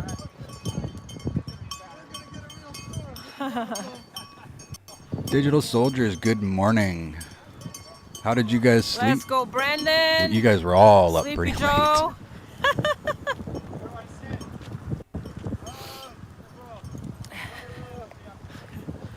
All right, guys.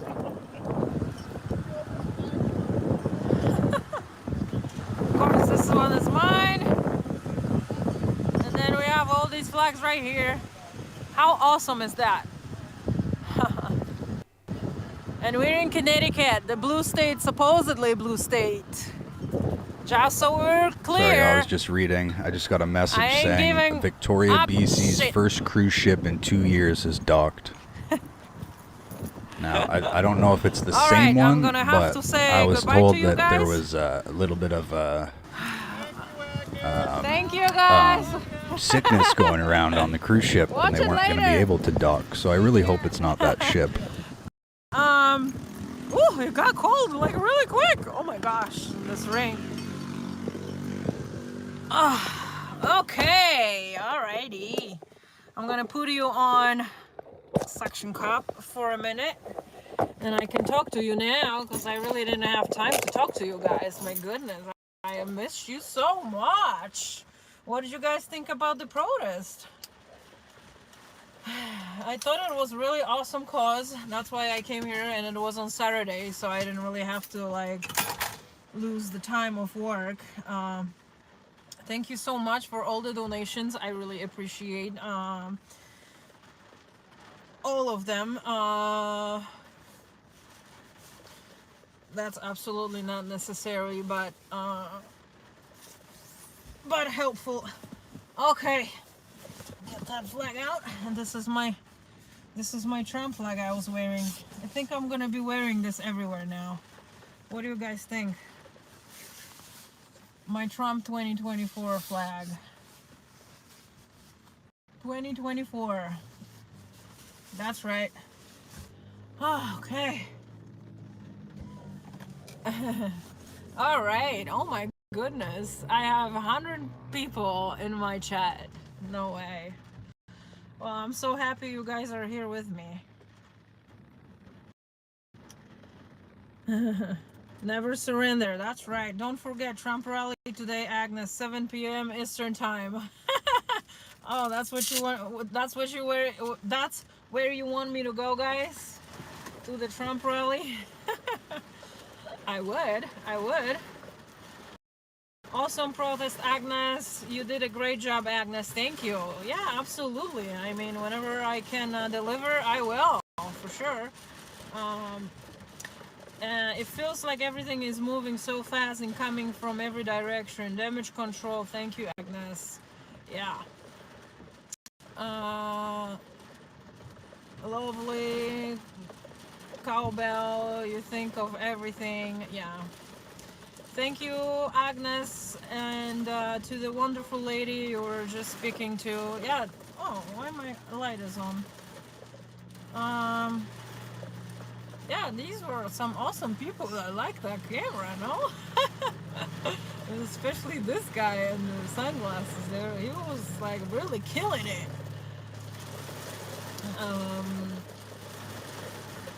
So sad that Sasnak has to leave. Okay, well that's the Convoy stuff.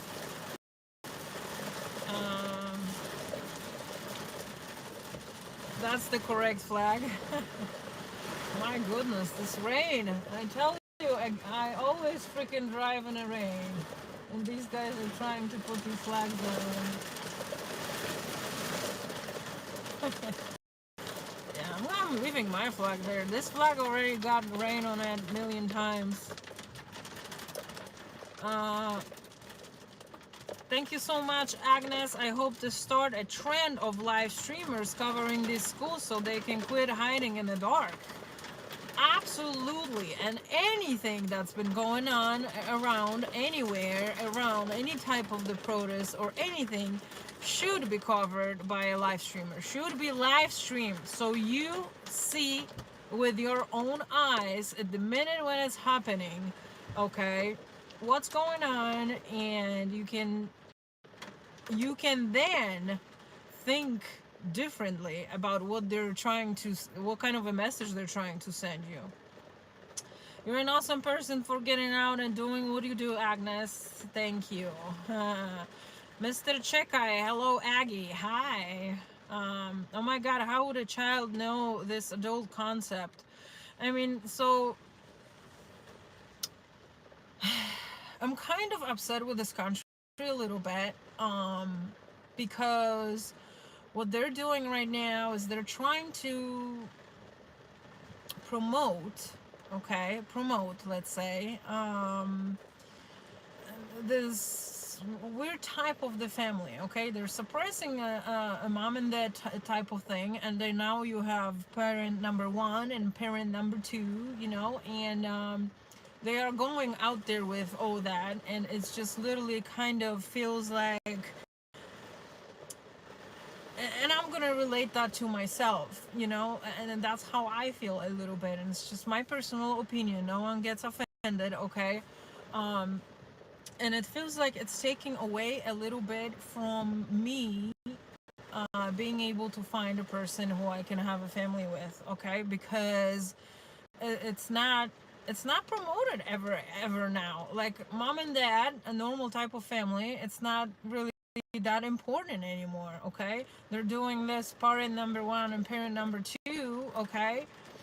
And they're focused on that all the time, and focus on giving these people kids, you know, and we don't really know how everything is gonna turn out later on in the future. I think that it should be less focus on parent number one and parent number two. It should be a lot more focus on the families and them staying together and raising the kids like we were basically made by God.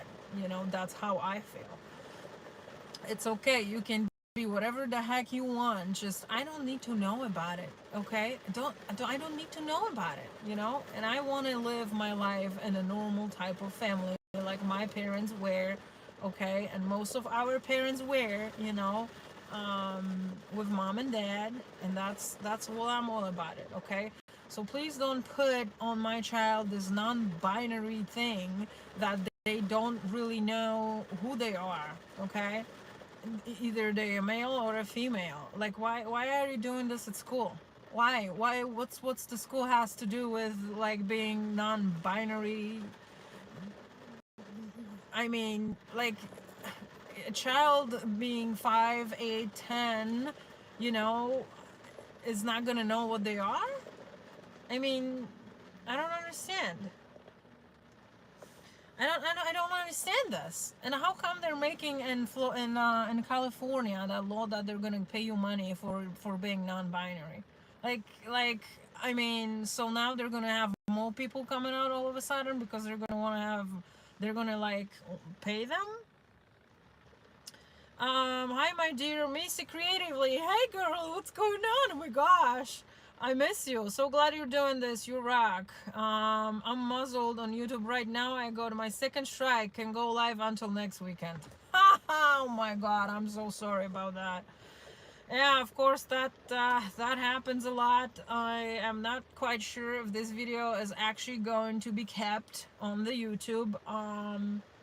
If they keep on striking me, I will just move probably myself somewhere else and try doing that. I hear you, again. Juniper. So if that ever I gave up on happens, you guys texting. find me on Rumble, because I am actually going to make Even an when I'm account on smashing the Rumble, keyboard. and we'll try to stream It's just to ridiculous. both. We'll see. You are very inspiring to people. Please keep doing what you're doing. Thank you. So I don't know if you guys know that actually in California, they had California begins Loves wood heat. No, that's a state French IDs fry, with a dancing third French fry. gender option. I had some butter dripping earlier.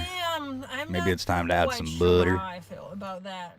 And I hate California just as much as I hate freaking New York. And I have never been to California, but every time I hear about the laws that they're coming up there with, I'm like, so how is this? Like, I even read at some point that you can be offensive to a non-binary person if you call them either Mr. or Mrs. It can be offensive.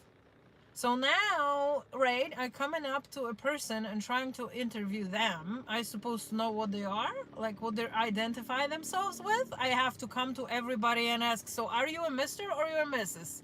How should I call you? I mean, like, for real? You can be offended by it because you look like a woman and someone comes to you and says, oh, miss, blah, blah, help me, or excuse me, Mrs. blah, blah, you know, and you're going to be offended by it? I mean, what kind of a nonsense is that? Anyone can tell me what kind of nonsense is that? I mean, for real. And what is that with this being offended shit all the time? Like, stop being offended all the time. Just freaking get alive and live. I mean, for real.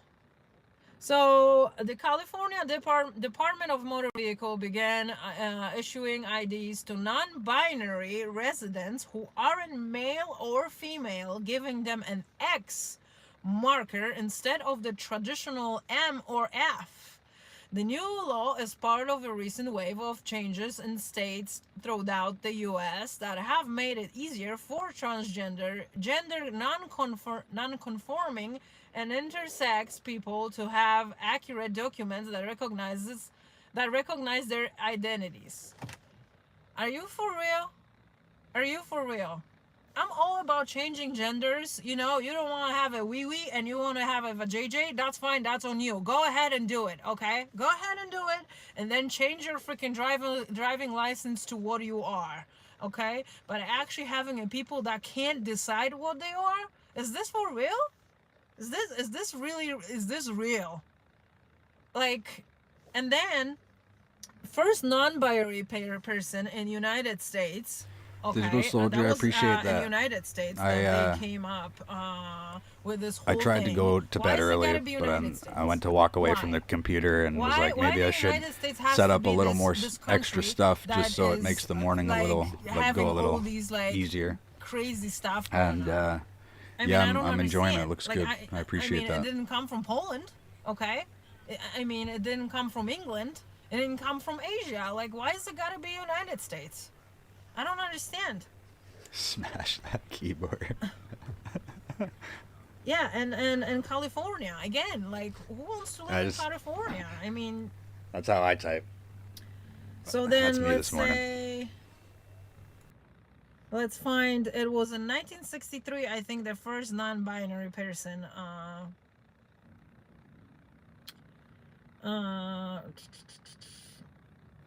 has.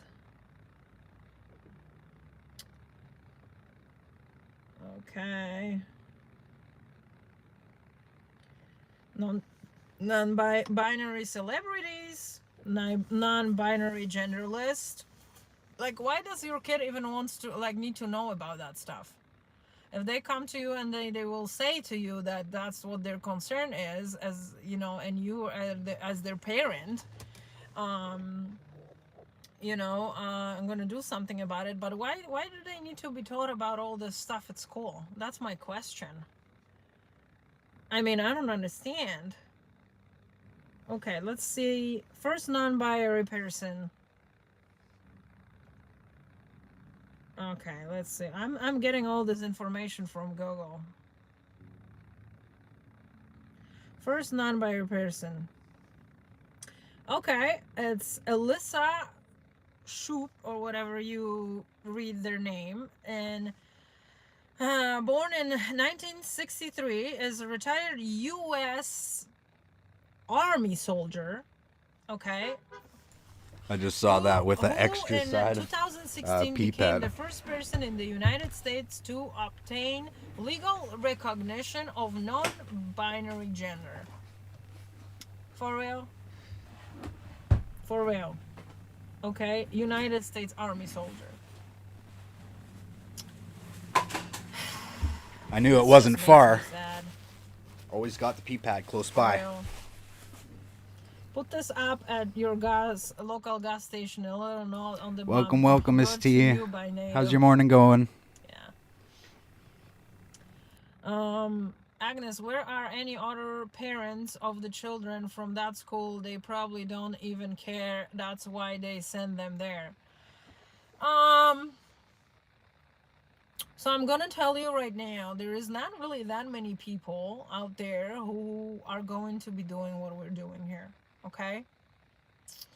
There's not really that many people who are not going to be scared to get out there, who's not going to be scared to put their face out there, who's not going to be scared to be in that kind of a protest and then have their kids suffer, you know, afterwards. That's something you have to consider, okay? That's probably most of the people that were here didn't have kids, okay? So I understand that maybe they are not out here and they're not protesting, okay? But I'm sure they're pretty aware of what's going on, because things like that going down and they're happening, people will know, people will care, and people will do something. Well, they will do something to that school. I'm gonna promise you that much. So I understand maybe there was just a small group and no parents. Also, if I could get an interview with that nurse, Good old that jalapeno will was wake you up in the morning for sure. I'm not sure how to find her, how to contact her, you know, and whatnot. That would have been a freaking awesome interview to put it out there live, you know. So, hello there, Agnes. I missed you. This country is so screwed. I mean, the new Scouts appointee can't even elaborate on what defines a woman. Yes, we covered that as well. Do not. They are tired. Okay. If you break the family down, that's how you break down America. Yeah, well, I mean, just the family is not, it doesn't seem like it's important to America anymore. Like a mom and a dad, you have to have two moms and you have to have two dads, and that's promote now. It's all about this LGBT Lynn B, good morning. How are you doing today? type of thing that they're doing, and they're trying to Jalapeno on a stick. They're trying to tell you how you should feel about it. Senor, and whatnot, don't close the door. And every one of us. I'm have scared their of own the dark, feelings senor. about how we feel about it. I understand. You want to be what you want to be, so do what you gotta do. But you don't have to make me. Oh, I didn't even see DDO lurking. Like you. I know why. I'm just gonna say it like you, okay? I'm not gonna really get into that. You know, like, It'll be easier to see you now, advertise. DDO. Why do you gotta advertise all these things? Like, do I advertise my freaking you know, sexual orientation and all that? Do I advertise that? No, not really. Okay.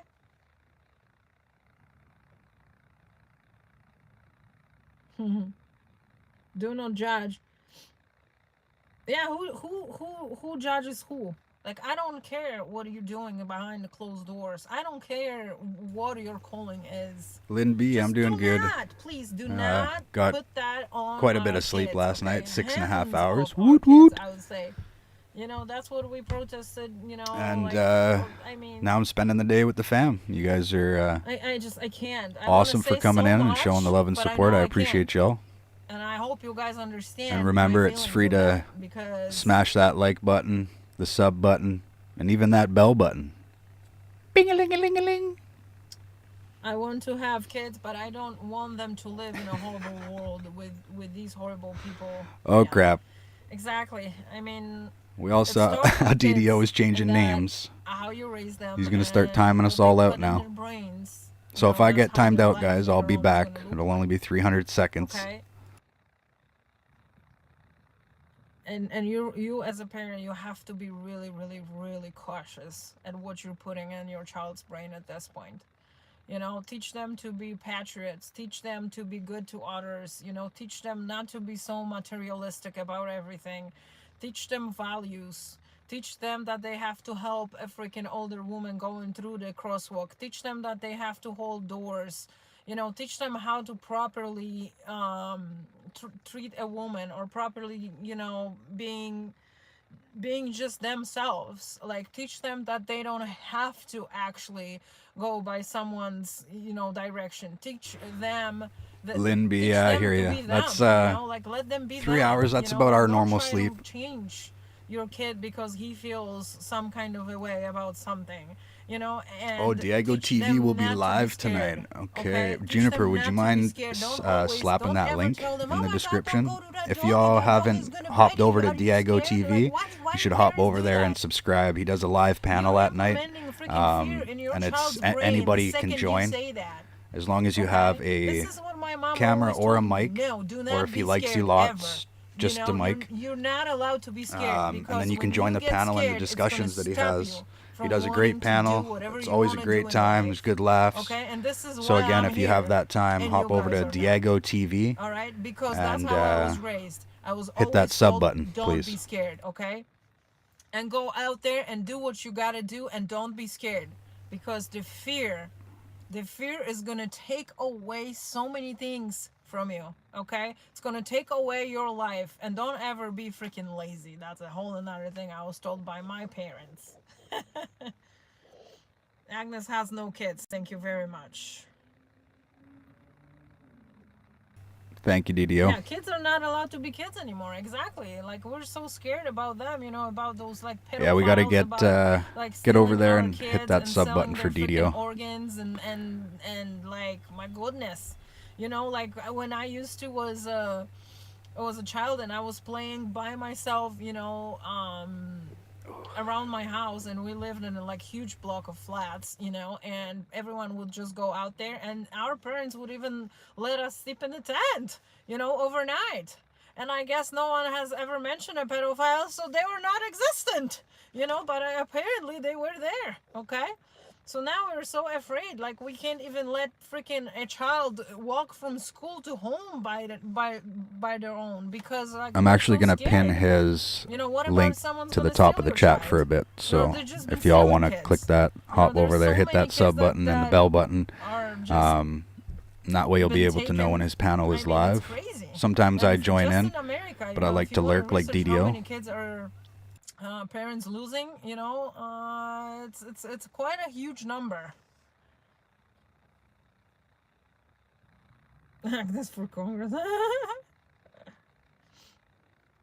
Yeah, and then, you know, like, oh, you have all these commercials and whatnot, like they put in it on your phone, and you're like buying your kid a freaking newest iPhone there because they want to, you know, and they're like 10 years old, and then they're Yeah, going it's gonna to be a all long these freaking stream, commercials so on bring Facebook drinks, and popcorn, Instagram all and some that, laughs, because all please. these TikToks bullshit, you know, like these commercials here that your eye can't really see, but it's there, you know, that's how you're actually going to break your child's freaking brain. It's going to be broken. Do not give your kids Hey, iPhones. Juniper, Don't I was do wondering that. if you Let knew them be Bubba freaking J. kids. Who Do you- cares? have you ever Because heard they about don't Bubba gotta J? take this phone to school. School's supposed to take care of them. Don't do it. Don't buy the newest everything to your kids. I mean, you're gonna screw them in the long run. What are they gonna be like in 20, 30 years? Everyone is gonna be only to themselves, because what do? You only talk to people on the stupid phone all the time. You go online and that's your whole world. You don't go out to people no more. And this is what pandemic freaking does. That's what pandemic did to us, okay? They don't want you to go out. They just want you to be sitting at home, okay, watching news and going online and talking to people online.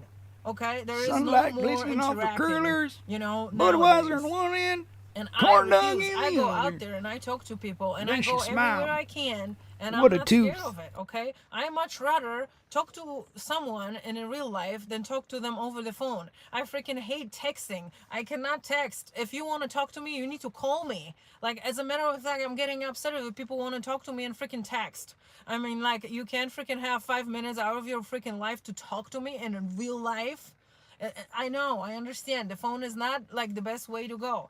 But what I always said was, let's meet, okay? Let's go out and meet, okay? Or either come to my house. This is the way I like to interact with people.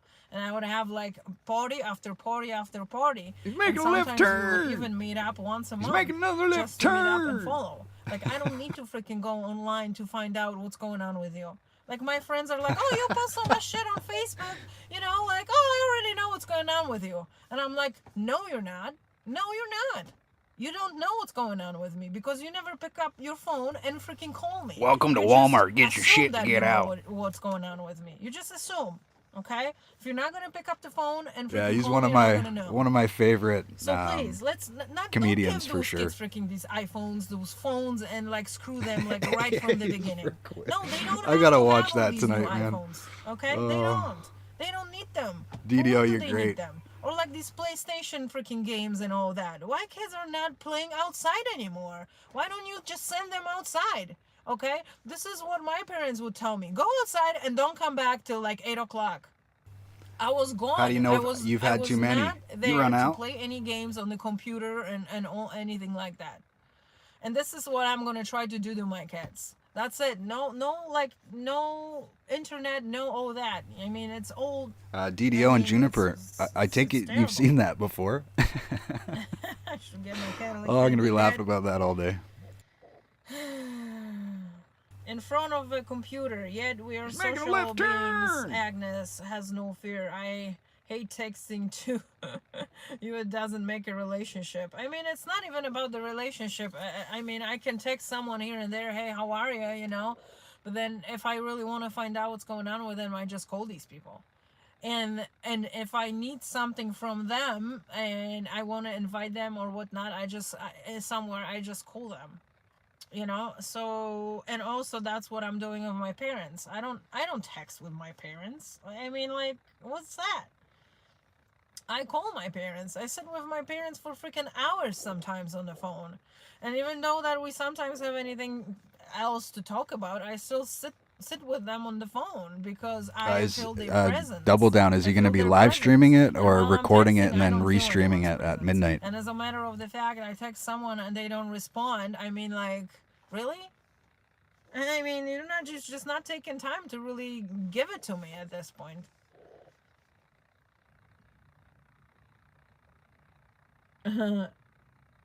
It's communication for a long distance away. You can't do that without a text or a phone. Yeah, the communication used to is how my parents were when they got married and my dad was sent to an army. They were writing letters. Yeah, they were writing letters and they're still married. Okay, and my dad was in an army for 2 years. Okay, so that they were forced on doing that. All right, I understand it's impossible and all that. Okay, long distance. I'm not talking about long distance relationships and all that. Just your own freaking surroundings. How you go about life, okay? Why do you gotta go and have this life on your computer? You can't just go out and freaking meet people? You can't do that anymore? We can't do I'll be that right anymore? back on the camera, Why? guys. Why we can't be doing that anymore? You know, why I can just go out and feel okay with saying hi to a person and have them talk to me? I mean, like all these people walking their phones and they have lives on their phones, okay? They have lives on Facebook. They have lives texting. They have lives on these dating apps. I mean, it's freaking ridiculous. Yes, Agnes, you're absolutely correct. It's such a different world than when we grew up, sadly. Yeah, but you know what? It's our own fault. That's how it is. It's our own fault because we buy these kids these freaking phones. We do that. Why do you gotta go and buy your child freaking iPhone 13 that costs $1,200? Your 10-year-old child. For real? And even if it's not the newest iPhone, like what is this child needs this phone for? Tell me. Anyone can tell me what's the phone for? Okay? You can keep your freaking home phone if you're worried because you're leaving your kids by yourself. Keep your freaking home phone, okay? Or put the camera up there if you're really that worried. Why do your child needs to have that phone in their hand? I don't understand.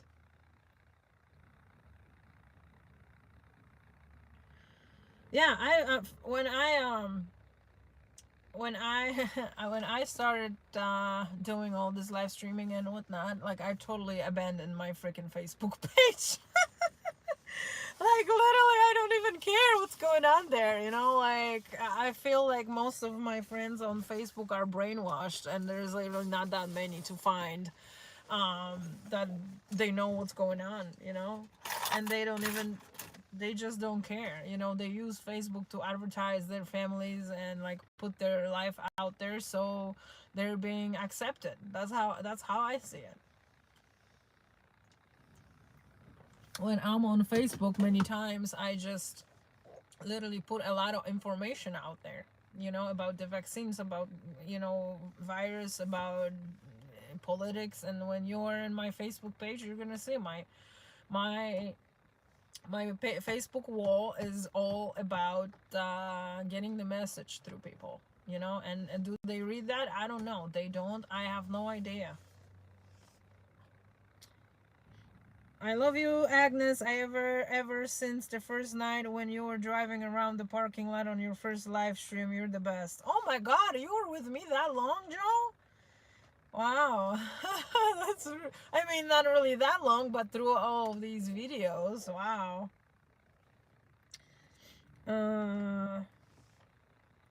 So recently Jeffrey has sent me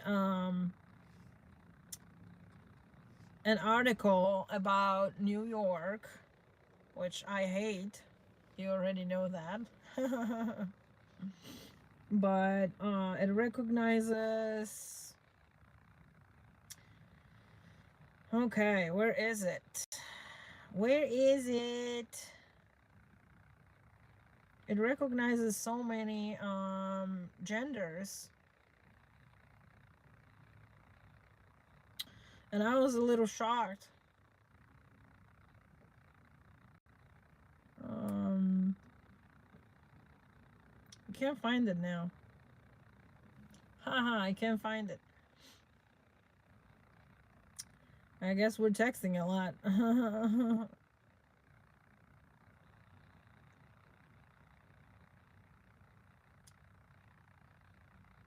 Okay, New York City legally recognizes 31 different gender identities. 31. 31? I didn't even know there was 5. And what about freaking 31? Yeah, of course I can't get... Oh, here it is. New York City legally recognizes 31 different gender identities. Right here. Did you know that the city of New York recognizes 31 different gender identities? That's right, 31. Oh, and it's not even an oh my God, exhaustive list according to the Daily Caller. New York City residents can simply choose their identity without ever having to show proof of gender. So I'm guessing a person could even choose a separate gender for each day of a 31-day month, and that would be legal. Imagine. Apparently, you can find up to $250,000 for failure to use and or recognize an employee's, tenants, customers, or client's preferred name, pronoun, and title, Mrs., Miss, Mr., regardless of the individual's sex assigned at birth, anatomy, gender, medical history, appearance, or the sex indicated on the individual's identification. Okay, so with that being said, I want to know what that 31 is. Gender identities. Can someone research that? 31 gender identities. Okay, I want to kind of know what's that all about.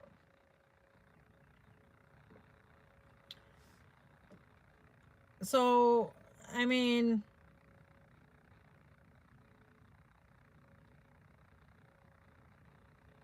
protected gender identities. I don't even know if I want to freaking read them. A gender, a person who is a gender does not identify with any particular gender, or they may have no gender at all. Androgen, oh my god, bigender, butch. I can't even read this. Did you guys even know? I had freaking no idea. Gender outlaw. Like, what all these things mean? I mean,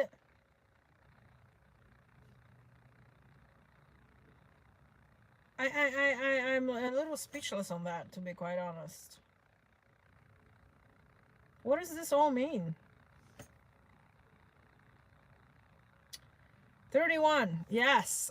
If you're actually gonna put it in Google, it's gonna show you all the 31 of those. Oddball, my gender is a Ferrari. Yeah, I wish. Super salty. Agnes, you checked out on Convoy. Well, right now Convoy is nowhere near around me, so unfortunately I cannot get there. I am covering something a little bit different. I hope you don't mind. But when they actually come back, I will continue. You know, I will totally continue whatever they're doing. But right now, it's not possible for me.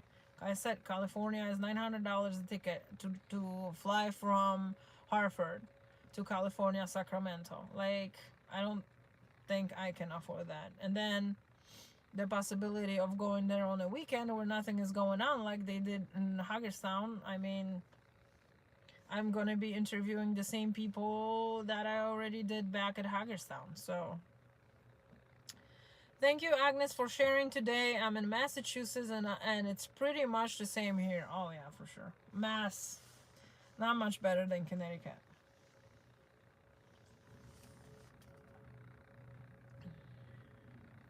What a wonderful woman. Thank you. Agnes, Newsmax just posted they're doing the same thing you're there for in New Jersey. Oh, really? Okay. I mean, something going on with the school? Oh my god, I'm freaking hungry. Oh, Jeffrey. Jeffrey, you're in my chat. I miss you. I miss you.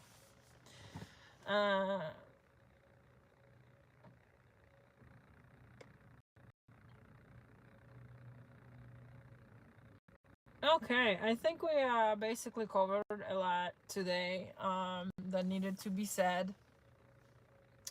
I don't know why my calling is to be doing all this. I could just simply literally sit home and do nothing, you know, and not to be bothered by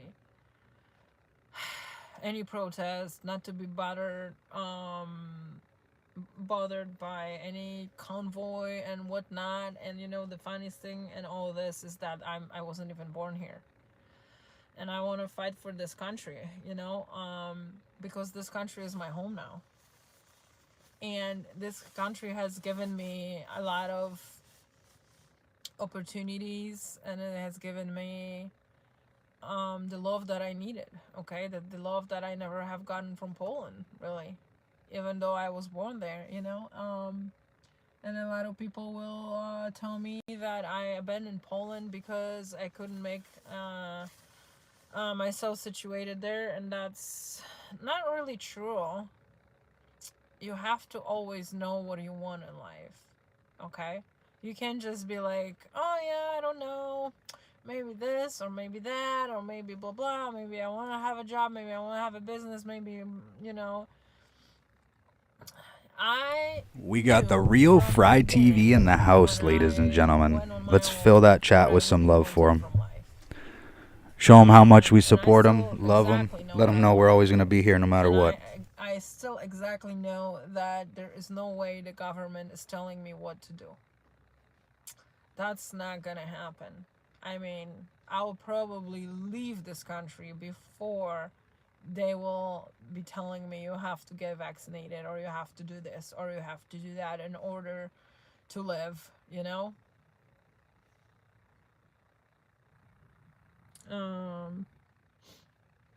The city looks abandoned. Oh, Hartford? Oh no, I'm just in that, I drove in the little streets, you know, all over the place. That's cool, you know. I can take you around if you guys want. You know, you guys want to go around Hartford? It's a nice city, I must admit. It's just there's all right, Fred. That's crazy. no webcam's not that bad. No, I had to take mine down. My phone was overheating, but I have a buddy dropping a webcam off for me. But I also think that maybe you should just take the day, buddy. I don't know. I mean, I would say you've done so much for everybody and taken so much of your own time. You need to take some of your own time. Invented their own freaking vaccine. Okay, and no one knows anything about it. No one else got it. And you got my contact info, so you get a hold of me if you need anything. Even let me know if you are going to go on, and we can all hop over and show some love. Who knows?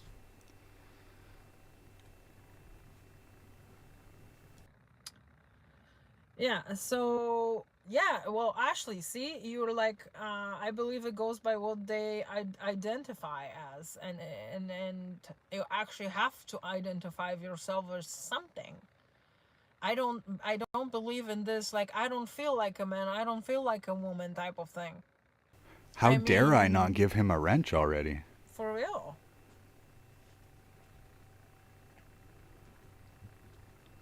All right, well, you got your wrench. Okay. You know the rules. I wish it was a gold wrench. It's a platinum. Nice sweater. Oh, nice sweater. I'm gonna take you around Hartford,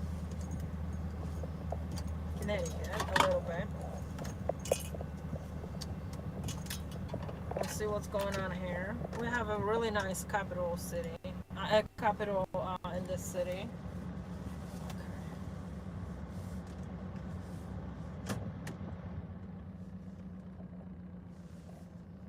So it's hot and cold, rain and the sun, and I still have 100 people in my chat. I didn't actually think there was gonna be so many of you guys. Yes, it's the Polish Agnes Freedom Convoy. Here we go. Okay, I'm gonna have to move this camera out again. Okay, a little bit of a suction cup. Okay. Alright, can we live with that?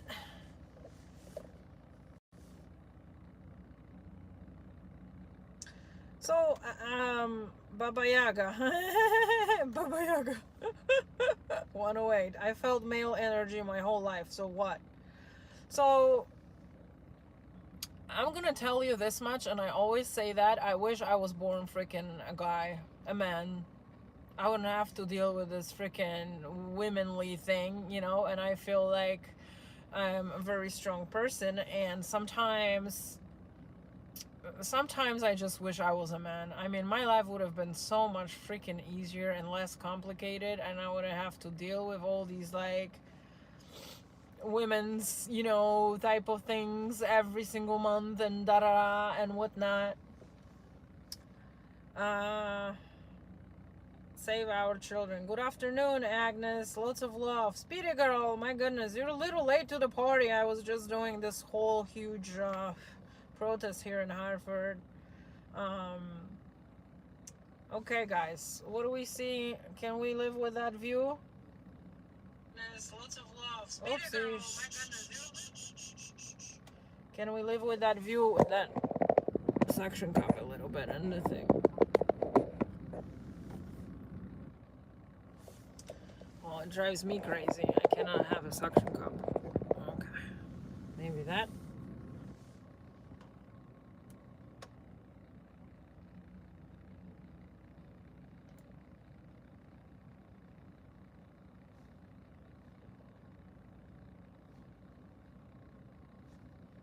Okay, that's better, huh? All right, let's take you guys over Hartford. Oh, Michael Speedy girl, sorry it's early on the West Coast. Oh yeah, that's right, I forgot that.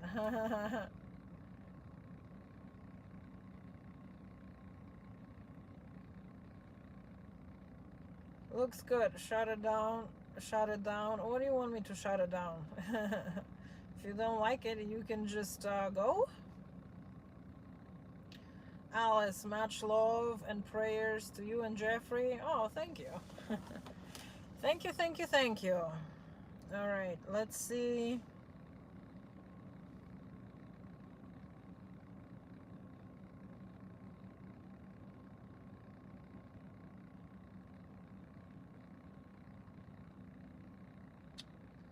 Let's see what I can take you guys.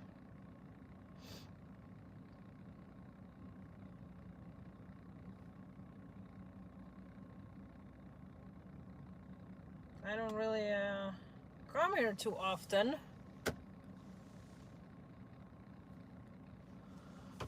Okay. Well, actually, to Hartford because there's nothing I'm like I need to. So here's that school right there that we were protesting at.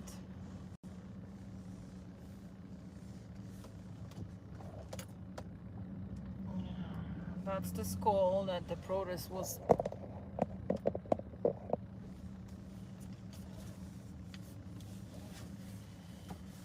Stop sign, stop sign. All right.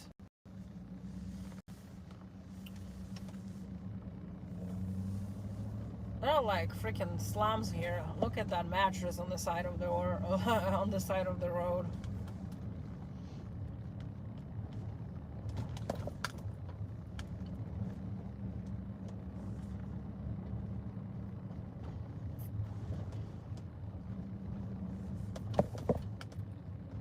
Who would have thought, huh? Giving you a freaking a tour of Hartford. I would never actually, I would never think to do that. Try to go slow.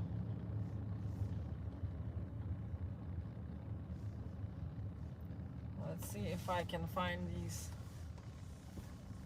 nice buildings around here. I do not want to go on the highway. Stop sign. Do not want to go on the highway, so I'm gonna go this way.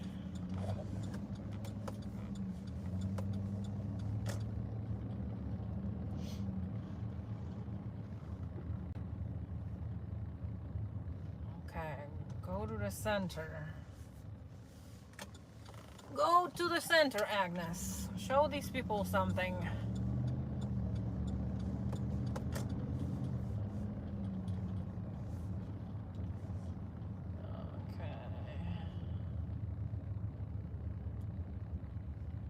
It's still showing me to go. Why is it showing me to go on the highway? I don't understand.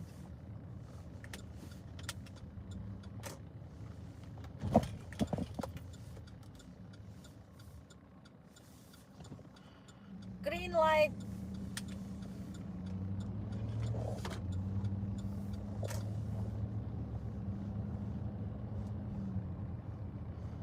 Okay, Hartford.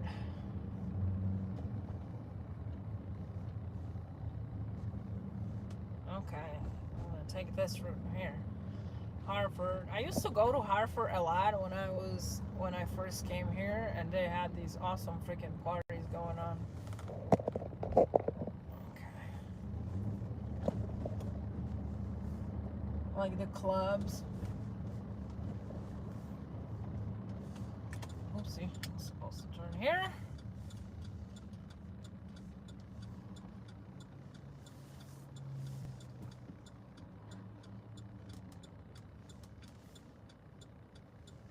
It's like downtown is pretty nice, but then except of downtown there's nothing really nice here.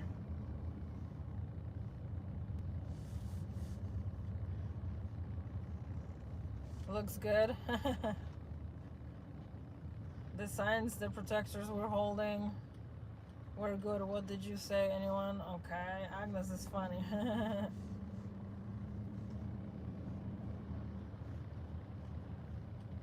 I know I'm funny. I'm trying to be funny. Trying to be funny so everyone can smile a little bit in their lives.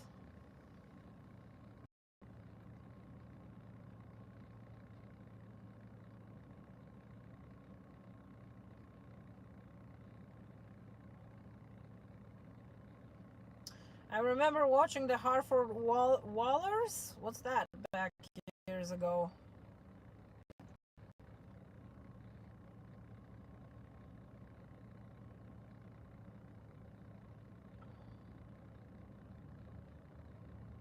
Windy here, need to be flying a Trump kite. I'm flying a flag. I'm flying flags. I have little flags on my car, and then I have a big flag in the back, and of course my sticker, holes, my sticker Freedom on there too.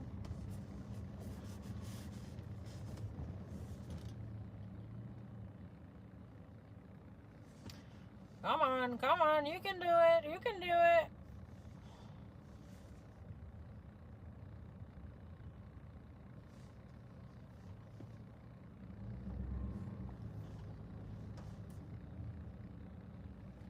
NHL hockey team. Oh yeah, okay. Love your outfit, you look really pretty today. Hello from Ontario. Thank you. And of course I was wearing a Trump 2024 flag. Okay, I'm not going farther.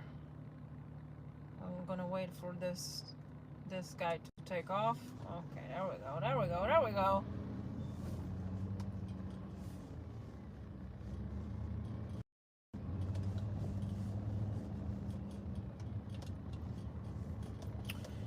Okay, we're almost there. Do you see that big tower over there? Or whatever you call it. That's where we're going.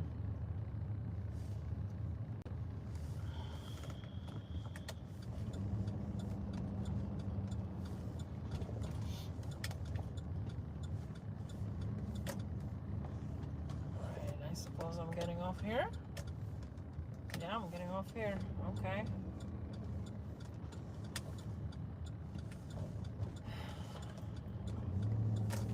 Yeah, let's go check it out, huh?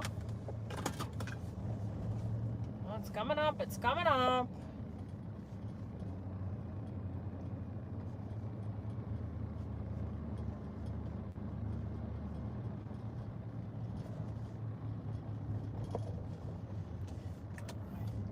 Trinity Street.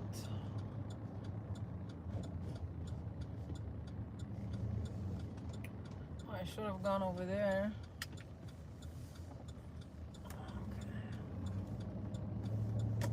Actually,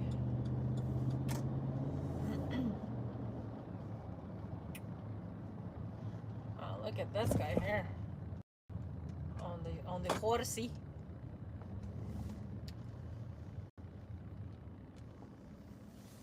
It's Lafayette.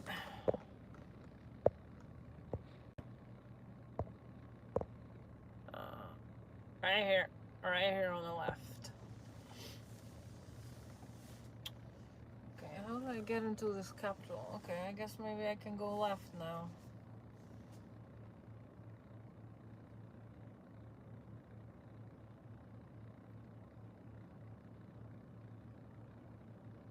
We are headed for serious trouble if we don't get businessmen like Trump to clean up our country, and I mean completely change things back to the way it was.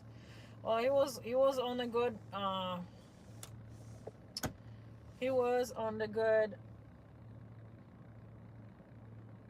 path, I would say.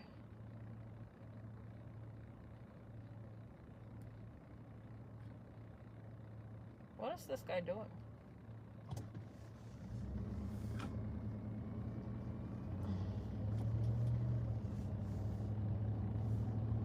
Well, I was supposed to take that right, but he freaking blocked me, so I'm just gonna circle it around and see if I can find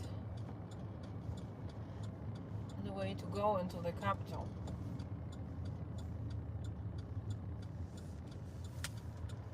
Oh no, this is a highway. I didn't want that. I didn't want that!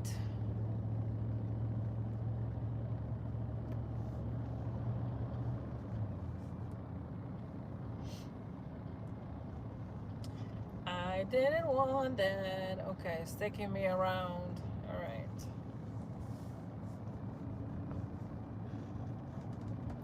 Who knew? So now we're going in Connecticut Highway. I'm gonna turn around real quick. I didn't think it was gonna bring me to the highway right away. Gonna take exit 44. So we're gonna go through a little bit less desirable okay.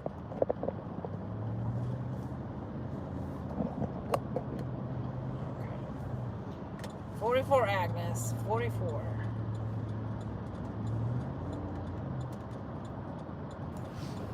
Alright, sorry, I was just getting some labels up, some more videos up, A little bit less so I'll leave it at that. I'm just going to read the chat here.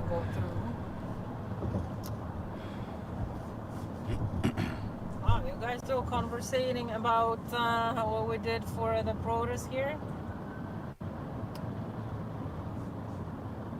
Oh, wow, Baba Yaga, you were a sleepy Democrat and you woke up at the Canadian convoy?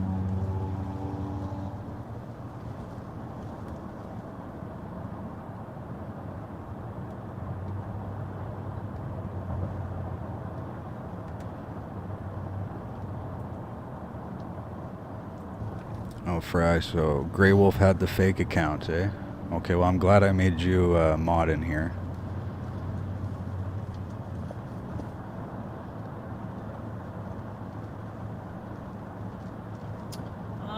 Yeah, Keith B, I agree with DDO. Agnes is hungry.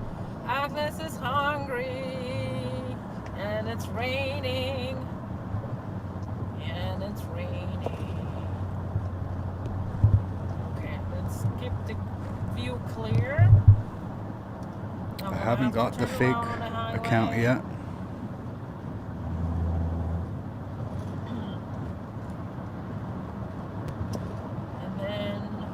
And Keith B, you may have been in certain circumstances along the same lines, but I don't think you're in the same boat as he's in. I appreciate you, your concern and stuff, but we're just not going to touch the topic. If Fry wants to share with people, he can. If not, we're going to stick to the convoy and other chats, please. I really appreciate that a lot. So yeah, I'm gonna try to take you guys to the freaking capital, and of course I messed it up because I was looking at a million directions, and I missed the turn, and then the cop was blocking another turn to the capital, so I'm like, okay. And I took the first right that was right next to it, and unfortunately that right was right on the highway. So yeah, how wonderful is that? Agnes's freaking directions. I don't got my freaking bodyguard and my driver. I don't understand why do I gotta do this on my own now all of a sudden. I got used to it, someone driving me around. I felt important. I felt important, and now I'm all alone again. I gotta pay attention to a lot of things. All right. Sending a big order of love fries to Fry. What are you doing, dude? You're kind of in my lane. All right, green light, green light, green light. Okay, we're back. All right, now I promise I'm gonna take you to the capital. I promise. I promise. Look at those freaking clouds. Oh my God. It's gonna rain for real.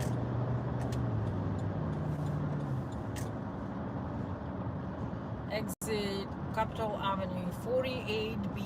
All right, that's gonna be on the right side. 48B.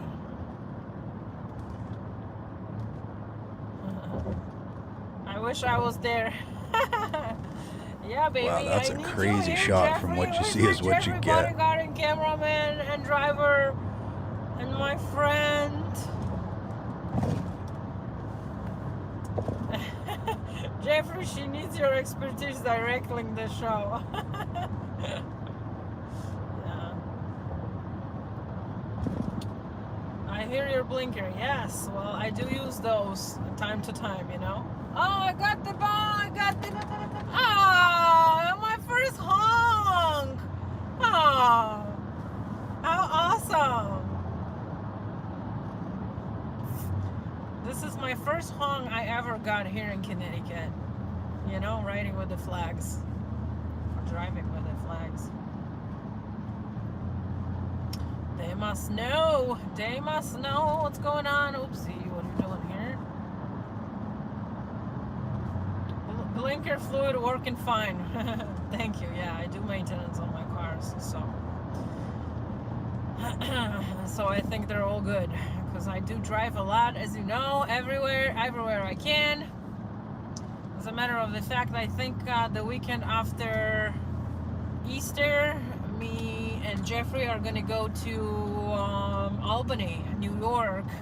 They're gonna have the convoy to the Capitol. They're gonna have the protesting going on. So I'm kind of 48B.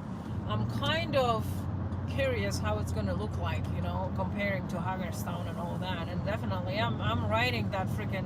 I'm riding in that convoy, for real. Oh, actually, I'm glad we did this because now you can see Hartford. It's a little bit like New York, huh? A little bit. Oh, here's the Capitol, guys. Da da da da da da da da. Right here, right here.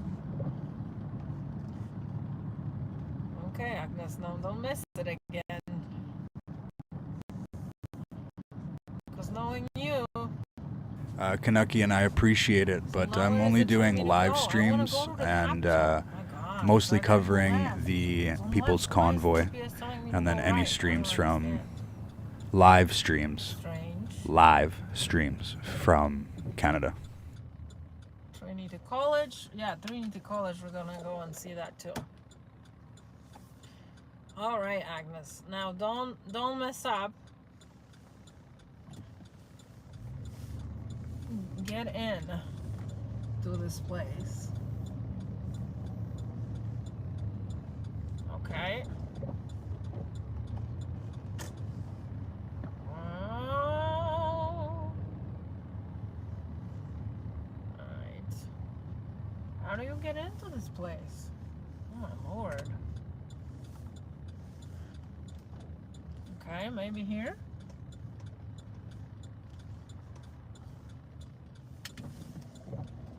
That's a big intersection. Yeah, come on. Your way to go. Okay, and we're here. Woohoo! Jeez. All right, watch this, guys. This is our Hartford Capitol. I actually do not know much about that building whatsoever. Huge convoy back in Ottawa on April 29. What's your email for fans, Agnes? Oh. I'm gonna put it in in the chat right now. Here you go. It's browniatko@gmail.com. Looks like a church. Looks like a church, really? It doesn't look like a church to me. Maybe a little bit. Maybe a little bit. Looks very European. Yeah, I don't know.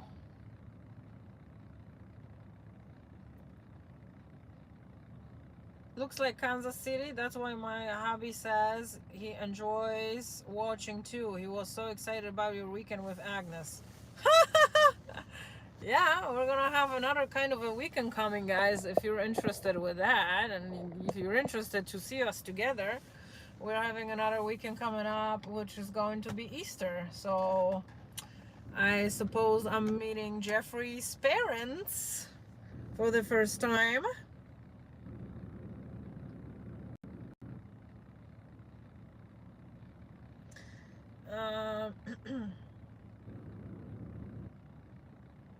If Agnes sets up a Discord, it's like a phone. All right, let me find something out about this. Okay, sorry, I'm just going to step away for a 10-100, and I'm going to brew another coffee, but I will be right back. I have my phone, so I'm watching the chat. We'll see, maybe the weather is going to be good enough, so Jeffrey maybe can take me on that jet ski, huh? He promised. He promised. He promised to polish Agnes that I'm going to ride that jet ski at some point. And maybe not this weekend, but... Hartford Capitol Building. Okay. The Connecticut State Capitol is located north of Capitol Avenue and south of Bushnell Park in Hartford, the capital of Connecticut. Opened in January 1879, height 287 feet, location Hartford, we know that. Built in 1872. Sorry, guys. Yeah, of course. I'm blocking the... I gotta move. And they're probably like, oh, what is this woman doing here with all these flags? Yeah, so it's built in 1872 to 1878. Opened in 1879.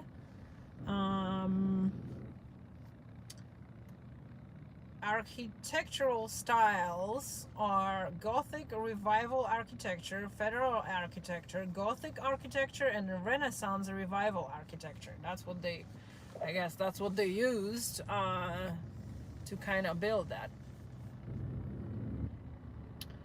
So that's how it looks like. It's pretty effective, I would say, for Hartford. Okay. Oh, the police is gonna be like, what are you doing here?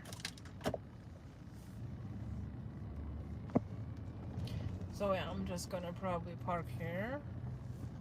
Reserved, reserved, la la la. So I cannot park here, I suppose. It's all reserved. Okay, going on the other side. Wow, they're all reserved. You cannot park here, huh? Oh, I guess you can here. All right, all right, all right.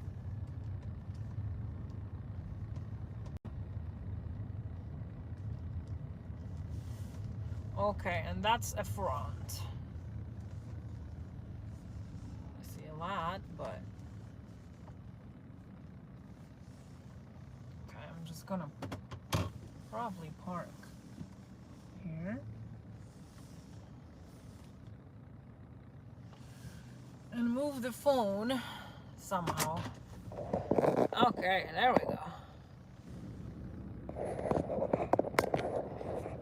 All right. So that's Hartford Capitol building.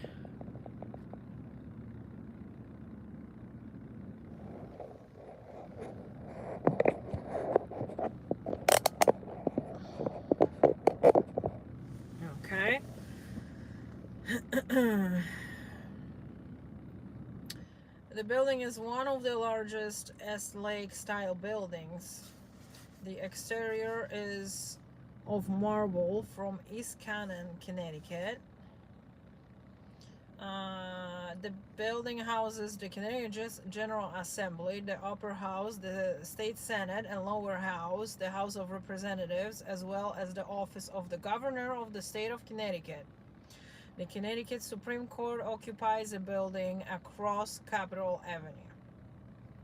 Okay, so if we were to do the convoy, it would be here. It would be in this building right here. There's plenty of space. It actually could fit freaking trucks here. It looks out of place. Why does it look out of place?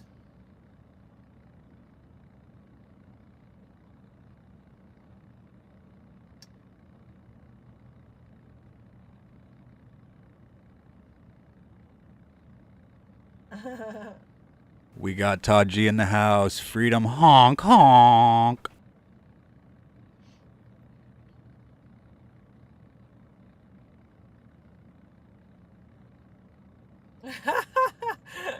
Oh, you're like on the Jeffrey Agnes freaking relationship now. You guys are funny. All right, so I showed you this one, and then we're gonna go. It was built in 1872 to 1878, and they're starting operate in that building at 1879. The current building is the third Capitol building for the state of Connecticut since the American Revolution.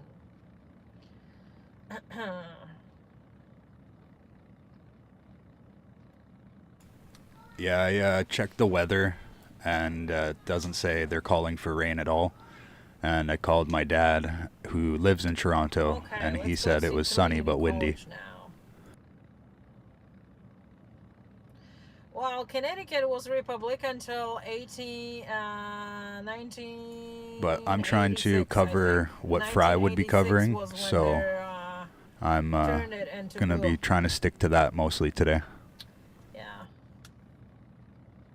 And the mandates and emergency powers at Albany. Yes, I think we should with probably Prism, go you to can. Albany Prism has the and stream. option to It pop sounds up the like chat. It's going to be a lot of people there. When is that in Albany? Albany is the weekend after the Easter, so that's 23rd. DDO. I'm thinking so. I'm just trying to investigate this person a little bit more just to see before I call him out. But I think so. We're not talking about this guy here now. Hartford Whalers with a hockey team. Yes. Okay, let's go to Trinity College now. It's another nice building here in Hartford.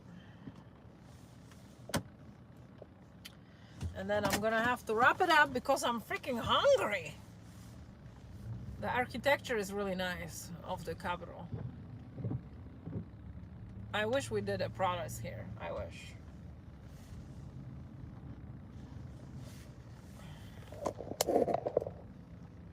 I wish the trucks would come here and everyone who doesn't want the mandates. I don't know. Someone has to organize this here in Connecticut for real. Trump boy back in the house. Good to see you, man. How you been?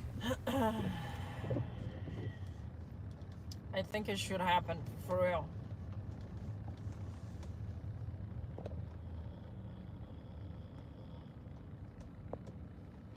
Definitely should happen. I love you so much. I'm down here in Florida. Well, normally Who said the that? streams that I see him do, he he records it and then puts it up. I'm not saying that he's not out there, but I just don't think he's live. And a couple times he's had the same thing playing. It's not that I really know 100% where it is, but it's somewhere around here. You shooting some b-ball upside the school, Trump? So yeah, thanks guys for being here with me. I really Always good, my appreciated friend. watching all this. It's sunny but very windy here, and Supporting me in every way possible. all the mandates here have been because lifted, actually, so you know, it's thanks to you guys. Gonna be a weird day today. YouTube thing and live streaming is a powerful tool that we can use, you know, to literally spread the message about everything. We also had the first cruise ship show up today and dock in Victoria. It's the first one in a couple years. Now, there was some sort of sickness on the ship. I don't know if it's this one or if they redirected the one and brought in a new one. So that's another thing I'm looking up.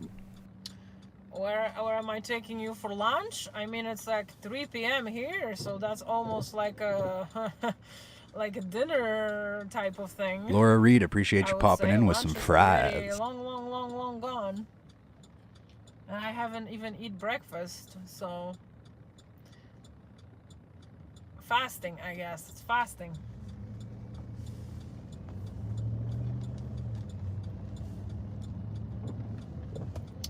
Okay, yeah, we're sitting at a nice 9 degrees Celsius, and it's partly sunny today. Yeah, that's an interesting building on the left here. Strange, kinda.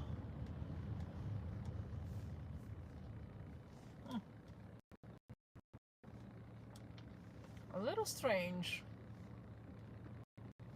Architecture a little weird, I would say.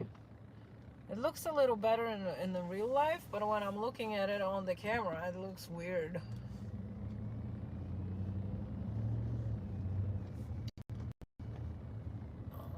There's Science Trinity College.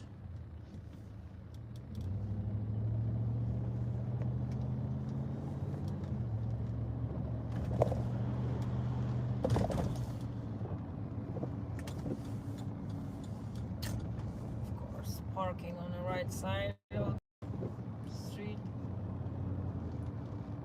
Yeah, it's Saturday. You're not gonna really see a lot of traffic or anything here in this city because mostly everyone works at home. So here in downtown Hartford, there's a lot of companies that are insurances, banks, and all that. So that's the downtown of Hartford. But everyone who works in insurance and all, like, they don't even come to Hartford anymore. Because of COVID, they're all working Mimi, from home. yeah, they're all of their links are posted on the video, so if you want to pop over and check out any of them, you can. But I'm a restreamer, so I like to talk to my chat and inform them what's going on. So yeah, so if you want, you can just mosey. I appreciate you popping in and showing that love, though. Downtown looks nice, that's it.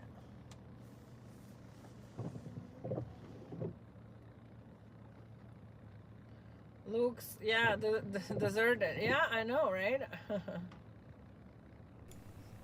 Oh, actually, I'm just rereading this, and it says, great, I have been looking for this. Fry streams are good, but not his annoying talking. We're interested in the Convoy people and their input. Well, just for your info, we all love talking to chat, or talking to Fry. And this is the Fry family here. So we have nothing but love and support for Fry. He's working on his radio voice, but we love Fry.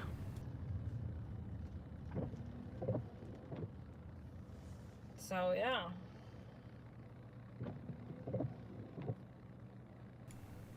Fry TV now, I see that. I appreciate that, buddy. We're gonna make sure to come over and show you some love as well. Eat at the Y? What do you mean? What's Y? I actually am craving potato pancakes with smoked salmon and sour cream. Oh my god. Much love, Juniper. Thank you. Or like a pork chop, my favorite one. I would eat a pork chop now, for real. Okay, I'm supposed to take, no, not here, Agnes. Okay, not here. Look at these scooters. I didn't even know they have that in Hartford, and you can use them. Okay, here. Turning here. Looks like. We love it even more when he gets triggered.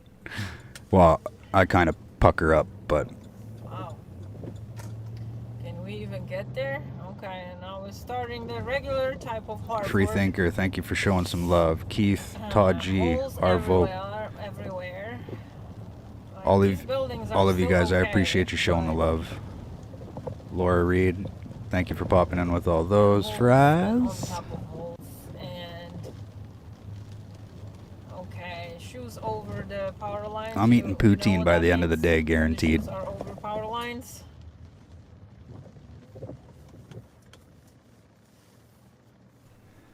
Kevin, I appreciate that, buddy. You rock. I hope to see you in here more. I normally try and hop on with a good amount of time so I can see what Fry's doing, and then when Fry is able to shut down, I try and be there for him if he needs me.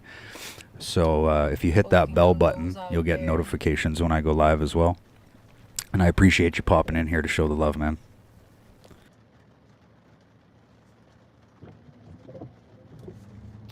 Alright, almost there, and it's raining. Of course it's gotta be raining. I have to work tomorrow, so I can only do this today. There is another protest that my friend Debbie is having on Sunday, but work is kind of important as well.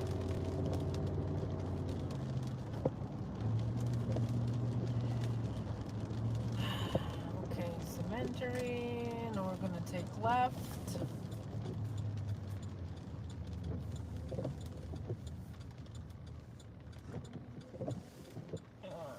Okay, the view is nice. You probably can see it because of all the trees, but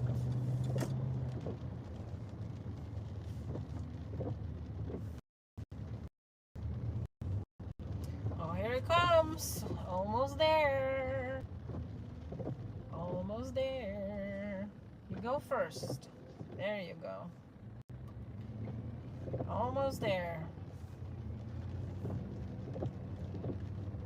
It's coming up on left.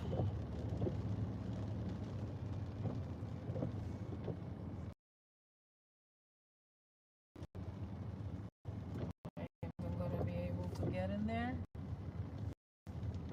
and show you guys. I don't know.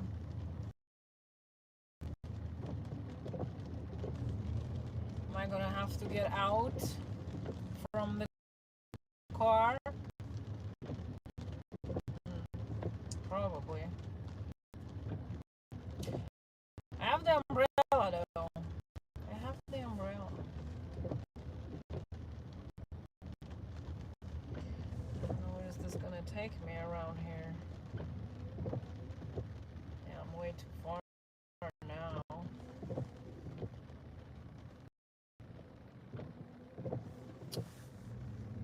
Huh. And there was no left turn. Interesting. Interesting.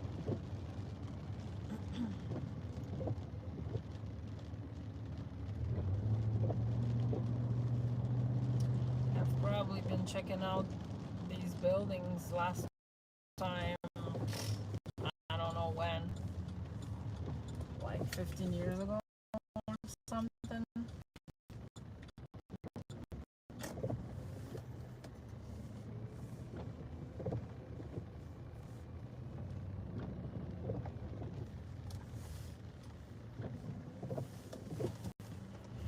Okay. Alright, I'm gonna have to probably get out of the car, but that's not a big deal. I can do that. I'm just gonna have to find parking somewhere. Oh, stop sign. Alright, well, I told you I need a driver for real.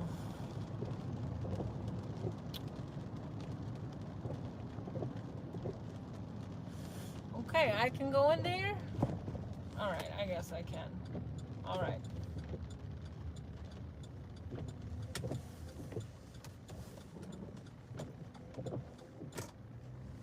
Huh. Okay.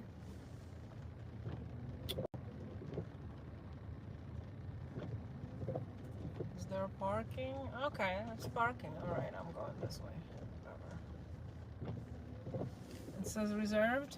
Oh, admissions, guest parking. Okay, I guess I'm a guest. All right. gonna take the umbrella and take you guys with me. How about that, huh? Are you happy? Alright, since I still have people in my chat, that's what I'm going to do. I'm gonna just walk around a little bit. We saw that, Agnes. I know, I was focused on looking for the entrance and whatnot. I was totally looking the other way. But I looked, no one was coming. So I was just like, okay, I'm gonna just keep going. Whatever.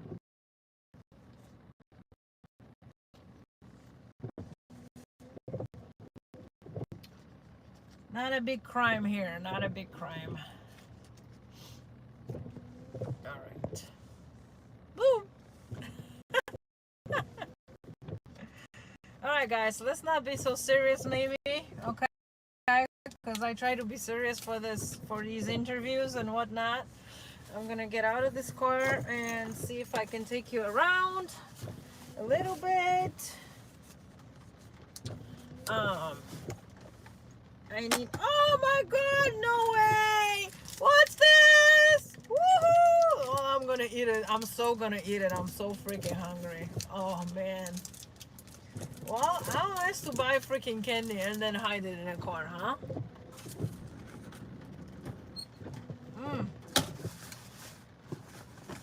I think that's the best Snickers I ever had in my life.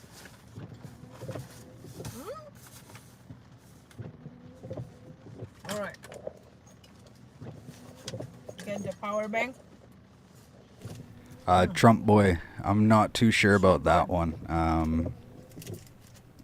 Maybe when they pass this bill, I don't know. The Jeffrey But I haven't heard of anybody. I've heard of people getting fines for honking downtown Victoria, but not for protesting. I'm not done with the tour. Hold on, give me a sec. But I'll do some digging. Get out of this car. Get my umbrella out. I don't know what I'm gonna do because I got a pee-pee. There's no Totos anywhere around. What the heck? And by Totos, Kevin, I mean, really appreciate that, man. I'm trying my best. I'm not up to par with Frei TV, but I'm on my way, I think. I hope. Yeah, does anyone know if they got any location? Because I was supposed to hold an overpass today. I mean, I was supposed to stream an overpass today. And the trucks were supposed to come to down to the DC, but they decided that they're not going because there's no location. And once they get a location, New Hampshire and Vermont was gonna go down.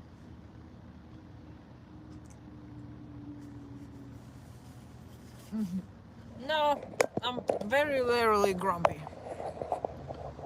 Unless I really don't like something. Alright. Let's do this. My wonderful people. Convoy in the house, everybody. How you doing, Convoy? Good to see you. So the Trinity College, Hartford, Connecticut. Yeah, I believe we have the right to protest as well.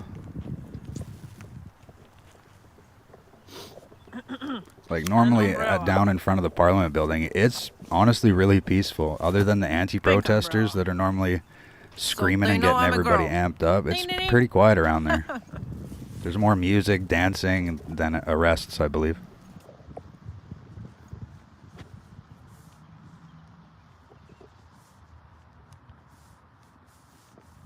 Okay, a quick battery.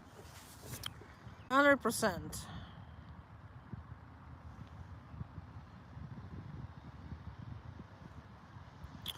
Okay.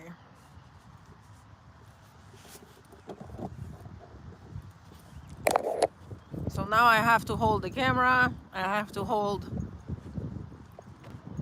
the umbrella, my autophone.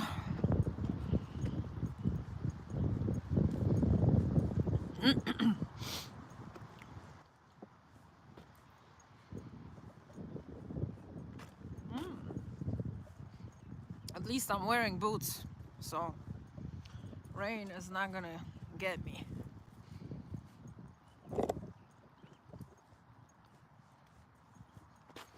And if you're just tuning in right now, it's Hartford, Connecticut. Please watch the whole video. It was all about the protest at school.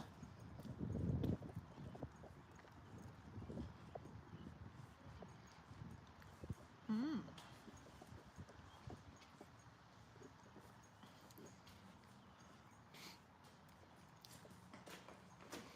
(1845 to 1877).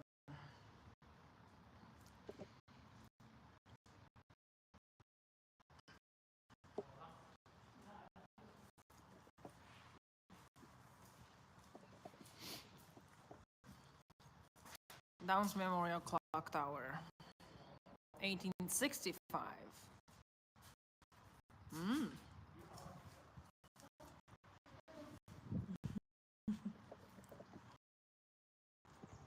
Ooh, Yeah, I don't mind sticking Frei's stream up. I'm just going to get it up right now. how beautiful is that, huh?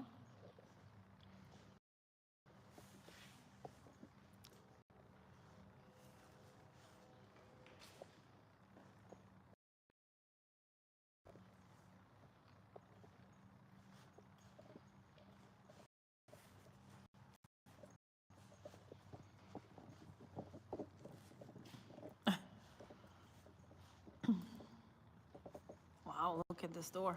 That's beautiful.